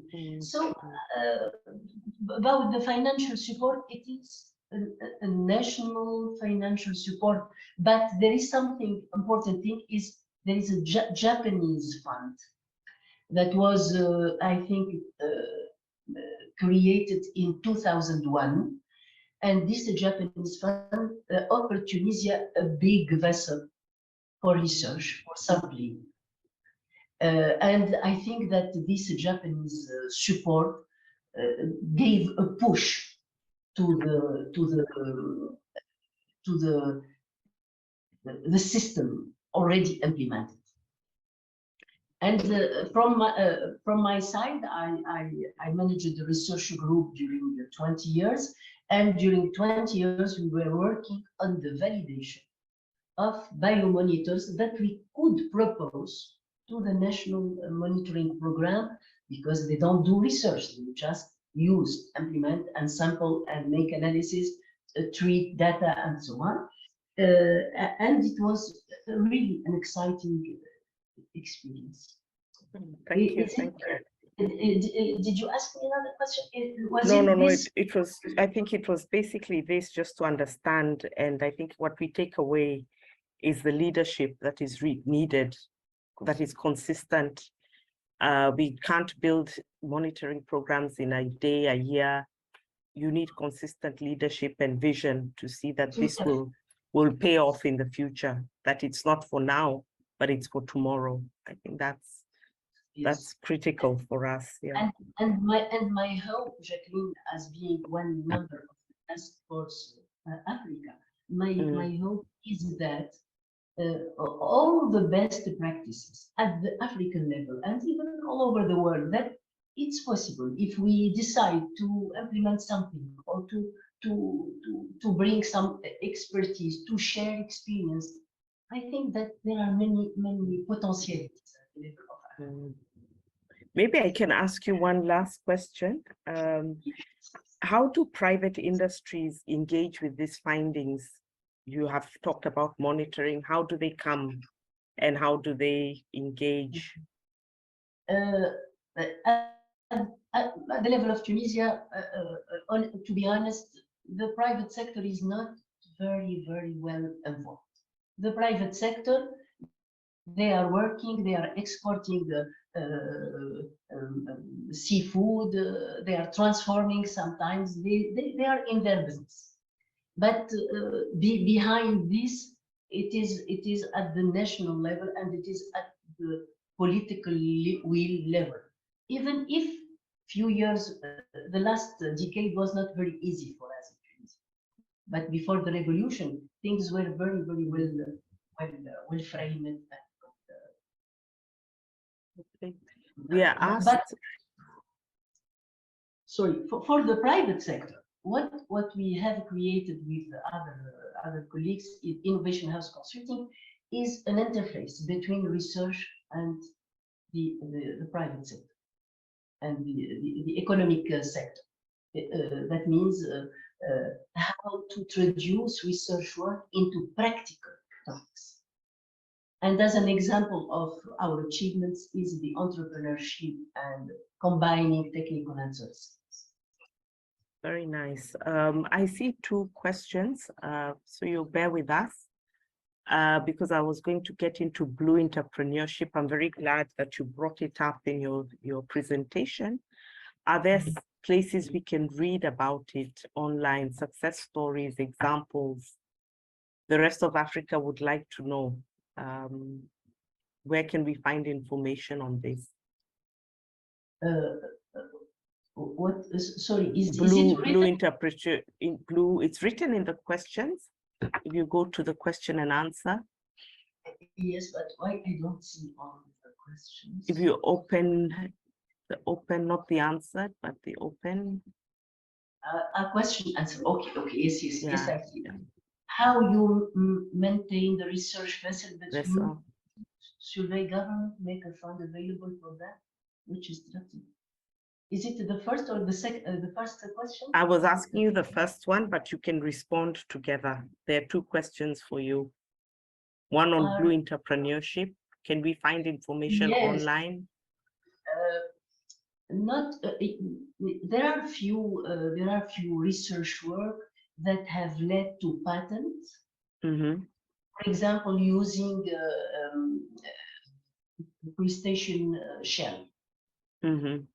Produce ketosane or other kind of bioactive molecules. There are a few work. I'm not sure that they are available on the net because some of them are at the level of research, other are at the level of patent, and there is a kind of.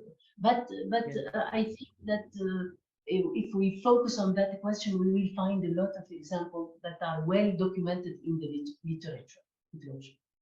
Yeah. Then the one on the research vessel, does government fund it? And who owns the vessel? I think that is of interest. Between two surveys. How you maintain the research vessel between two surveys? Good question. Good question. Government make a fund available for that. Yes, the vessel is becoming the property of the Tunisian government. I don't have details about where they put the vessel, but I think that it is in Tunis, the capital there. But I can ask for more, perhaps Sharif Samari, if you know Sharif Samari from IOC Tunisia. Donc, he is in the institute and he has more details than me about the logistic management of it. Thank you very much.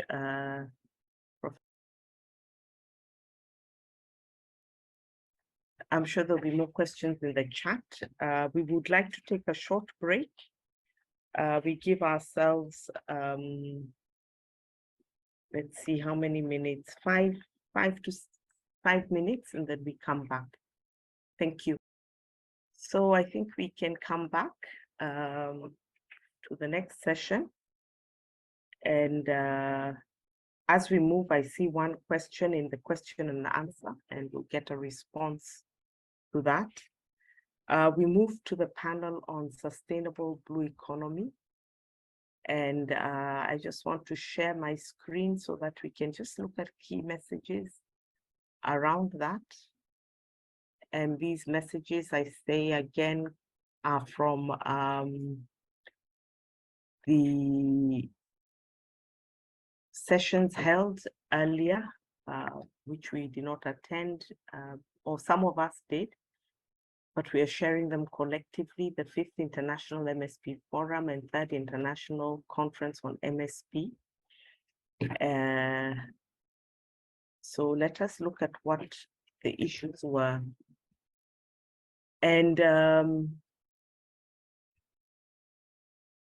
there were several challenges and issues raised in those meetings, where it's very clear we depend on a healthy nature for a sustainable blue economy.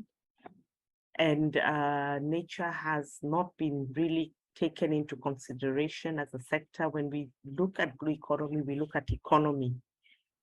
We do not look at the natural part. And so it's important, as the recommendations say, that ecosystem valuation is done and really cast into the long-term financial benefits of protecting the nature part of our seas. Communications must be treated carefully so that the private sector understands the nature-based benefits for long-term sustainability of the economy that we are calling blue economy. There is also the need to integrate on the private sector part, because every time we talk economy, private sector comes in. There is need to support and integrate economic activities with environmental and social sustainability. There is need for, I think, recommendations are the engagement and of young generation innovation. We had a bit about blue innovation, blue entrepreneurship, and using new tools for the development of a sustainable blue economy in the context of the MSP. Other key messages is more look at blue economy in terms of economic degrowth, or define the terms blue growth, sustainable blue economy. There are very, very different perspectives on these terms. And so it's important to get it right, I think, for the region. What does it look like? Do we have models we can look at? Aquatic food systems, sustainable aquaculture are considered good solutions in terms of sustainability. It's considered that blue economy drives industrial transitions, and there is a race for the blue space. And so it's important that we safeguard that space.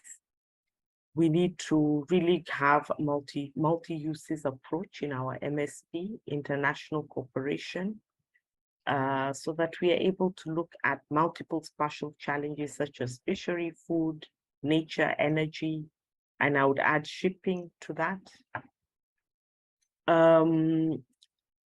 Social sustainability, I think, comes up again and again in this conversation, and it requires the recognition of diversity of peoples, the rights of people, the needs of peoples, especially the vulnerable, indigenous knowledge, representation of stakeholders in this process, distribution of risks and benefits, and also social well-being, ensuring that relevant stakeholders actively participate in the process, co-creation of the ocean space and the spatial space.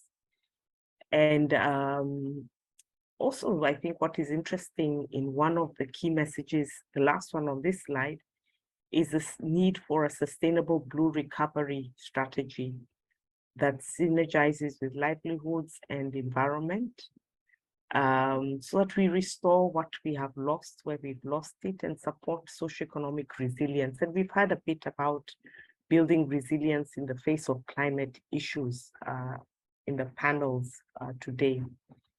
So I'll stop there saying thank you for just that opportunity to share those critical messages and invite Dr.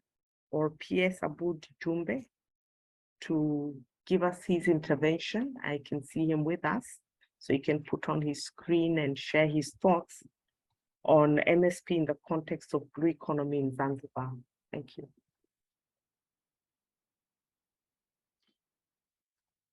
Thank you so much, Dr. Jackie. It is a great honor for me personally to be invited to the MSPforum session for Africa and the adjacent island states.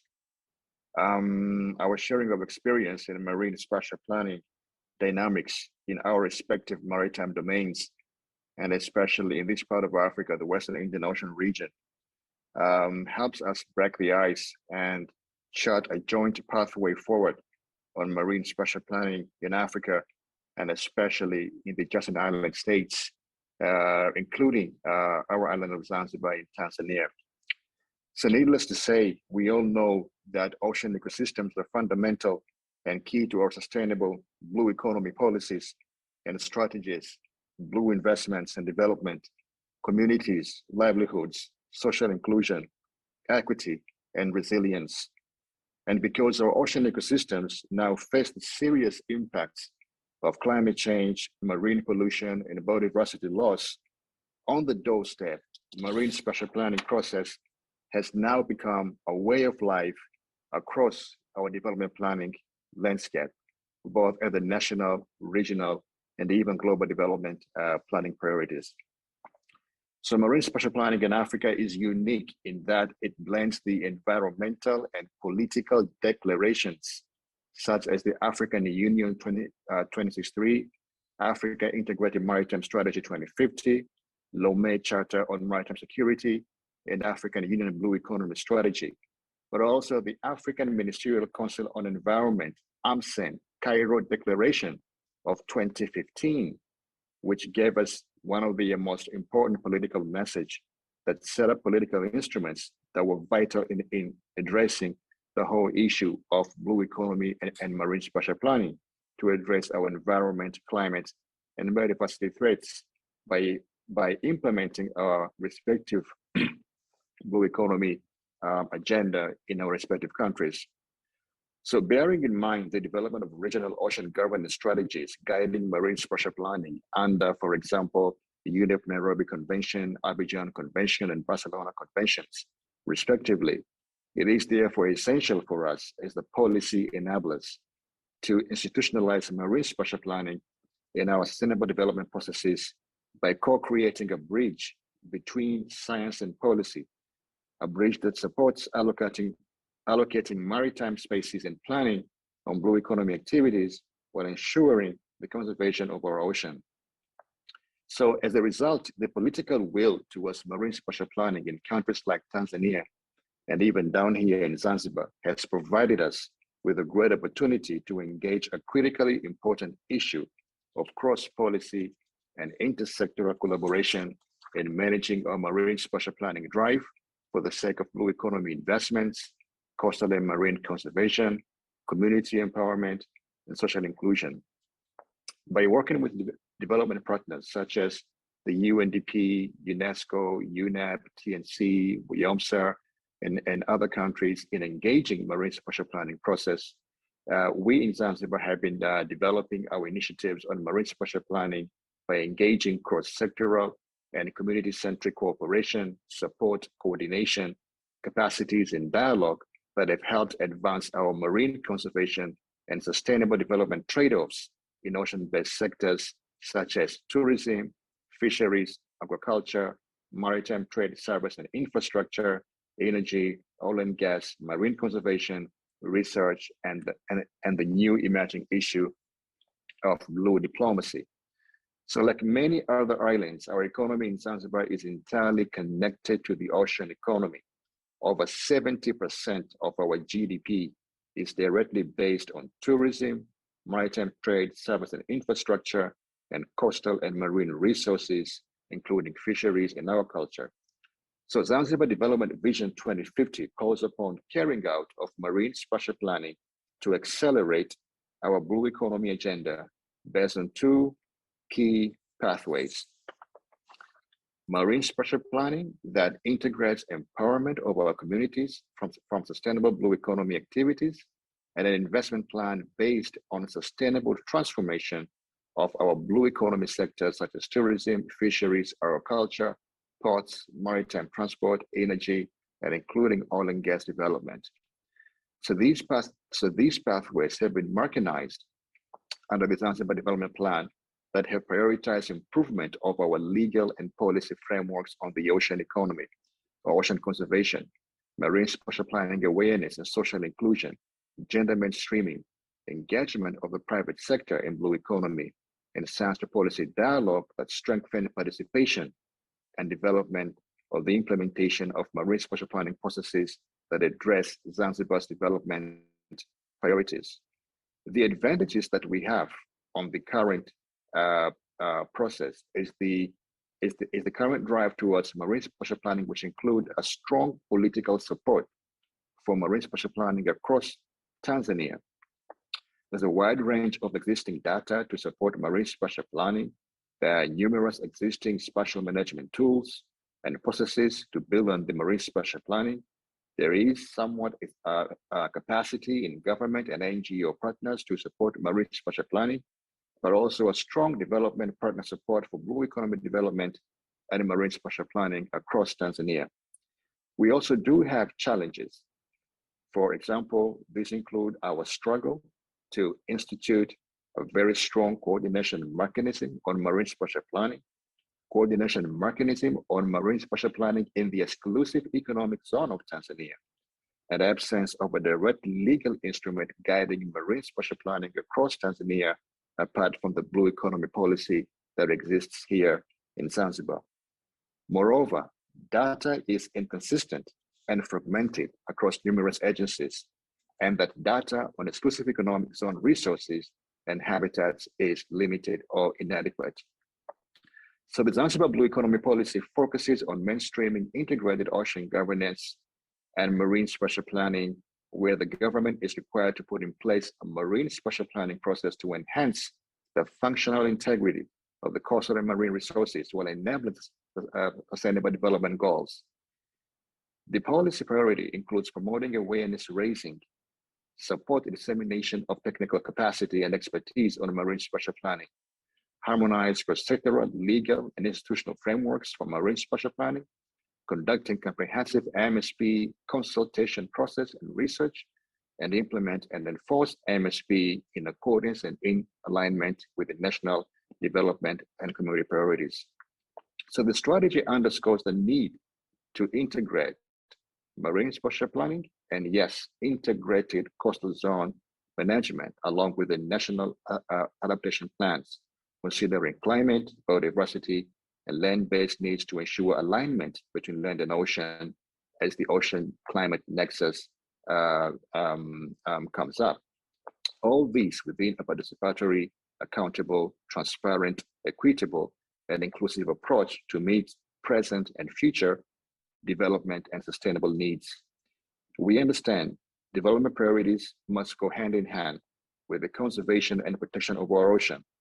Investing and integrating marine spatial planning in fisheries, mariculture, seaweed farming, tourism, maritime trade service and infrastructure, marine conservation, oil and gas and energy, we believe that a sustainable future will increase our scientific knowledge of the ocean, develop research capacity, improve our ocean health, and bring in community support to enhance the state of our marine biodiversity. But we need to be sure that our marine spatial planning process will address social inclusion and equity and the needs of the people on the ground. We need to exchange knowledge on marine spatial planning to promote blue economy, and at the same time develop awareness in conservation and sustainable utilization of our exclusive economic zone of Tanzania, and work together in regional and global dynamics to conserve biodiversity beyond national jurisdiction. This is the connectivity that we have to talk about, not only at the national and regional level, but also at the global level. So we also have to address innovative methods to use marine spatial planning to engage land-based sources of pollution by tackling waste disposal, marine litter, plastics, and wastewater discharge. This is crucial to protect our coral reefs, mangroves, ecosystems, and other fish spawning habitats. To conclude, the linkage between the blue economy and marine spatial planning has garnered political support here in Tanzania. Marine spatial planning and blue economy are being connected, integrated in an adaptive, systemic, dynamic, inclusive, participatory, and in an ecosystem-based approach. Working together with development partners will also help strengthen all areas of blue economy development and marine spatial planning and cooperation in ocean conservation, and ensure a long-term goal of safe and sustainable blue economy for the sake of our communities. Thank you very much. Very, very much, Dr. Aboud. That was very insightful, and we'll come to you later to ask you a few questions from the policymakers' point of view. We move forward, and we would like to welcome Moses. Moses, I'm not going to try to pronounce your last name because I think I will be embarrassed. So as you come on, you can pronounce it for us and tell us a bit about yourself as you start your presentation. Thank you. You'll be talking about MSP, Blue Economy, and Blue Economy in South Africa. Thank you. That's correct. Thank you very much, Jacqueline. And I think it's not really difficult to pronounce. You just read the letters as they appear.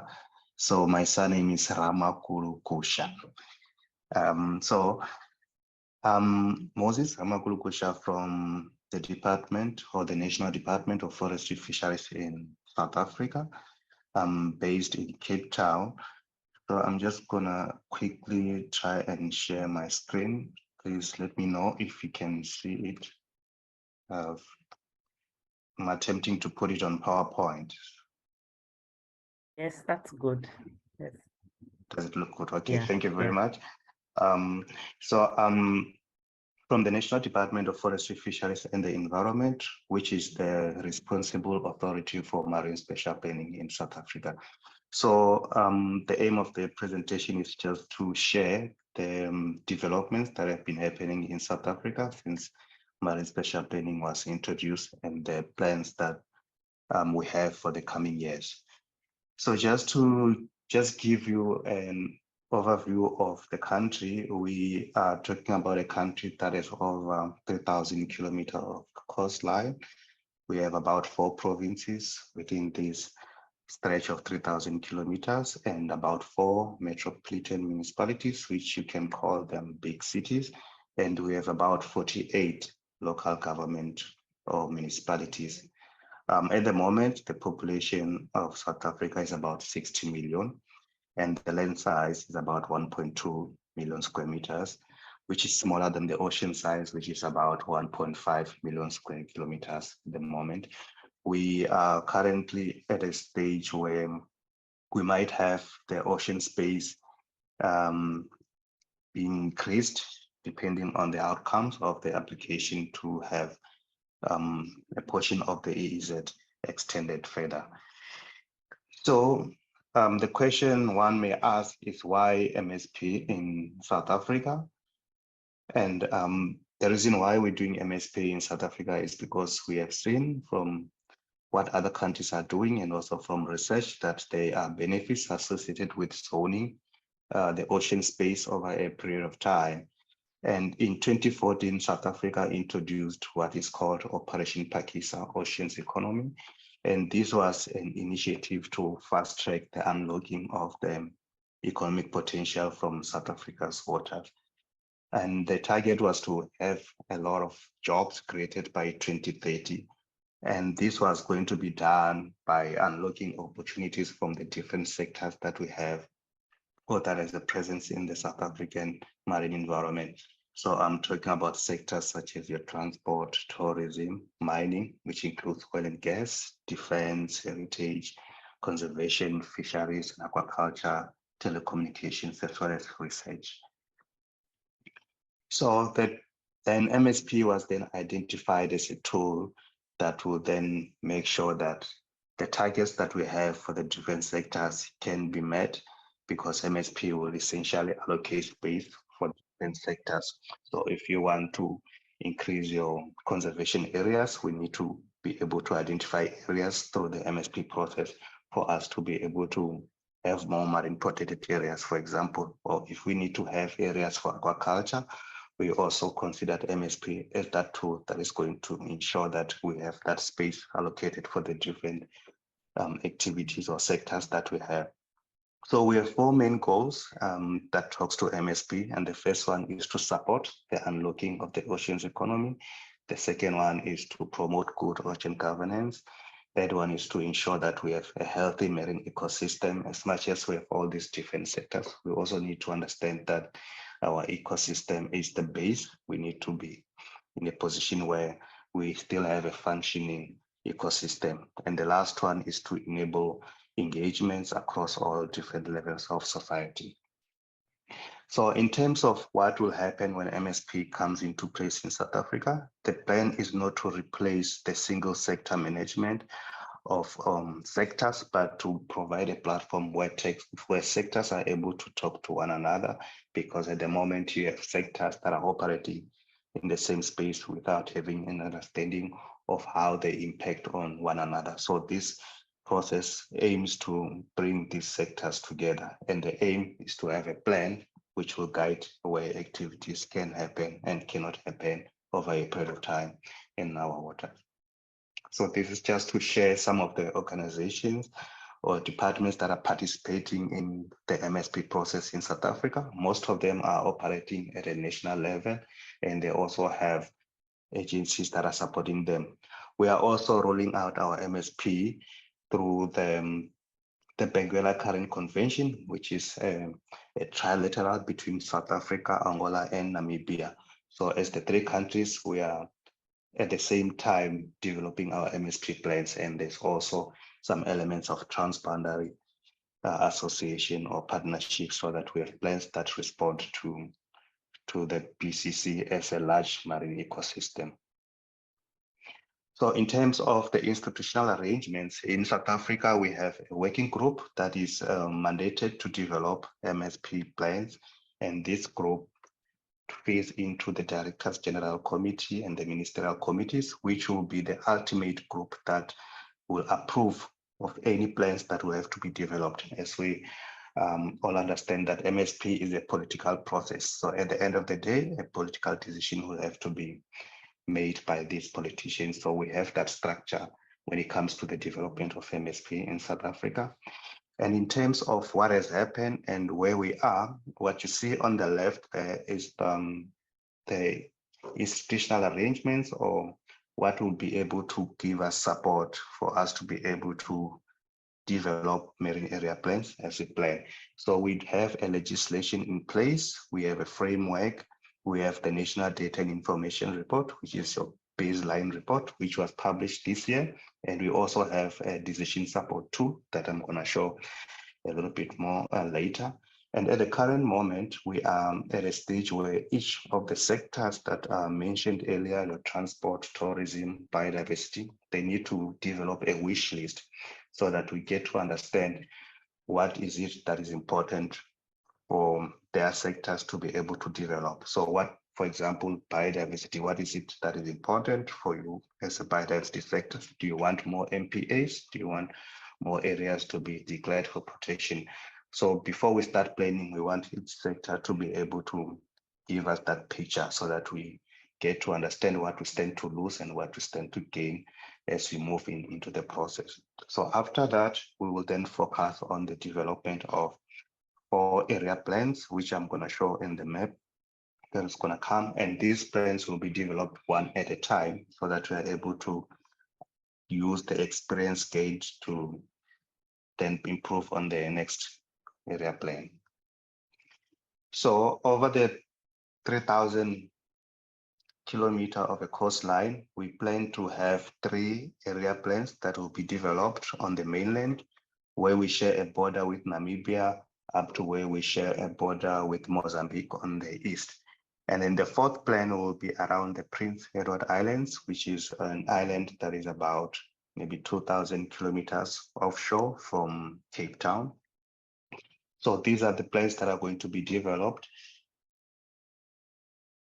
And then also what we're doing, through the Benguela Current Convention, we have also initiated a cross-border study or a pilot project that will demonstrate MSP at a transboundary level. So this is a project that we as South Africa are doing together with Namibia, and the outcome of this will be used to support the planning of the marine area plans that will come in the future. So this is, again, just to show you some of the products that we have been able to develop since 2014. These are the documents that I mentioned earlier, the Act, the Knowledge Baseline Report, and the framework. In terms of now how data fits into the process, we have been able to collect data from the different departments that are participating or the agencies, and this data is hosted in the department, And for us to be able to use this data to support the process, we have developed an online tool that we call the Marine Spatial Planning Decision Support Tool. This tool is going to assist us to be able to understand from a spatial point of view where activities are located in the ocean space. So the map that you see here is a cumulative impact assessment of all the sectors put together in the current moment based on the data that we have. So where you see the blue, for example, is where we are likely to have very few sectors operating. Where you see the red is where we are likely to have more than 3 sectors within the same space. So that is where you are likely to get conflict. You might have marine protected areas and oil and gas locations within that space. So this is going to assist us to be able to then do our planning and get to understand from a spatial point of view how we can plan, and also to take into consideration that we are going to divide the planning areas into 4 different plans so that we can prioritize based on geographic position. So the 4th plan, which is going to be the Prince Edward Islands, will also have its own plan. And as you can see at the bottom, this is just to show you where it is located and what is currently happening there. We don't have a lot of activities happening there. It's mostly conservation and a little bit of fishing. So we're likely not to get a lot of conflicting activities compared to the areas which are going to be around the mainland. So in terms of moving forward, we have about 10 different sectors at the moment that have a big presence in the South African waters. And the plan is to have the sector plans finalized before the end of the financial year, which is March 2024. So again, these sector plans are going to be able to give us an understanding of what is it that is important for biodiversity or for tourism or for transport before we start planning. So sectors are going to be leading in the development of this, and this will also be published for public inputs so that we also get those outside government providing inputs on what they want to see happening in the different sectors. And once we've done that, we will then move on to the development of the first marine area plan. And we hope that this will happen between 2023 and 2024. So in short, that is all that I wanted to share when it comes to MSP in South Africa. Thank you very much. Thank you, Moses. That was really, really insightful. And I do believe all of us have learned something about the depth that South Africa has gone into to pushing MSP and using it to just resolve issues in sectors and understand important aspects that are merged into the MSP and into that plan. I'm sure there will be questions, so let's put questions so that our panelists have something to answer and we can, push discussion around these important issues. I would like to invite the next speaker who will also talk to us about MSP in the context of a sustainable blue economy, and that's Kofi Ansong. So he can put his camera on and take the floor and Hi, Jacqueline. Hello. Can I share my screen? Yes, do so. I'm told I'm not able to share because. Okay, maybe Moses, maybe, yeah, try it again and see if you can get. Yeah, I'll do that now, hopefully. Okay. Just let me know if it works or if it doesn't, then. Yes, it's working. It looks good from here. Okay. Give me a minute if I have to close all these.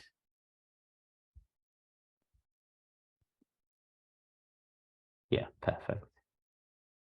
Thanks again. My name is Kofi Anson. So I'm a consultant at HMC and also a visiting scholar at the University of Liverpool. So my presentation will mainly touch on MSP in the context of sustainable blue economy, but I'm actually looking at West, Central, and North Africa. This is just based on a recent study that we did for the African Union. So it will just give you a quick overview about where marine spatial planning is and the connection between sustainable blue economy.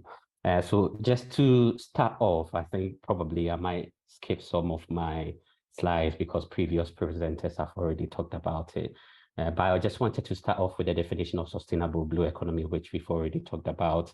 But just to emphasize that, I think probably a decade ago, we're still thinking about business as usual, whereby it was more about exploitation of resources. But now I think we've shifted and we've evolved to thinking about the blue economy as more of sustainable use, but also thinking about equity, inclusivity, and also thinking about how do we protect healthy ecosystems as well, all in the fact that we want to deliver a sustainable future. But I think what is critical over here is that MSP kind of presents that kind of platform where we are building all these strands together, we are bringing it all together so that we are not thinking about restoration or conservation differently from how we are thinking about sustainable use, but especially when we are thinking about the spatial implications of a lot of the activities that are happening on the sea. And I think which is really, really critical for what we want to achieve. So based on that, and I think most of us on the call have already heard about the Africa Blue Economy Strategy that came out in 2019.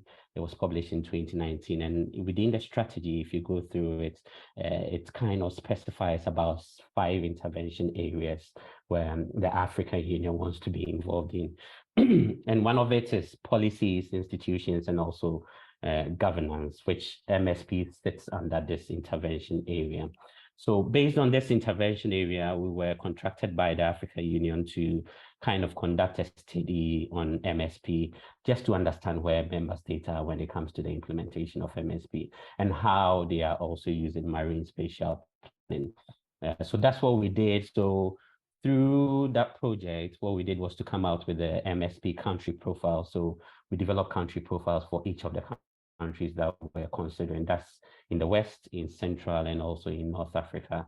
Then we also spoke to a number of experts who are working on MSP, some of whom are on the call right now. We're able to share their experiences with us about what are the challenges of marine spatial planning, which I'm going to share with you actually.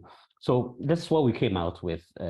We used the criteria that has already been used by UNESCO IOC. If you've gone through the State of the Ocean report, the pilot one, they used the criteria for kind of reviewing MSP, and we adapted that criteria to suit the context where we are looking at. So if you look at this table, you see we have preparatory stage, early stage, intermediary, and approved plans. It's just to show you the stage where most of the countries are when it comes to MSP development.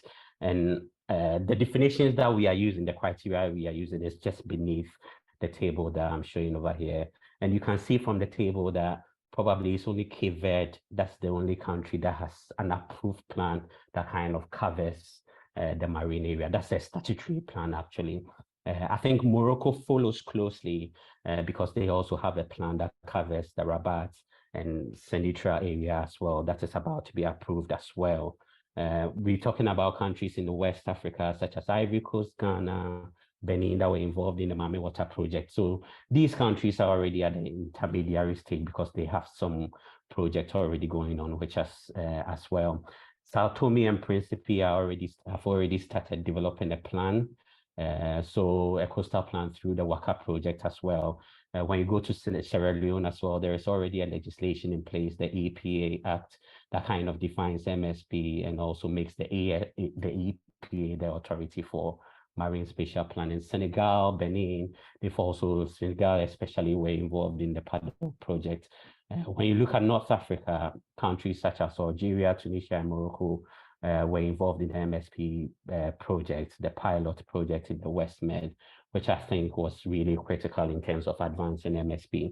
But I think when you look at this table, the gap that you see is that in Central Africa, most of the countries are still at the preparatory stage. So although they have sector legislation, there hasn't been any direct MSP initiative. And I think that's a huge gap that probably we need to think about in terms of advancing. How can we support such countries in this area to implement MSP? What I try to do is to indicate those countries that you see in blue are countries that are at various stages of developing a sustainable blue economy strategy. And I think amongst, this is just about 7 of them out of the 22. And even amongst these 7, it's only Cape Verde, Morocco, and Algeria that has an existing published blue economy strategy. So this talks about the challenges that most of these countries are having.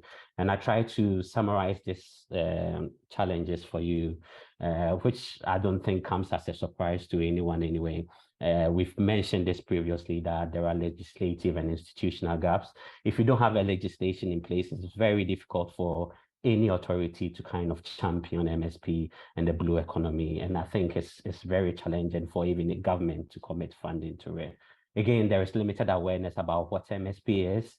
Even at a political level, a lot of people did not know about it. And it was quite clear through some of the interviews that we were doing that people are eager to engage with the topic, but they might not as well understand what it is. Previous even trainings have been very individual focused as well, rather than engaging the wider public as well. There was the issue of limited data and evidence. Even in countries such as Cape Verde and Morocco that have a coastal plan, I think you realize that a lot of the data were more terrestrial-based data. So there is the need to kind of extend it a bit more to cover marine data and evidence as well. Again, there is that kind of lack of political direction, political will. Again, some of the interviewers told us that probably MSP is not a political winner. It's not a vote winner for most of these politicians. But I think it's still critical that there's that kind of political direction whereby there's already like a timeline in place and activities in place to ensure that MSP implemented, as Moses already presented to us. Again, one of the issues that was raised is that there is limited strategic funding for MSP. And I can give you an example. An example is in Ivory Coast, where the Mami Water project was one of the case area, but they were able to come up with a draft plan, but then that could not be adopted and finalized because the project ended. And I think that was a huge loss and missed opportunity in terms of having a marine plan in place. So that leads me on to this framework that I wanted to show you. So this is the Sustainable Blue Economy Transition Framework that has been developed by UNEP. And this framework is supposed to help countries to kind of transition from where they are now, their current state, to a state whereby they are actually delivering a sustainable blue economy, and also thinking about marine spatial planning in a way. So the framework comes in 3 phases: understanding what the blue economy system is, putting in capacity to enhance the system, and also then what we are talking about as a blue economy, especially practically implementing the strategy, the blue economy strategy. So the plan is to work with countries to kind of go through these transition processes. And within the next 6 months, UNEP will be working with the Kenyan government and also the counties in Kenya under the Go Blue project to kind of explore how the transition framework can be used to support MSP in Kenya. So we are quite keen and quite eager to see some of the lessons that will be coming out of it, and hopefully we'll be able to share it with the wider MSP community in terms of how do we bring these interactions together. But beyond that, beyond this transition framework, through the study, we also came out with some of the priority actions that I think we need to consider if we want to support and advance MSP. And I guess in the case area that we were looking at in the West, Central, and North Africa. And I think it's critical that we kind of put in the capacity about legislation and legal framework for MSP. I think a lot of the member states are at stages of considering how do we adapt our legislation to consider MSP. And I think it will really be critical to support them in terms of workshops, training, to think about how do we develop a legislation for MSP. I think that is really critical. I think it's also critical that we work with these member states to define a roadmap and timeline for MSP. I think some of the countries have MSP working groups. It will be good to work with them to define these roadmap. I think we've already talked about it, that there is the need for capacity through training and pilot projects. Again, as I mentioned previously, countries like in Ivory Coast, in Senegal, we're talking about Cape Verde, there are all these existing projects where we can go in and support some of these pilot projects to kind of advance MSP, being it approving their plans, being it expanding more of the marine evidence to support their planning processes, and also kind of supporting training. Again, one of the key things that was mentioned as an area for training is also training about decision support tools, training about what MSP means for blue economy, and also stakeholder engagement processes.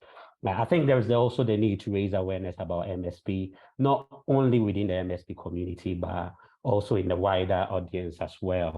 And I think with this, we're talking about maybe art-based approaches, holding competitions for the public, also theater, videos to kind of support marine species for people to understand it as well, especially with some of the existing projects that are ongoing. I think it was previously mentioned the Nairobi Convention has regional guidelines for MSP. I think this would be really good when we are talking about the Abidjan Convention, we're talking about the Barcelona Convention to be quite specific on what are the regional MSP principles, what are the principles when it comes to transboundary cooperation as well. I think these guidelines will be very informative in terms of a regional approach to marine spatial planning. I think it's also important that such platforms, such monitoring exercises are always progressed within Africa as well. And I think it all comes down to also thinking about sustainable and integrated funding for some of these member states, which is always critical as well. And I think that will summarize some of the actions that I wanted to talk about. And with that, I say thank you so much. Thank you for the organizers for the invitation. And also thank you for some of the experts that also spoke to us during the study that we were conducting. And I think I'll just stop here. If there were any questions, I'll pick them up later in the question and answers as well. Thank you. Thank you very much, Kofi, for that wonderful presentation. You are the last speaker for this session, and so we appreciate, I think you've brought it all together in a very wonderful way. I've seen a lot of questions being answered in the question and answer. I think many of them are answered, but maybe I'll ask one overarching one to the panelists in this session, and anyone could answer, maybe one or two, because I know we had Aboud Jumbe, who is the PS for Blue Economy in Zanzibar. And I think we've listened to Operation Pakisa and looked at issues of, governance. And the question I think I would ask is, how is political will really maintained? It's a long process. Governments change. MSP goes beyond maybe the tenure of one government into another. How do you ensure that there's political will? Are there gems of wisdom that you can share with us on this platform? Maybe Dr. Jumbe and Moses, you could try. Yes, thank you. Thank you. Thank you so much, Dr. Jackie. Let me again break the ice. For Tanzania and even down here in Zanzibar, blue economy and marine spatial planning were imprinted in the basic documents that catapulted these governments into power back in 2020. So the blue economy and marine spatial planning were in the CCM election manifesto. And that was the catalyst, one of the key catalysts that pushed us into the government. And so with the positive energy and momentum coming from both the internal environment, that means within the national settings, but we've also had a very massive backup and support from the development partner group. So as I mentioned in my previous presentation, we have had massive support from not only in the regional context of the UNEP Nairobi Convention, but also within the country in the context of the UNDP support, in the context of the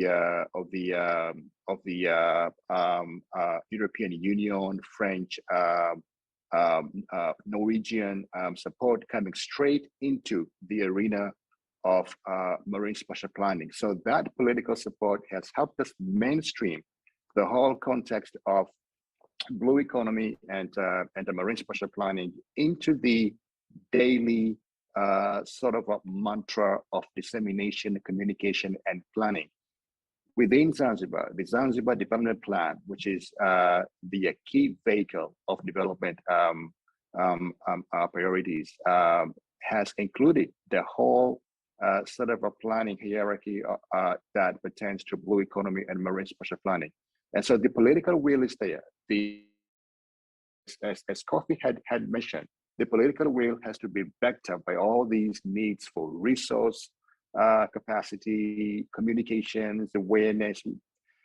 We have to sort of sustain the life cycle of this process even beyond, let's say, five or 10 years. I'm not really worried about what will happen after 5 or 10 years, because this is already ingrained in the basic document of political governance, in the country. My concern is in the availability of resources, capabilities, capacities. How do we harmonize all these working dynamics which are already on the ground within Tanzania, within the region, so that together we can ascribe to that sort of flagship vision of the African Union and the other regional economic commissions and the Western Indian Ocean region as a whole. Let me stop here. Thank you very much, Jackie. Insights. So it means that we have to get into the manifestos of the parties contesting to ensure that the ocean is made visible. I think, Moses, your camera is on. You want to contribute? Because I think you have seen many transitions. How does that work? Yeah, thanks a lot. And I think Abode has already covered a lot. In our case, we had an initiative which was launched by the president, and MSP was identified as one of the initiatives. So immediately after that, it was then taken into the department's work plan. So at the moment, MSP is in the work plan of my minister. So she needs to report this to the president at a given period of time. So that's already, I see that as some commitment at a political level. And because it means change, we understand that we decided to go for the legislation route. I know that most countries are already advanced with the MSP plans, but they still need to develop legislation. And the main reason why we decided to go for a legislation was because we wanted a commitment from government side, because if we just make this to be a project, when admin changes or you have a new minister, you might not really have the project going ahead. So we decided to go with the legislation. So I would say that based on that, we do have a commitment at a political level. And internally within the department, we have a budget for MSP because it's part of the business plan of the department, although we still need funding from regional partners and collaboration. We have tried to make it part of the daily operations of the department. So I'll stop there for now. Thank you. Thank you very much. You've told us, take it to the highest level. I think as scientists, as MSP practitioners, we may be shy, but I think we need to have more courage and push it to the highest level. You mentioned legislation, and I'll go to Kofi, because I think I'm curious about which legislation. We've been told by Moses, make a separate legislation. Sometimes time runs out because a lot of MSPs are done under project basis. Sometimes passing legislation takes a long time. And I've seen in Ghana, listening to a previous presentation you made, that the MSP is enforced through the Land Use and Spatial Planning Act. So it's using already existing land use planning legislation. It's embedded in there. And so how does that work? New legislation, or do we use what is existing? Yeah, I think that has always been a tough question in a way. Do you always go for a new legislation, or you use an existing legislation or an existing authority? And I think in Ghana, I think what worked quite well was that when they were going through the reform of the existing land use planning or terrestrial planning legislation, it was the marine area was kind of considered as part of the remit of the land use planning authority, which I think was critical. So it was just maybe getting ahead of the curve before even marine spatial planning happened. And I think it's not only in Ghana, as I was mentioned previously, in Sierra Leone as well, when they were going through the amendment of the EPA Act, they kind of also inculcated the marine spatial planning as well. So I think in a way, I would say that that process is maybe a bit more easier, because if you want to go through the whole process of having a new legislation, it might take some time. So if you are amending an existing legislation, I think it's a bit more direct. But I think it's a question where it needs a bit more of national dialogue and a national discussion about what's the best approach for a particular nation to take. I think so. But I would say there are pros and cons with having a new legislation or having an existing legislation. But all that I'm saying is that we need to have these discussion before we go ahead, because things are happening quite quickly. And I think the sooner we get to engaging with stakeholders to ask them what should be the best approach, the better for maybe implementation of MSP and the sustainable blue economy as well. Thank you very much.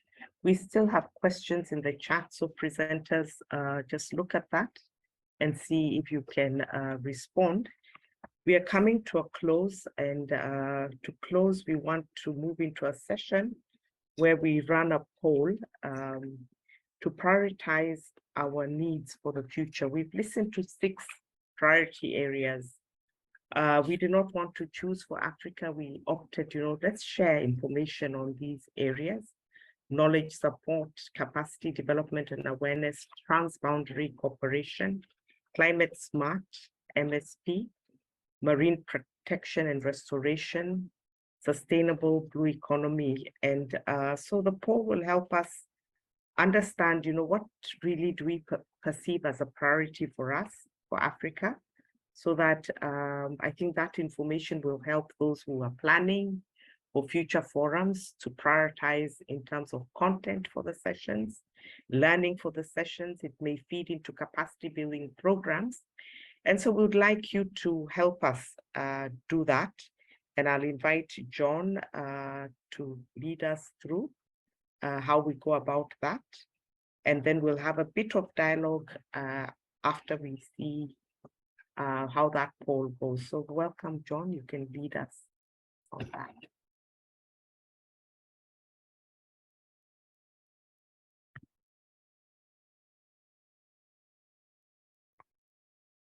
Hello, everyone. My name is John Gatia from IOC UNESCO.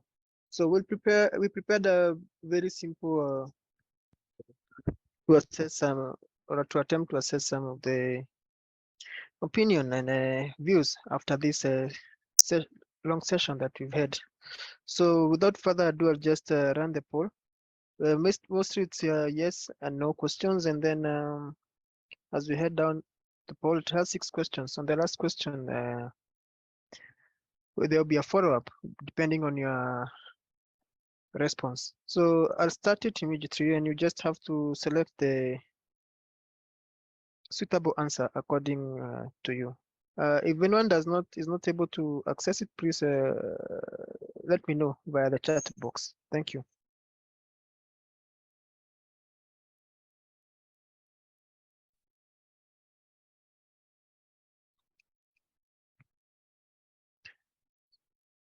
So in the first one, we have just select the region you belong to by LME. Unfortunately, I know some of you are in more than one LME, but you can only have one. So you select the region you are representing based on the large marine ecosystem. I believe we have about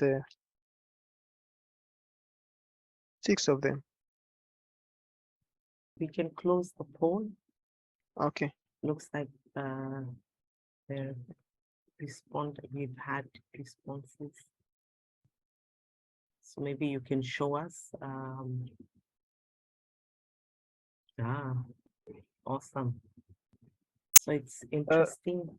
Yes, you can lead us on that. So the highest participation, interestingly, is from the Wayo region. That's from the Somali and Aguras Canons. So that's 52%, and then followed by Mediterranean Sea. Unfortunately, from the Red Sea, we didn't have any representation, or at least they chose not to respond. And we also have something from the Guinea current, 17%, and also Benguela. So to the next question, do you think MSP can improve management of marine resources? Interestingly, everyone believes, or everyone who participated in the poll believes that it can improve management of marine resources. And then this one was a difficult one. I mean, we had over 6 topics, and you think people have to prioritize, have a list on top. The areas of MSP roadmap they believe are important for their region. The highest was sustainable blue economy with 38%, cross-tie between capacity development and awareness, and also transboundary cooperation, and also marine protection and restoration, 14% for the 3. And I mean, the last ones were knowledge support and climate smart MSP, 10%. And we also wanted to know whether people have benefited from the regional dialogue held over since yesterday and today. 93% said yes, 0% no, and 7% were not sure. And then this one leads to developing a MSP community of practice in the region. So people asked, do they want to be part of an MSP community of practice? 93% were very sure that they would like to be part of such a group, and then 7% were not sure. And then the last one, which I had mentioned, that whether people would like to be a speaker on MSP issues in forums, in future forums, we got 72% yes, 28% no.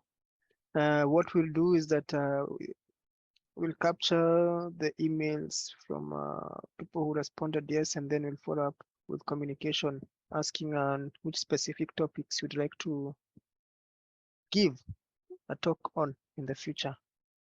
That's all, Dr. Oku. Thank you. Thank you very much, John, for running that poll. I think it gives us an idea of where our interests lie. I think that was very important. We didn't want to select for the African region. We wanted us to just engage. I can see one question that may be unanswered. Maybe one of our panelists could answer it, as we just ask you, maybe if you and I think this also goes to participants. How do we see a community of practice shaping up? What does this look for the future and sustained dialogue? Would anyone want to contribute some thoughts? And I think we can put a microphone on and a hand up, and we can give us an opportunity to speak.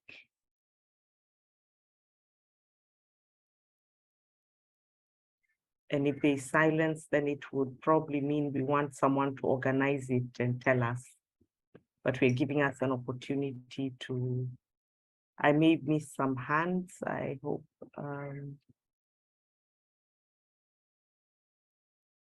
Can scan.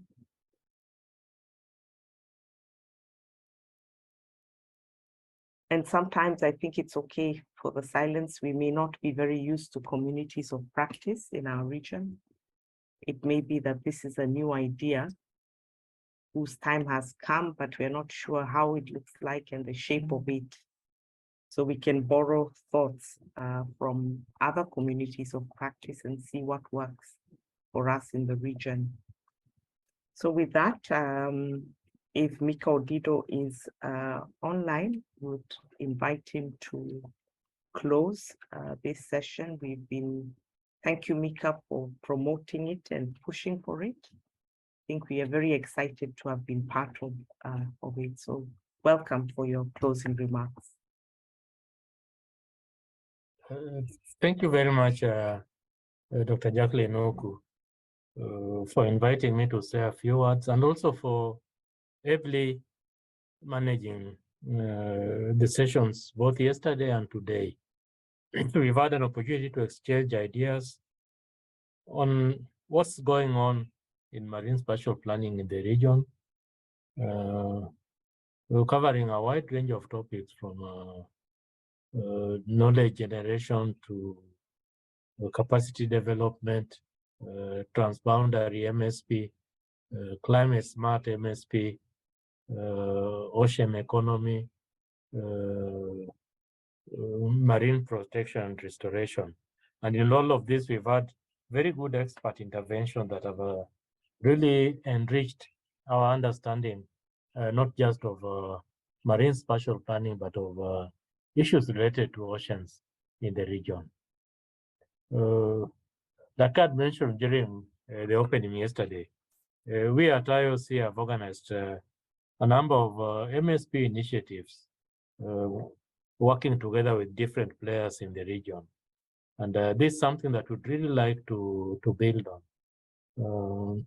MSP is not an initiative that can be done by a single organization or institution, whether it is at the national or local level, even at the international level. Collaboration is mandatory because we have to bring all the players on board so as to balance the competing needs for the ocean space. Like we mentioned yesterday, we look forward to having a strong MSP community in the region. And we look forward to organizing a regular MSP forum, maybe on an annual basis, where we could be looking at the progress that we have made, looking at what challenges remain to be addressed, and how we can be able to address them.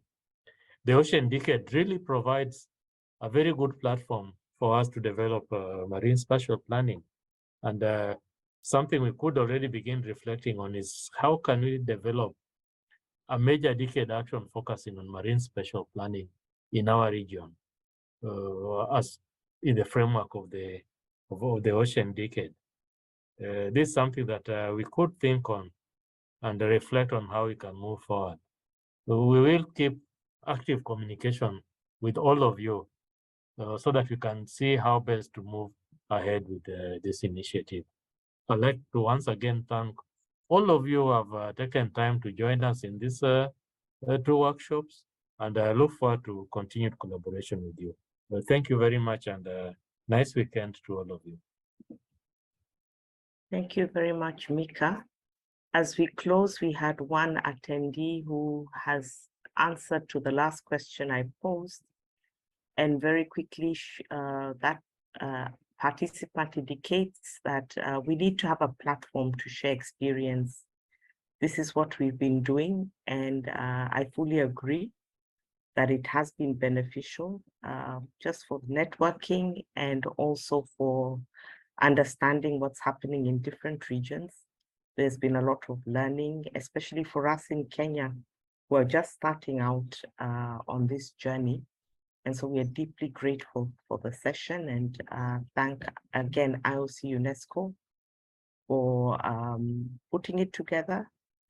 We thank the panelists both yesterday and today for participating, some of them on very short notice.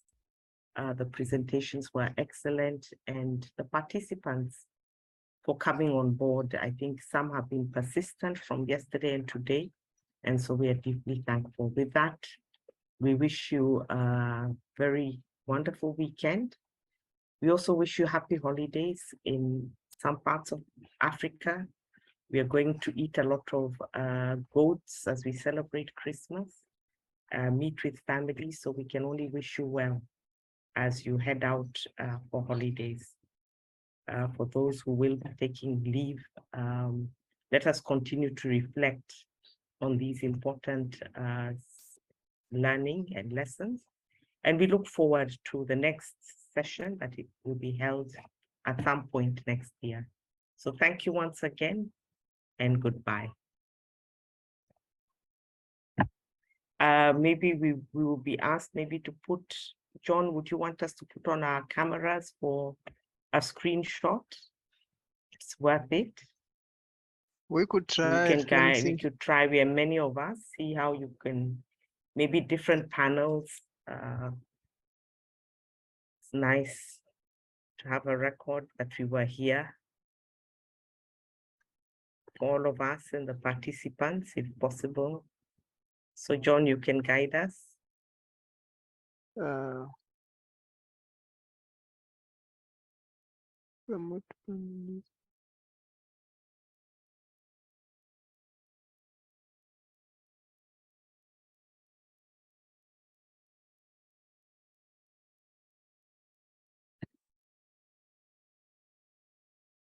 Is everyone able to do it now?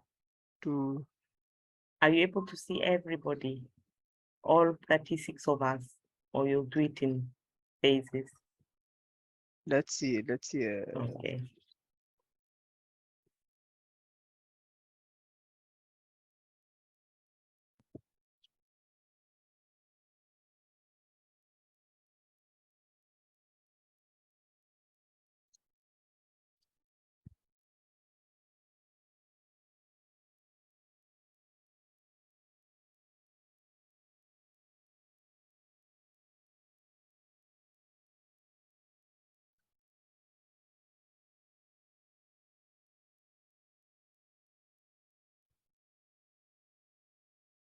It's slow. I'm moving all participants in some. Okay. You're still taking. Yes. Maybe.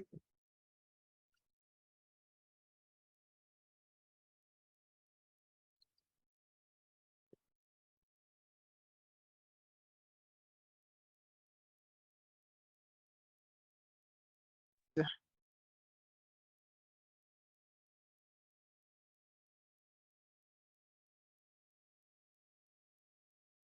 And you can tell us when you're done. Or if it's impossible, it's okay. You'll take the screen that you see and we will present. I've captured great. a few of you together, yeah. Great. Thank you very much, John, for everything, for running an excellent and smooth poll. Thank you. Most welcome. Thank you. Yeah. So good day and happy holidays. Thank you. Bye-bye.